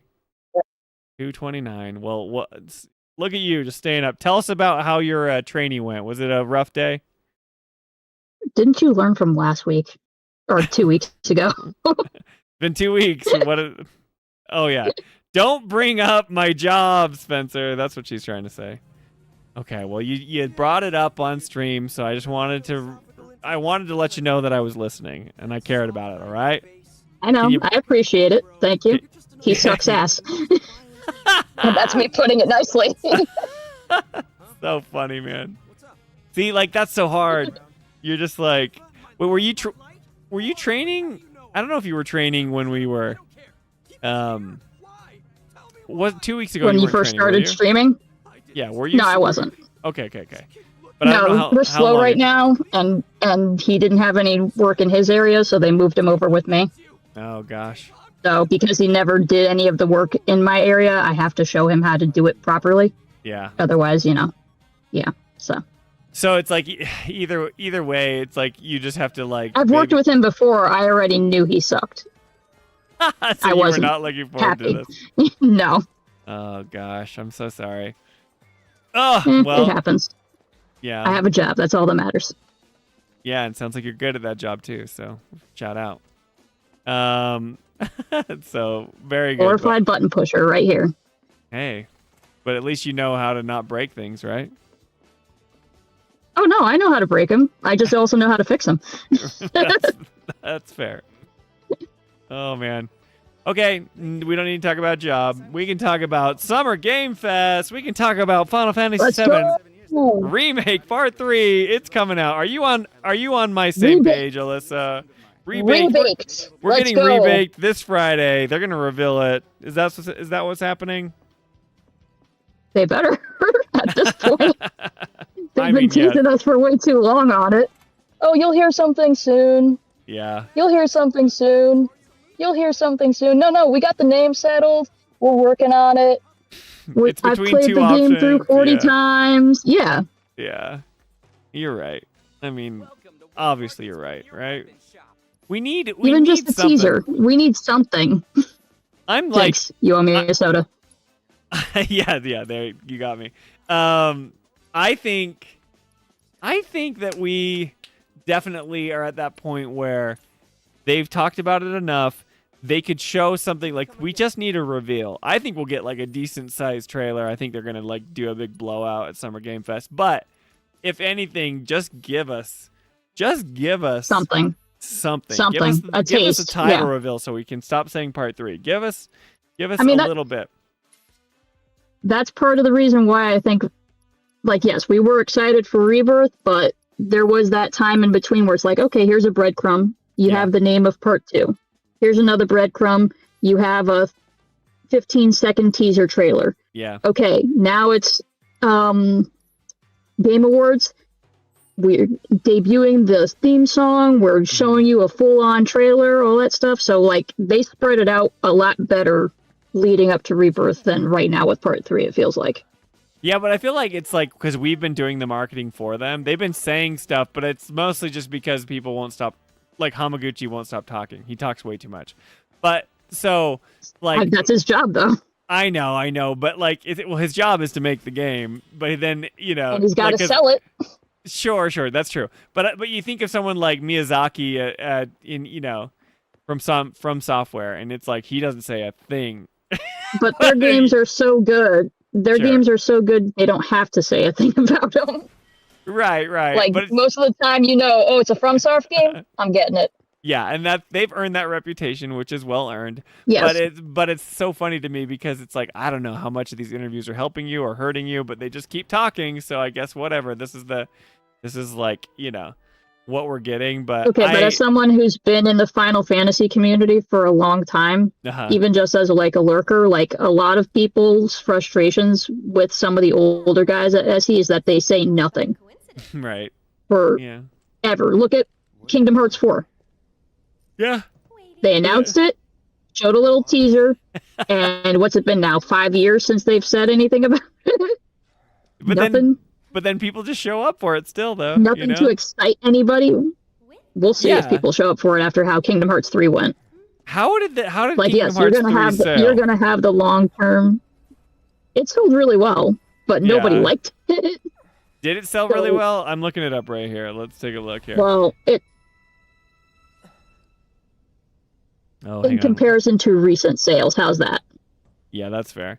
I was gonna say, like, let's say we do, because I know Kingdom Hearts is like huge, right? Let's see, Kingdom Hearts sales. Over 5 million units globally in its first week, according to AI. Yeah, it sells. Okay, so Kingdom Hearts, just the original, is like a 6.3 million seller, which was like a big deal back then. Kingdom Hearts 2 sold a little less. I'm looking at Kingdom Hearts 3. 5.2, and then Kingdom Hearts 3 is at 6.7 million as of now. This is just AI, so I feel like 2 should have sold way more. Yeah, I mean, it's AI. It is what it is. We need Ernest AI on to tell us all the but like details. But that's still like Kingdom Hearts 3 is selling more than Rebirth. It's selling almost as much as Remake. You know, like it's selling way more than Final Fantasy 16. So you have like. But again, a lot of those people that got it were excited for it based off of where Kingdom Hearts 2 left off, and so they're going in expecting an awesome game, and then they got the original. For the people who picked up the original version of KH3, they got KH3. Yeah, and then they dropped Remind, and the people who picked that up liked it a little bit better than the original drop. I know nothing about Kingdom Hearts other than that it's like one of Square Enix's bigger franchises. And it's the problem that Atlas is having right now with, we've trained our fans to, we're going to drop an original version of it, and then we're going to drop an enhanced version of it. And so now so people are waiting for the enhanced version. That makes sense. Yeah, and that's kind of what happened with 15. It was like Royal Edition, but that was like a convoluted mess, so it makes sense. Yeah, but, as you've been finding out from a lot of the videos. Yeah, it's true. I mean, like I always knew like that 15 was struggling, but I didn't even know Versus 13 was a thing. I didn't know that there was, I knew that I thought it was just some E3 tech demo that they called Versus 13 and then they just turned it into like No, that was what everybody was hyped about. That was why it had so many sales. Yeah, because they were like, it's going to be Versus, it's going to be awesome. Yeah, I had no idea. Okay. But that's also why, it's part of the reason why you got that big jump for 15 where everybody bought it and played it and was disappointed by it. And then you're waiting 10 years for 16 to drop. And also in that time in between, why should I pick up 16 when 15 was not what I was promised? I always use the analogy that people don't like, you've heard me talk about Star Wars enough, but like I was such a Star Wars nut. Yeah, I mean, you may have heard earlier on the stream that I was talking to Jolie, but when I first got married, I had like my Star Wars collector edition thing, and I had a little statue, and I was bringing it in. I was way into Star Wars. But now I just don't care because of the stuff that they've like, I don't like The Last Jedi, of course, but I'm just like, don't care what they did. They ruined it for me. So. But that's the thing. It's like I used to get all the books. Oh, okay. Like all the kids' YA novels for Star Wars. Oh yeah, I loved it. Jedi Apprentice, Jedi Quest, all of them. They were great. Cool. Because like I was just like, I mean, I wasn't a huge fan. I wasn't into toys. I wasn't into the expanded universe. But I loved Star Wars movies and I loved Star Wars games. So one of my favorite games ever was Knights of the Old Republic, BioWare. Yes. That's like why I love BioWare so much. That got me into like Mass Effect. I played Knights of the Old Republic first. That was Casey Hudson's like big game too, and he went on to like lead the Mass Effect franchise. But then I loved, Knights of the Republic 2. I loved like any Star Wars game that came out. I was just like way into. I just thought it was so. I gotta buy it. Yeah. Yeah, had to have it. But then the remake, the sequel trilogy of like Rey and Kylo and whatever. It's like I was in. Yeah, that killed it. But I was bought in at Force Awakens. Episode 7 But even though it was basically more of the same. But yeah, you're right. Like Force Awakens was like, okay, it's basically A New Hope reskinned, but I didn't care because it was like, this feels like Star Wars compared to the prequels. Yes. Then The Last Jedi just went in a completely different direction. Yeah, instead of it zigged, it zagged, and I'm like, but then Last Jedi made a lot of money. But then you see, like, everyone now talks about Rise of Skywalker, how it's like that killed the franchise. I'm like, no, it was Last Jedi. No, it derailed it. And then, like, you know, maybe people like it. Honestly, what killed the franchise was just the decision making behind the scenes. Yeah. I mean, they didn't have a plan. But the idea, that's my point, is like, let's just get some famous Star Wars fans who are directors to come on board and make their own Star Wars movies. Yeah. And we'll just make it a trilogy. I know, it's so weird that they didn't have a plan. But the idea is, you know, with Final Fantasy 15, it's like it maybe sold really well. There was a lot of hype. The marketing was crazy for it. But then people play 15. They're like, I didn't really love that. So then the subsequent series, like, you know, Final Fantasy 16 didn't do as well. Even though I think 16, you know, we have our problems with it. We talk about it all the time. Yeah, you know how I feel about it. Yeah, but 16 does feel like a more complete experience, even though I don't love what they decided to do. It's like it does. It doesn't mean that it's a good experience, though. Sure. Yeah. I know. But like 15 also, you know, doesn't mean it was a good experience either, because it had its issues too. You know. Oh yeah. I like especially at launch. 15. Yeah. Oh yeah. Even then, and that's like the Twitter rant that I went on when I was reading the quotes, when people were kind of saying, I think the only reason I could understand their logic of saying like, oh, we're not going to get anything now because Hamaguchi says he wants a finished game, which is actually kind of laughable. It's like, well, yeah, duh, you want to finish. You want it to be done. People are just jumping to conclusions on this. I know, but like, it's like they've been burned in the past with 15. It's like, so like they need to have it completed, and that they don't want to add all this extra stuff. But it still feels pretty clear to me that he's just saying, no, we're not going back and like redoing anything later. This is it. This is the end of it for us. But it just blew my mind because so many people were like, it's getting delayed now. It's getting delayed now. It's getting delayed now. I'm like, that's not what he's saying. But maybe I just felt like I was like, I'm crazy, you know. Okay, so what's your hype level, Alyssa? If we get something on this Friday, are you like, this rules, or are you just gonna like a 20 out of 10? Okay, so you're ready. You can't wait. Okay, that's good. I love it. Love it too. You know. Okay. I mean, like Dustin said, if it doesn't happen, I'm disappointed for a couple hours, and then I move on with my life. Yeah. But as like of right now, I'm excited. When that Square Enix logo pops up on screen, you're like, your heart sinks a little bit, and then you just hold your breath until you see and then you start hearing the music, and you're like, they're really doing it. And then I can point at the screen and say, I told you, Javier. I told you, bro. He acts like he just wants to get me hyped up, but he knows that he's just wrong. I'm just kidding. No. I think it'll be interesting. I really think it's coming, and I think we're gonna get a decent amount. It's just like, it's so weird to have waited for it so long. I felt like it was gonna come when they announced that Rebirth was coming out on June 4th. Yeah. And I'm like, well, when's Summer Games Fest? Because if it's right before Summer Games Fest, it's dropping for Summer Games Fest. Yeah. Part 3. Totally. Okay, we had announcement. I mean. Yeah. Yeah. They've done their. They're not gonna. And I understand where people were going with the state of play and everything like that, but again, like I said in chat, you're not gonna set up all these other consoles for the rest of the trilogy. Yep. And then only drop it on the PS5. Yeah, they're not going to. That's just dumb. I agree 100%. And people could not get over because this. then you're forcing them. You mean I have to wait how long for part 3 to come to my system? Hell no. Why would I spend the money? And then for that, I may as well just wait until it gets cheaper. Yes. You're just pushing the sales along instead of no. Yeah. Especially when all your fans are like, no, the problem with the sales is because you guys aren't going multi-plat. You need to go multi-plat. Okay, we're going multi-plat for part 3. Let's see what happens.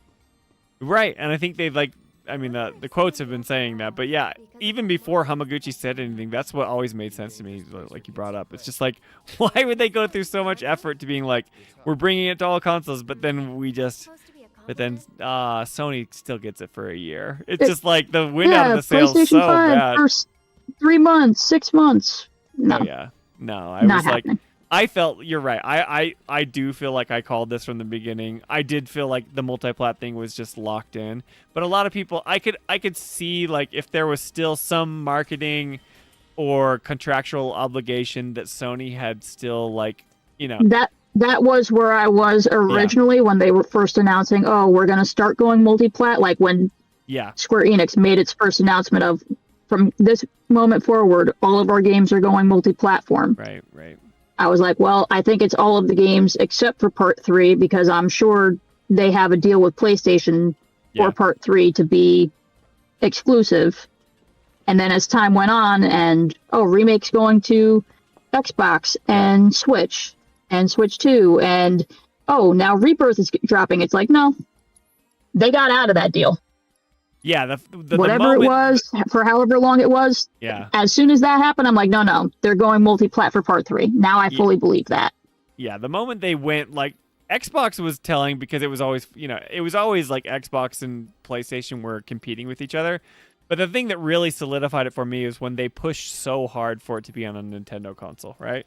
Because, like, I know that Xbox was waning and, they're not as the big of competitor as to PlayStation as they used to be. So I get it, but like they feel like they're more excited about it being on Nintendo than they ever were for it being on PlayStation, So their marketing just made me feel that way. My understanding, the reason for that is because Japan has like the biggest Nintendo fan base of Switch and Switch 2 users. Yes.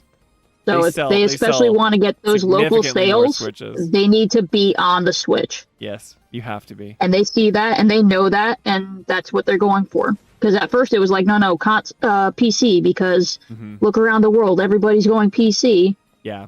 And then it's like, well, look locally, everybody's going Switch, and everybody can afford a Switch right now, especially in today's market. Yeah, I know. Right? So that's like the only. We have to be on the Switch. Yep. Yeah. Left. Well, yeah, that's so true. And it's like Switch 1 still outsells PlayStation 5 in Japan. Switch 2 is dominating. Not only is it dominating, but it because there was like that reduced price if you bought a Japanese like region locked version. Yeah, for Switch 2. Yep. Yeah, which was like a really smart move because they're like, we want to hold our. PlayStation finally saw that. Sony finally saw that and they're like, no, we have to do the same thing because we're losing our own sales over here. We can't do that. Yeah, but not anymore. But that was Nintendo. But they're late on that. Yeah, but Nintendo kept their kind of firm grip on the game share, kind of market share of the game consoles in that region. Yeah, they love handheld gaming in Japan, and it's just different. I think Sony's trying to claw it back for they're rumored to have a handheld for their PlayStation 6. I mean, we'll see what happens. Yeah. But either way, like, Switch just dominates. Like, if you look at the sales charts, I watch Genki tweets out, and it'll be like 250,000 whatever sells for the Switch 2 over these week periods, like a week or 2 weeks or something.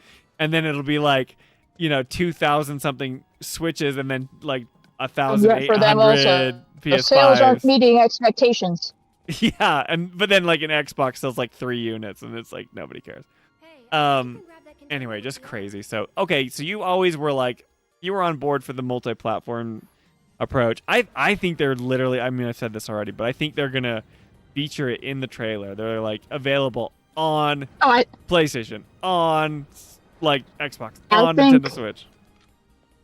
Well, I do think that PlayStation will still have the big, PlayStation logo at the back end of it, but I also think it'll be also available on PC, Switch 2, Xbox, Yeah, like all the title logos will be there at the end. I think if anything, Sony probably worked that out for the deal where it's like, okay, we won't be exclusive, but we'll be like the big brand on the back end of your trailers. I mean, maybe I could even see,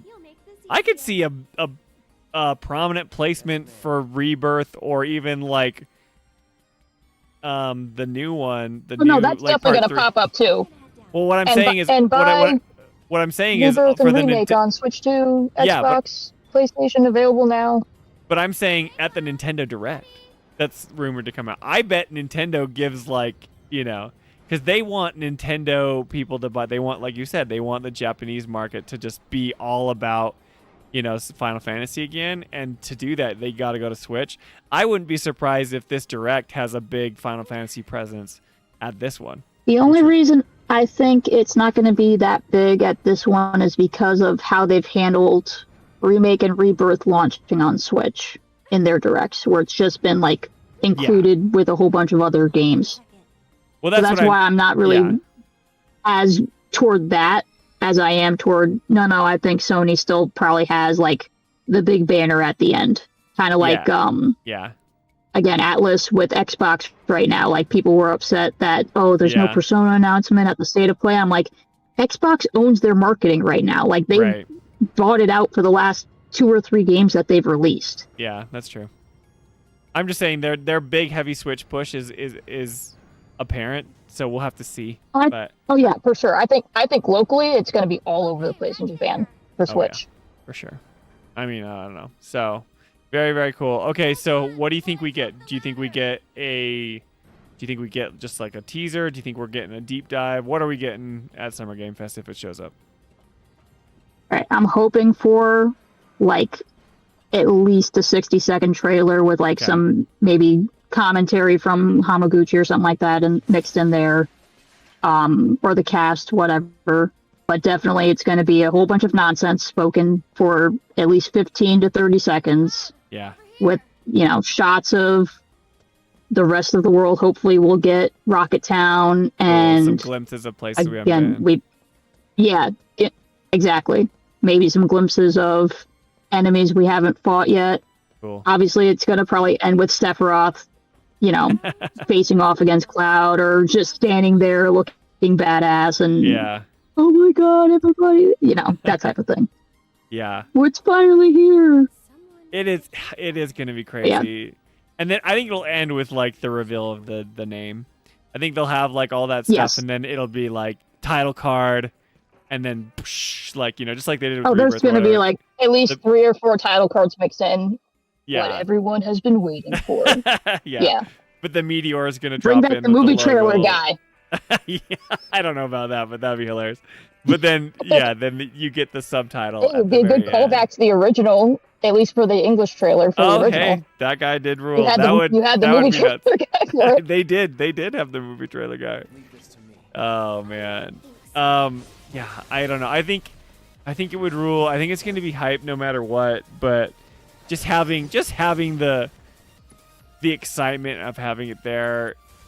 Any sort of reveal is going to rule, but I think it'll be I think we'll get more than just a teaser, but I could be wrong. So who knows? But it's definitely going to be a good time. For how long we've been waiting for, I think we're going to get more than a teaser.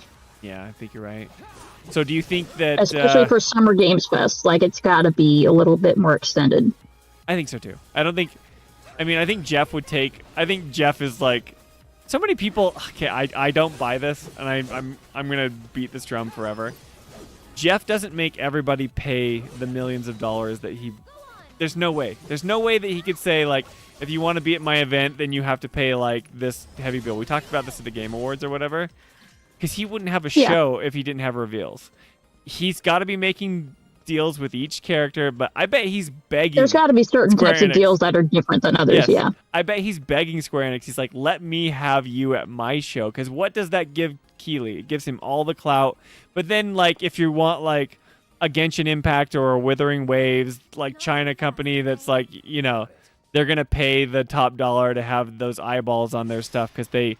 Yeah, the closeout, the opening, Yeah, they get like 5 free, you know, gotcha pulls or whatever if you watch the Summer Game Fest or whatever. Like, there's always going to be those special code in it. Yeah, there's going to be those things that fund the show. And obviously, Jeff is like not a dumb businessman. He's not going to give everything away for free. But I think, you know, it's kind of a give and take. It's like, well, I need premieres, and if I want premieres, then I have to like.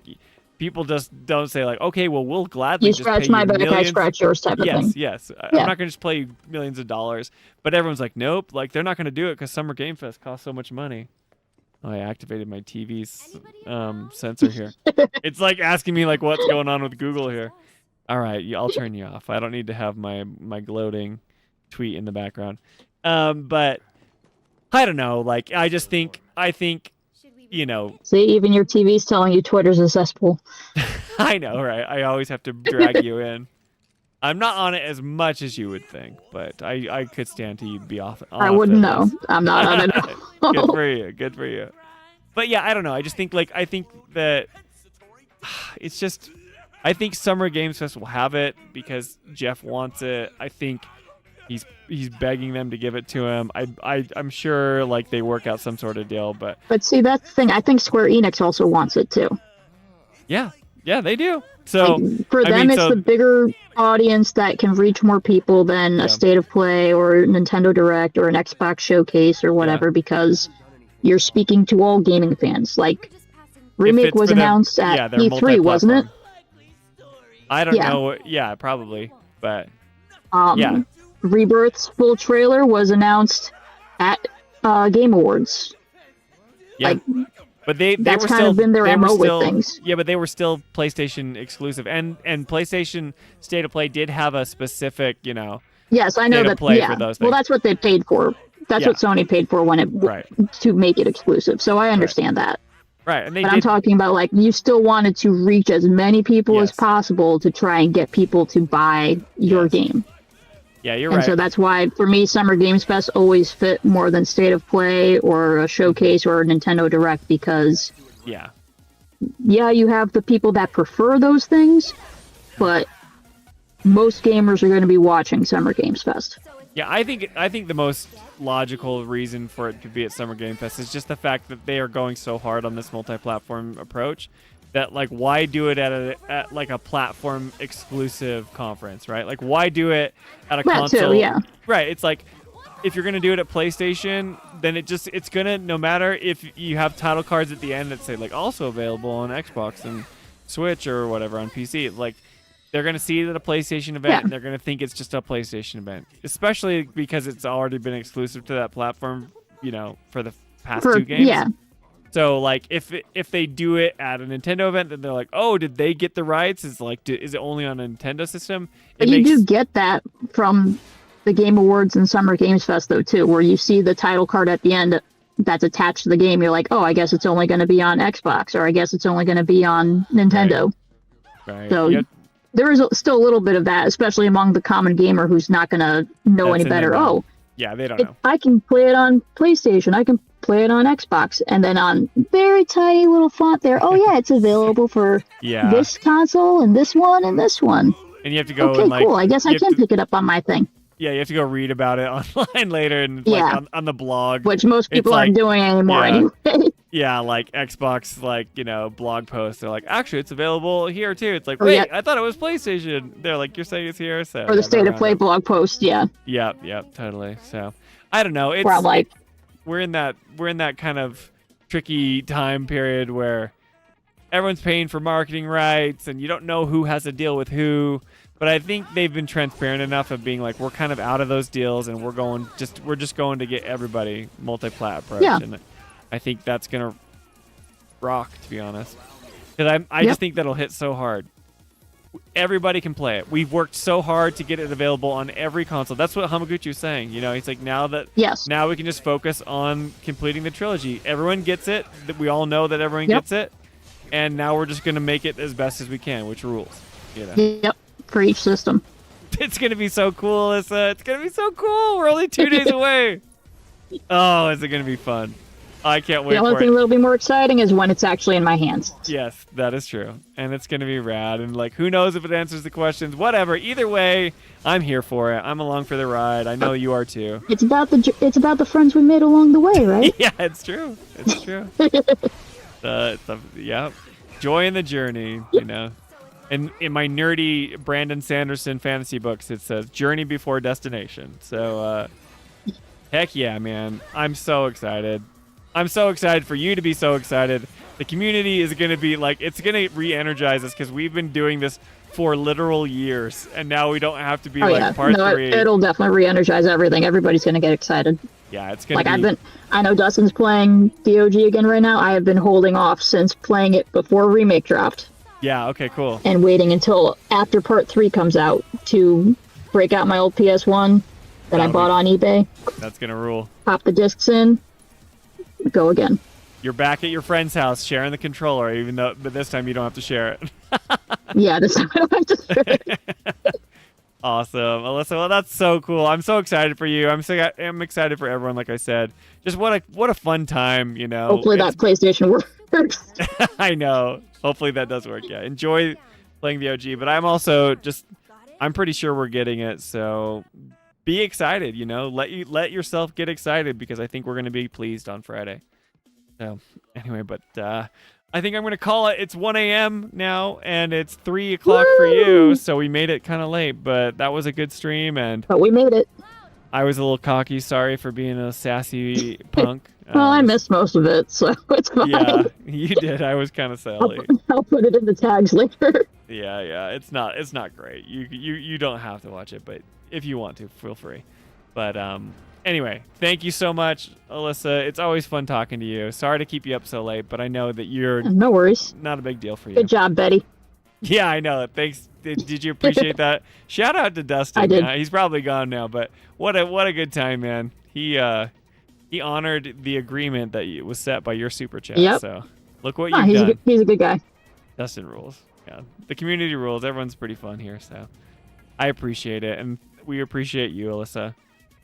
Update. Oh yeah, let me tell you. Update on your 3D print. My 3D printer. The film. Did I tell you about this already? The film on the 3D printer. If it uses too many cycles of it going through the little. Yeah, you're saying it couldn't stick anymore, right? Well, I tried the to layers replace were it. down. You're supposed to replace it, and Yep. it was warning me that was like way over the limit. I'm like, well, I'll just replace it. So I bought replacements, but it had like 36 little tiny Allen wrench screws. And I'm like, I went through all of them. That's right, you stripped the heads. And I stripped the heads, and I can't get them out or whatever. And so I can buy like this replacement, but I sent in a ticket to Elegoo, they're like a Chinese company that makes the printer. Yeah. And they say that they could replace it, but I'm just waiting for them to give it back. So I can get a replacement. It's part of the VAT that it's part of, and they said they're going to send one out to me, but it takes forever because it's not like Amazon just 2-day shipping. It's it's going to be a few weeks. So I just have Aerith. She's sitting there, and everything is like I haven't glued her together because I'm going to prime and paint her, and she mocks me every time I go into the garage, and she's looking there. So anyway, I'm really excited to get to it, and she looks really cool, but I haven't glued her together and I haven't painted her yet because I still have one piece of the staff that didn't work, and I need to print that again. And so anyway, that's all right. Take your time. Well, I know. Just giving you an update. I would invest in some you. screw extractors though. I would invest in some screw extractors. Because I just used the Allen wrench the one that they provided and they recommended that I use, right? But okay, tell me what a screw extractor is. I know. Are you talking about the ones that look like a drill, like that you can go the opposite direction? I know you would reverse it out that way. Yeah. Okay. My brother has one. He helped me out with that before. You need the right size for the head. Yeah. It can't be too big or too small, but you get it in there, then it usually pops out, no problem. Right, and that's the thing. But the plastic sheet that's pulled so taut, it has to be like completely like. It has to be taut. Yeah. Yeah, it has to be like a drum, right? And so like I'm even worried if I extract those screws, that's fine, but then I have to either find replacements. I can't not have all of them in, right? Because it's the thing that pulls it tight. So anyway, I go back and forth. I'm like, should I DIY this or should I just make them give me a new one? And I landed on you should make me a new one. But, give me a new one. Yeah. No, it's safer that way. But, especially for how much you spend on those things. Yeah, but now I'm just. But eventually, it's gonna, be out of warranty. So. I know. Yeah, so I don't know. They've been pretty cool about it, but anyway, but I'll let you know if I have any updates on it. But so far, so good. I want to print so many more things. I subscribed to the Nom Nom Figures who make like my favorite Final Fantasy figures, and they just did a Red 13 and they did an Arin from 10. So. Ooh, nice. Some Orange really gotta be cool. Yeah, he looks really rad. Obviously he's just got a sword slung over his shoulder like he normally has, but he looks rad. Yeah. So, anyway, awesome. Get some sleep, Alyssa. We did it. Oh man. Woo! Now I get to go kick you guys all out of Discord. But we got 2 days. We'll see you early. Are you going to be there? I don't know if you've got work because usually I will be that's there. pretty early. Okay, cool. You get to see Jolie freak out and mock all the scantily clad women. I said if Street Fighter's there and Tifa's in it, she might have an alternate costume that she's gonna go off on, and it made me laugh because I thought, oh, there's probably some other Street Fighter characters that she's gonna be like not okay with. I'm interested to hear Jolie's point of view of different games. Without knowing what they are or what they're supposed to be about. I it's think gonna be hilarious. I can't. Even if we get nothing, I feel like that's gonna be great. I can't decide whether I'm more Toolman excited. says you're wrong. I know, he's calling me wrong again. Toolman, when have I... That's what started the rant, bro. You thought it was going to be state of play. He's just manifesting. He's doing his world, like he's doing his reverse psychology, saying I'm wrong, but he actually knows I'm right. We were all chatting in Discord before you pulled me in, so it Really? has something to do with that, with taking us out. Is it all in the remake thread? Let me see this here before. No, we were like voice chatting with each other. Oh, you guys all chill. So that's what's happening. Yeah. You guys just stay in the waiting room and you guys have your own thing while I'm just chatting. And we with have our own everyone else. chat, yeah. Where we Man. discuss our own opinions a little deeper. They're like, oh great, I got to stop talking with the cool crew and I have to go in with everyone else. So, well, I'm that's here, hilarious. like, you can't kick me out yet. I won't kick you guys out yet. I'm gonna be the mod of this place. Jolie was like, let's just like make Javier the mod, and I was like, slow down, Jolie. We don't really know Javier. I'm kidding. Javier would do great, but he always made me laugh. Okay, cool. Well, I'm not gonna kick you out yet, but Right. enjoy Friday. We'll see you then, and we'll see. Looking forward to it. It's gonna be so fun. Have a good night. It's gonna be so fun. Final Fantasy Part 3. We don't have to say that for very much longer. See you later. See you later, Alyssa. Woo! Kick you back to the group that you really want to hang out with. Wait, should I just go there real quick? It's late enough. What kind of... Now, Hey. guys, it was fun. It was a good time. Look at you. You guys are live now. I'm letting you guys... We're all live. What's happening in here? So this is what really happened. Oh my gosh, everybody scatter, run, it's the cops. This is what really They happened. found our group of cockroaches. I don't do this because Javier's like, I should just have an open mic and it'll be just chaos No, mode. you've been talking over each other. It would be chaotic if you did this. It is chaos. We need a moderator. Although there were no fist fights. Yeah, no fist fights. You guys, That's only because Alex wasn't involved. you guys behaved Can't yourselves. believe. I did. can't It was believe we good. got discovered.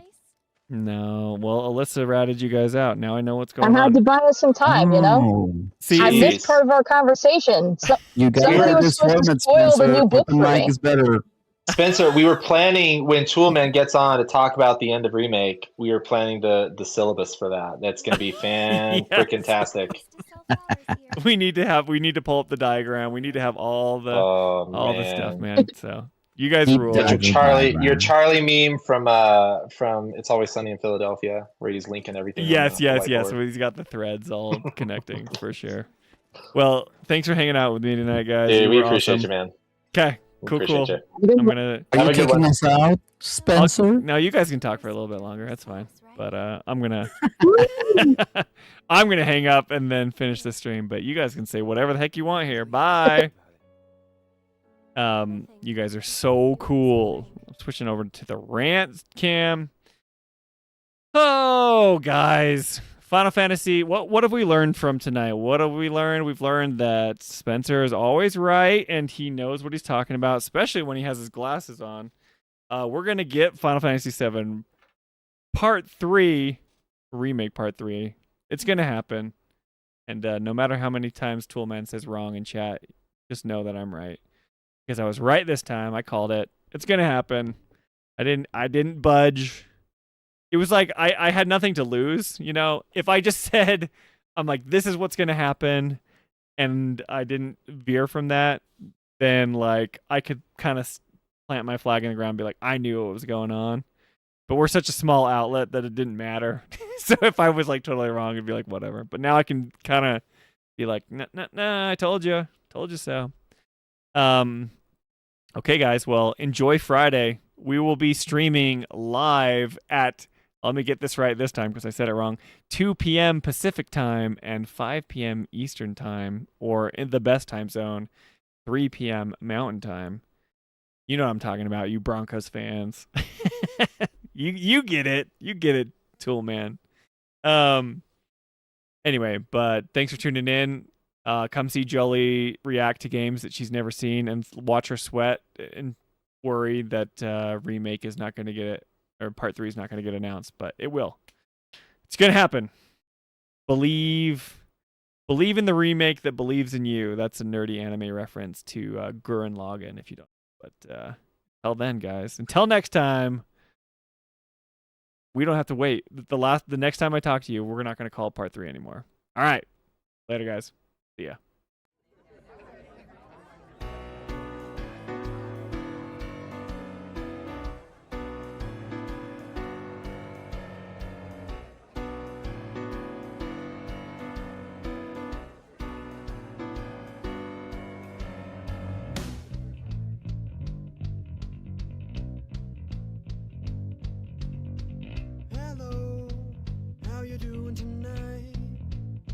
I saw your face in the candlelight across the room, and I wanted to know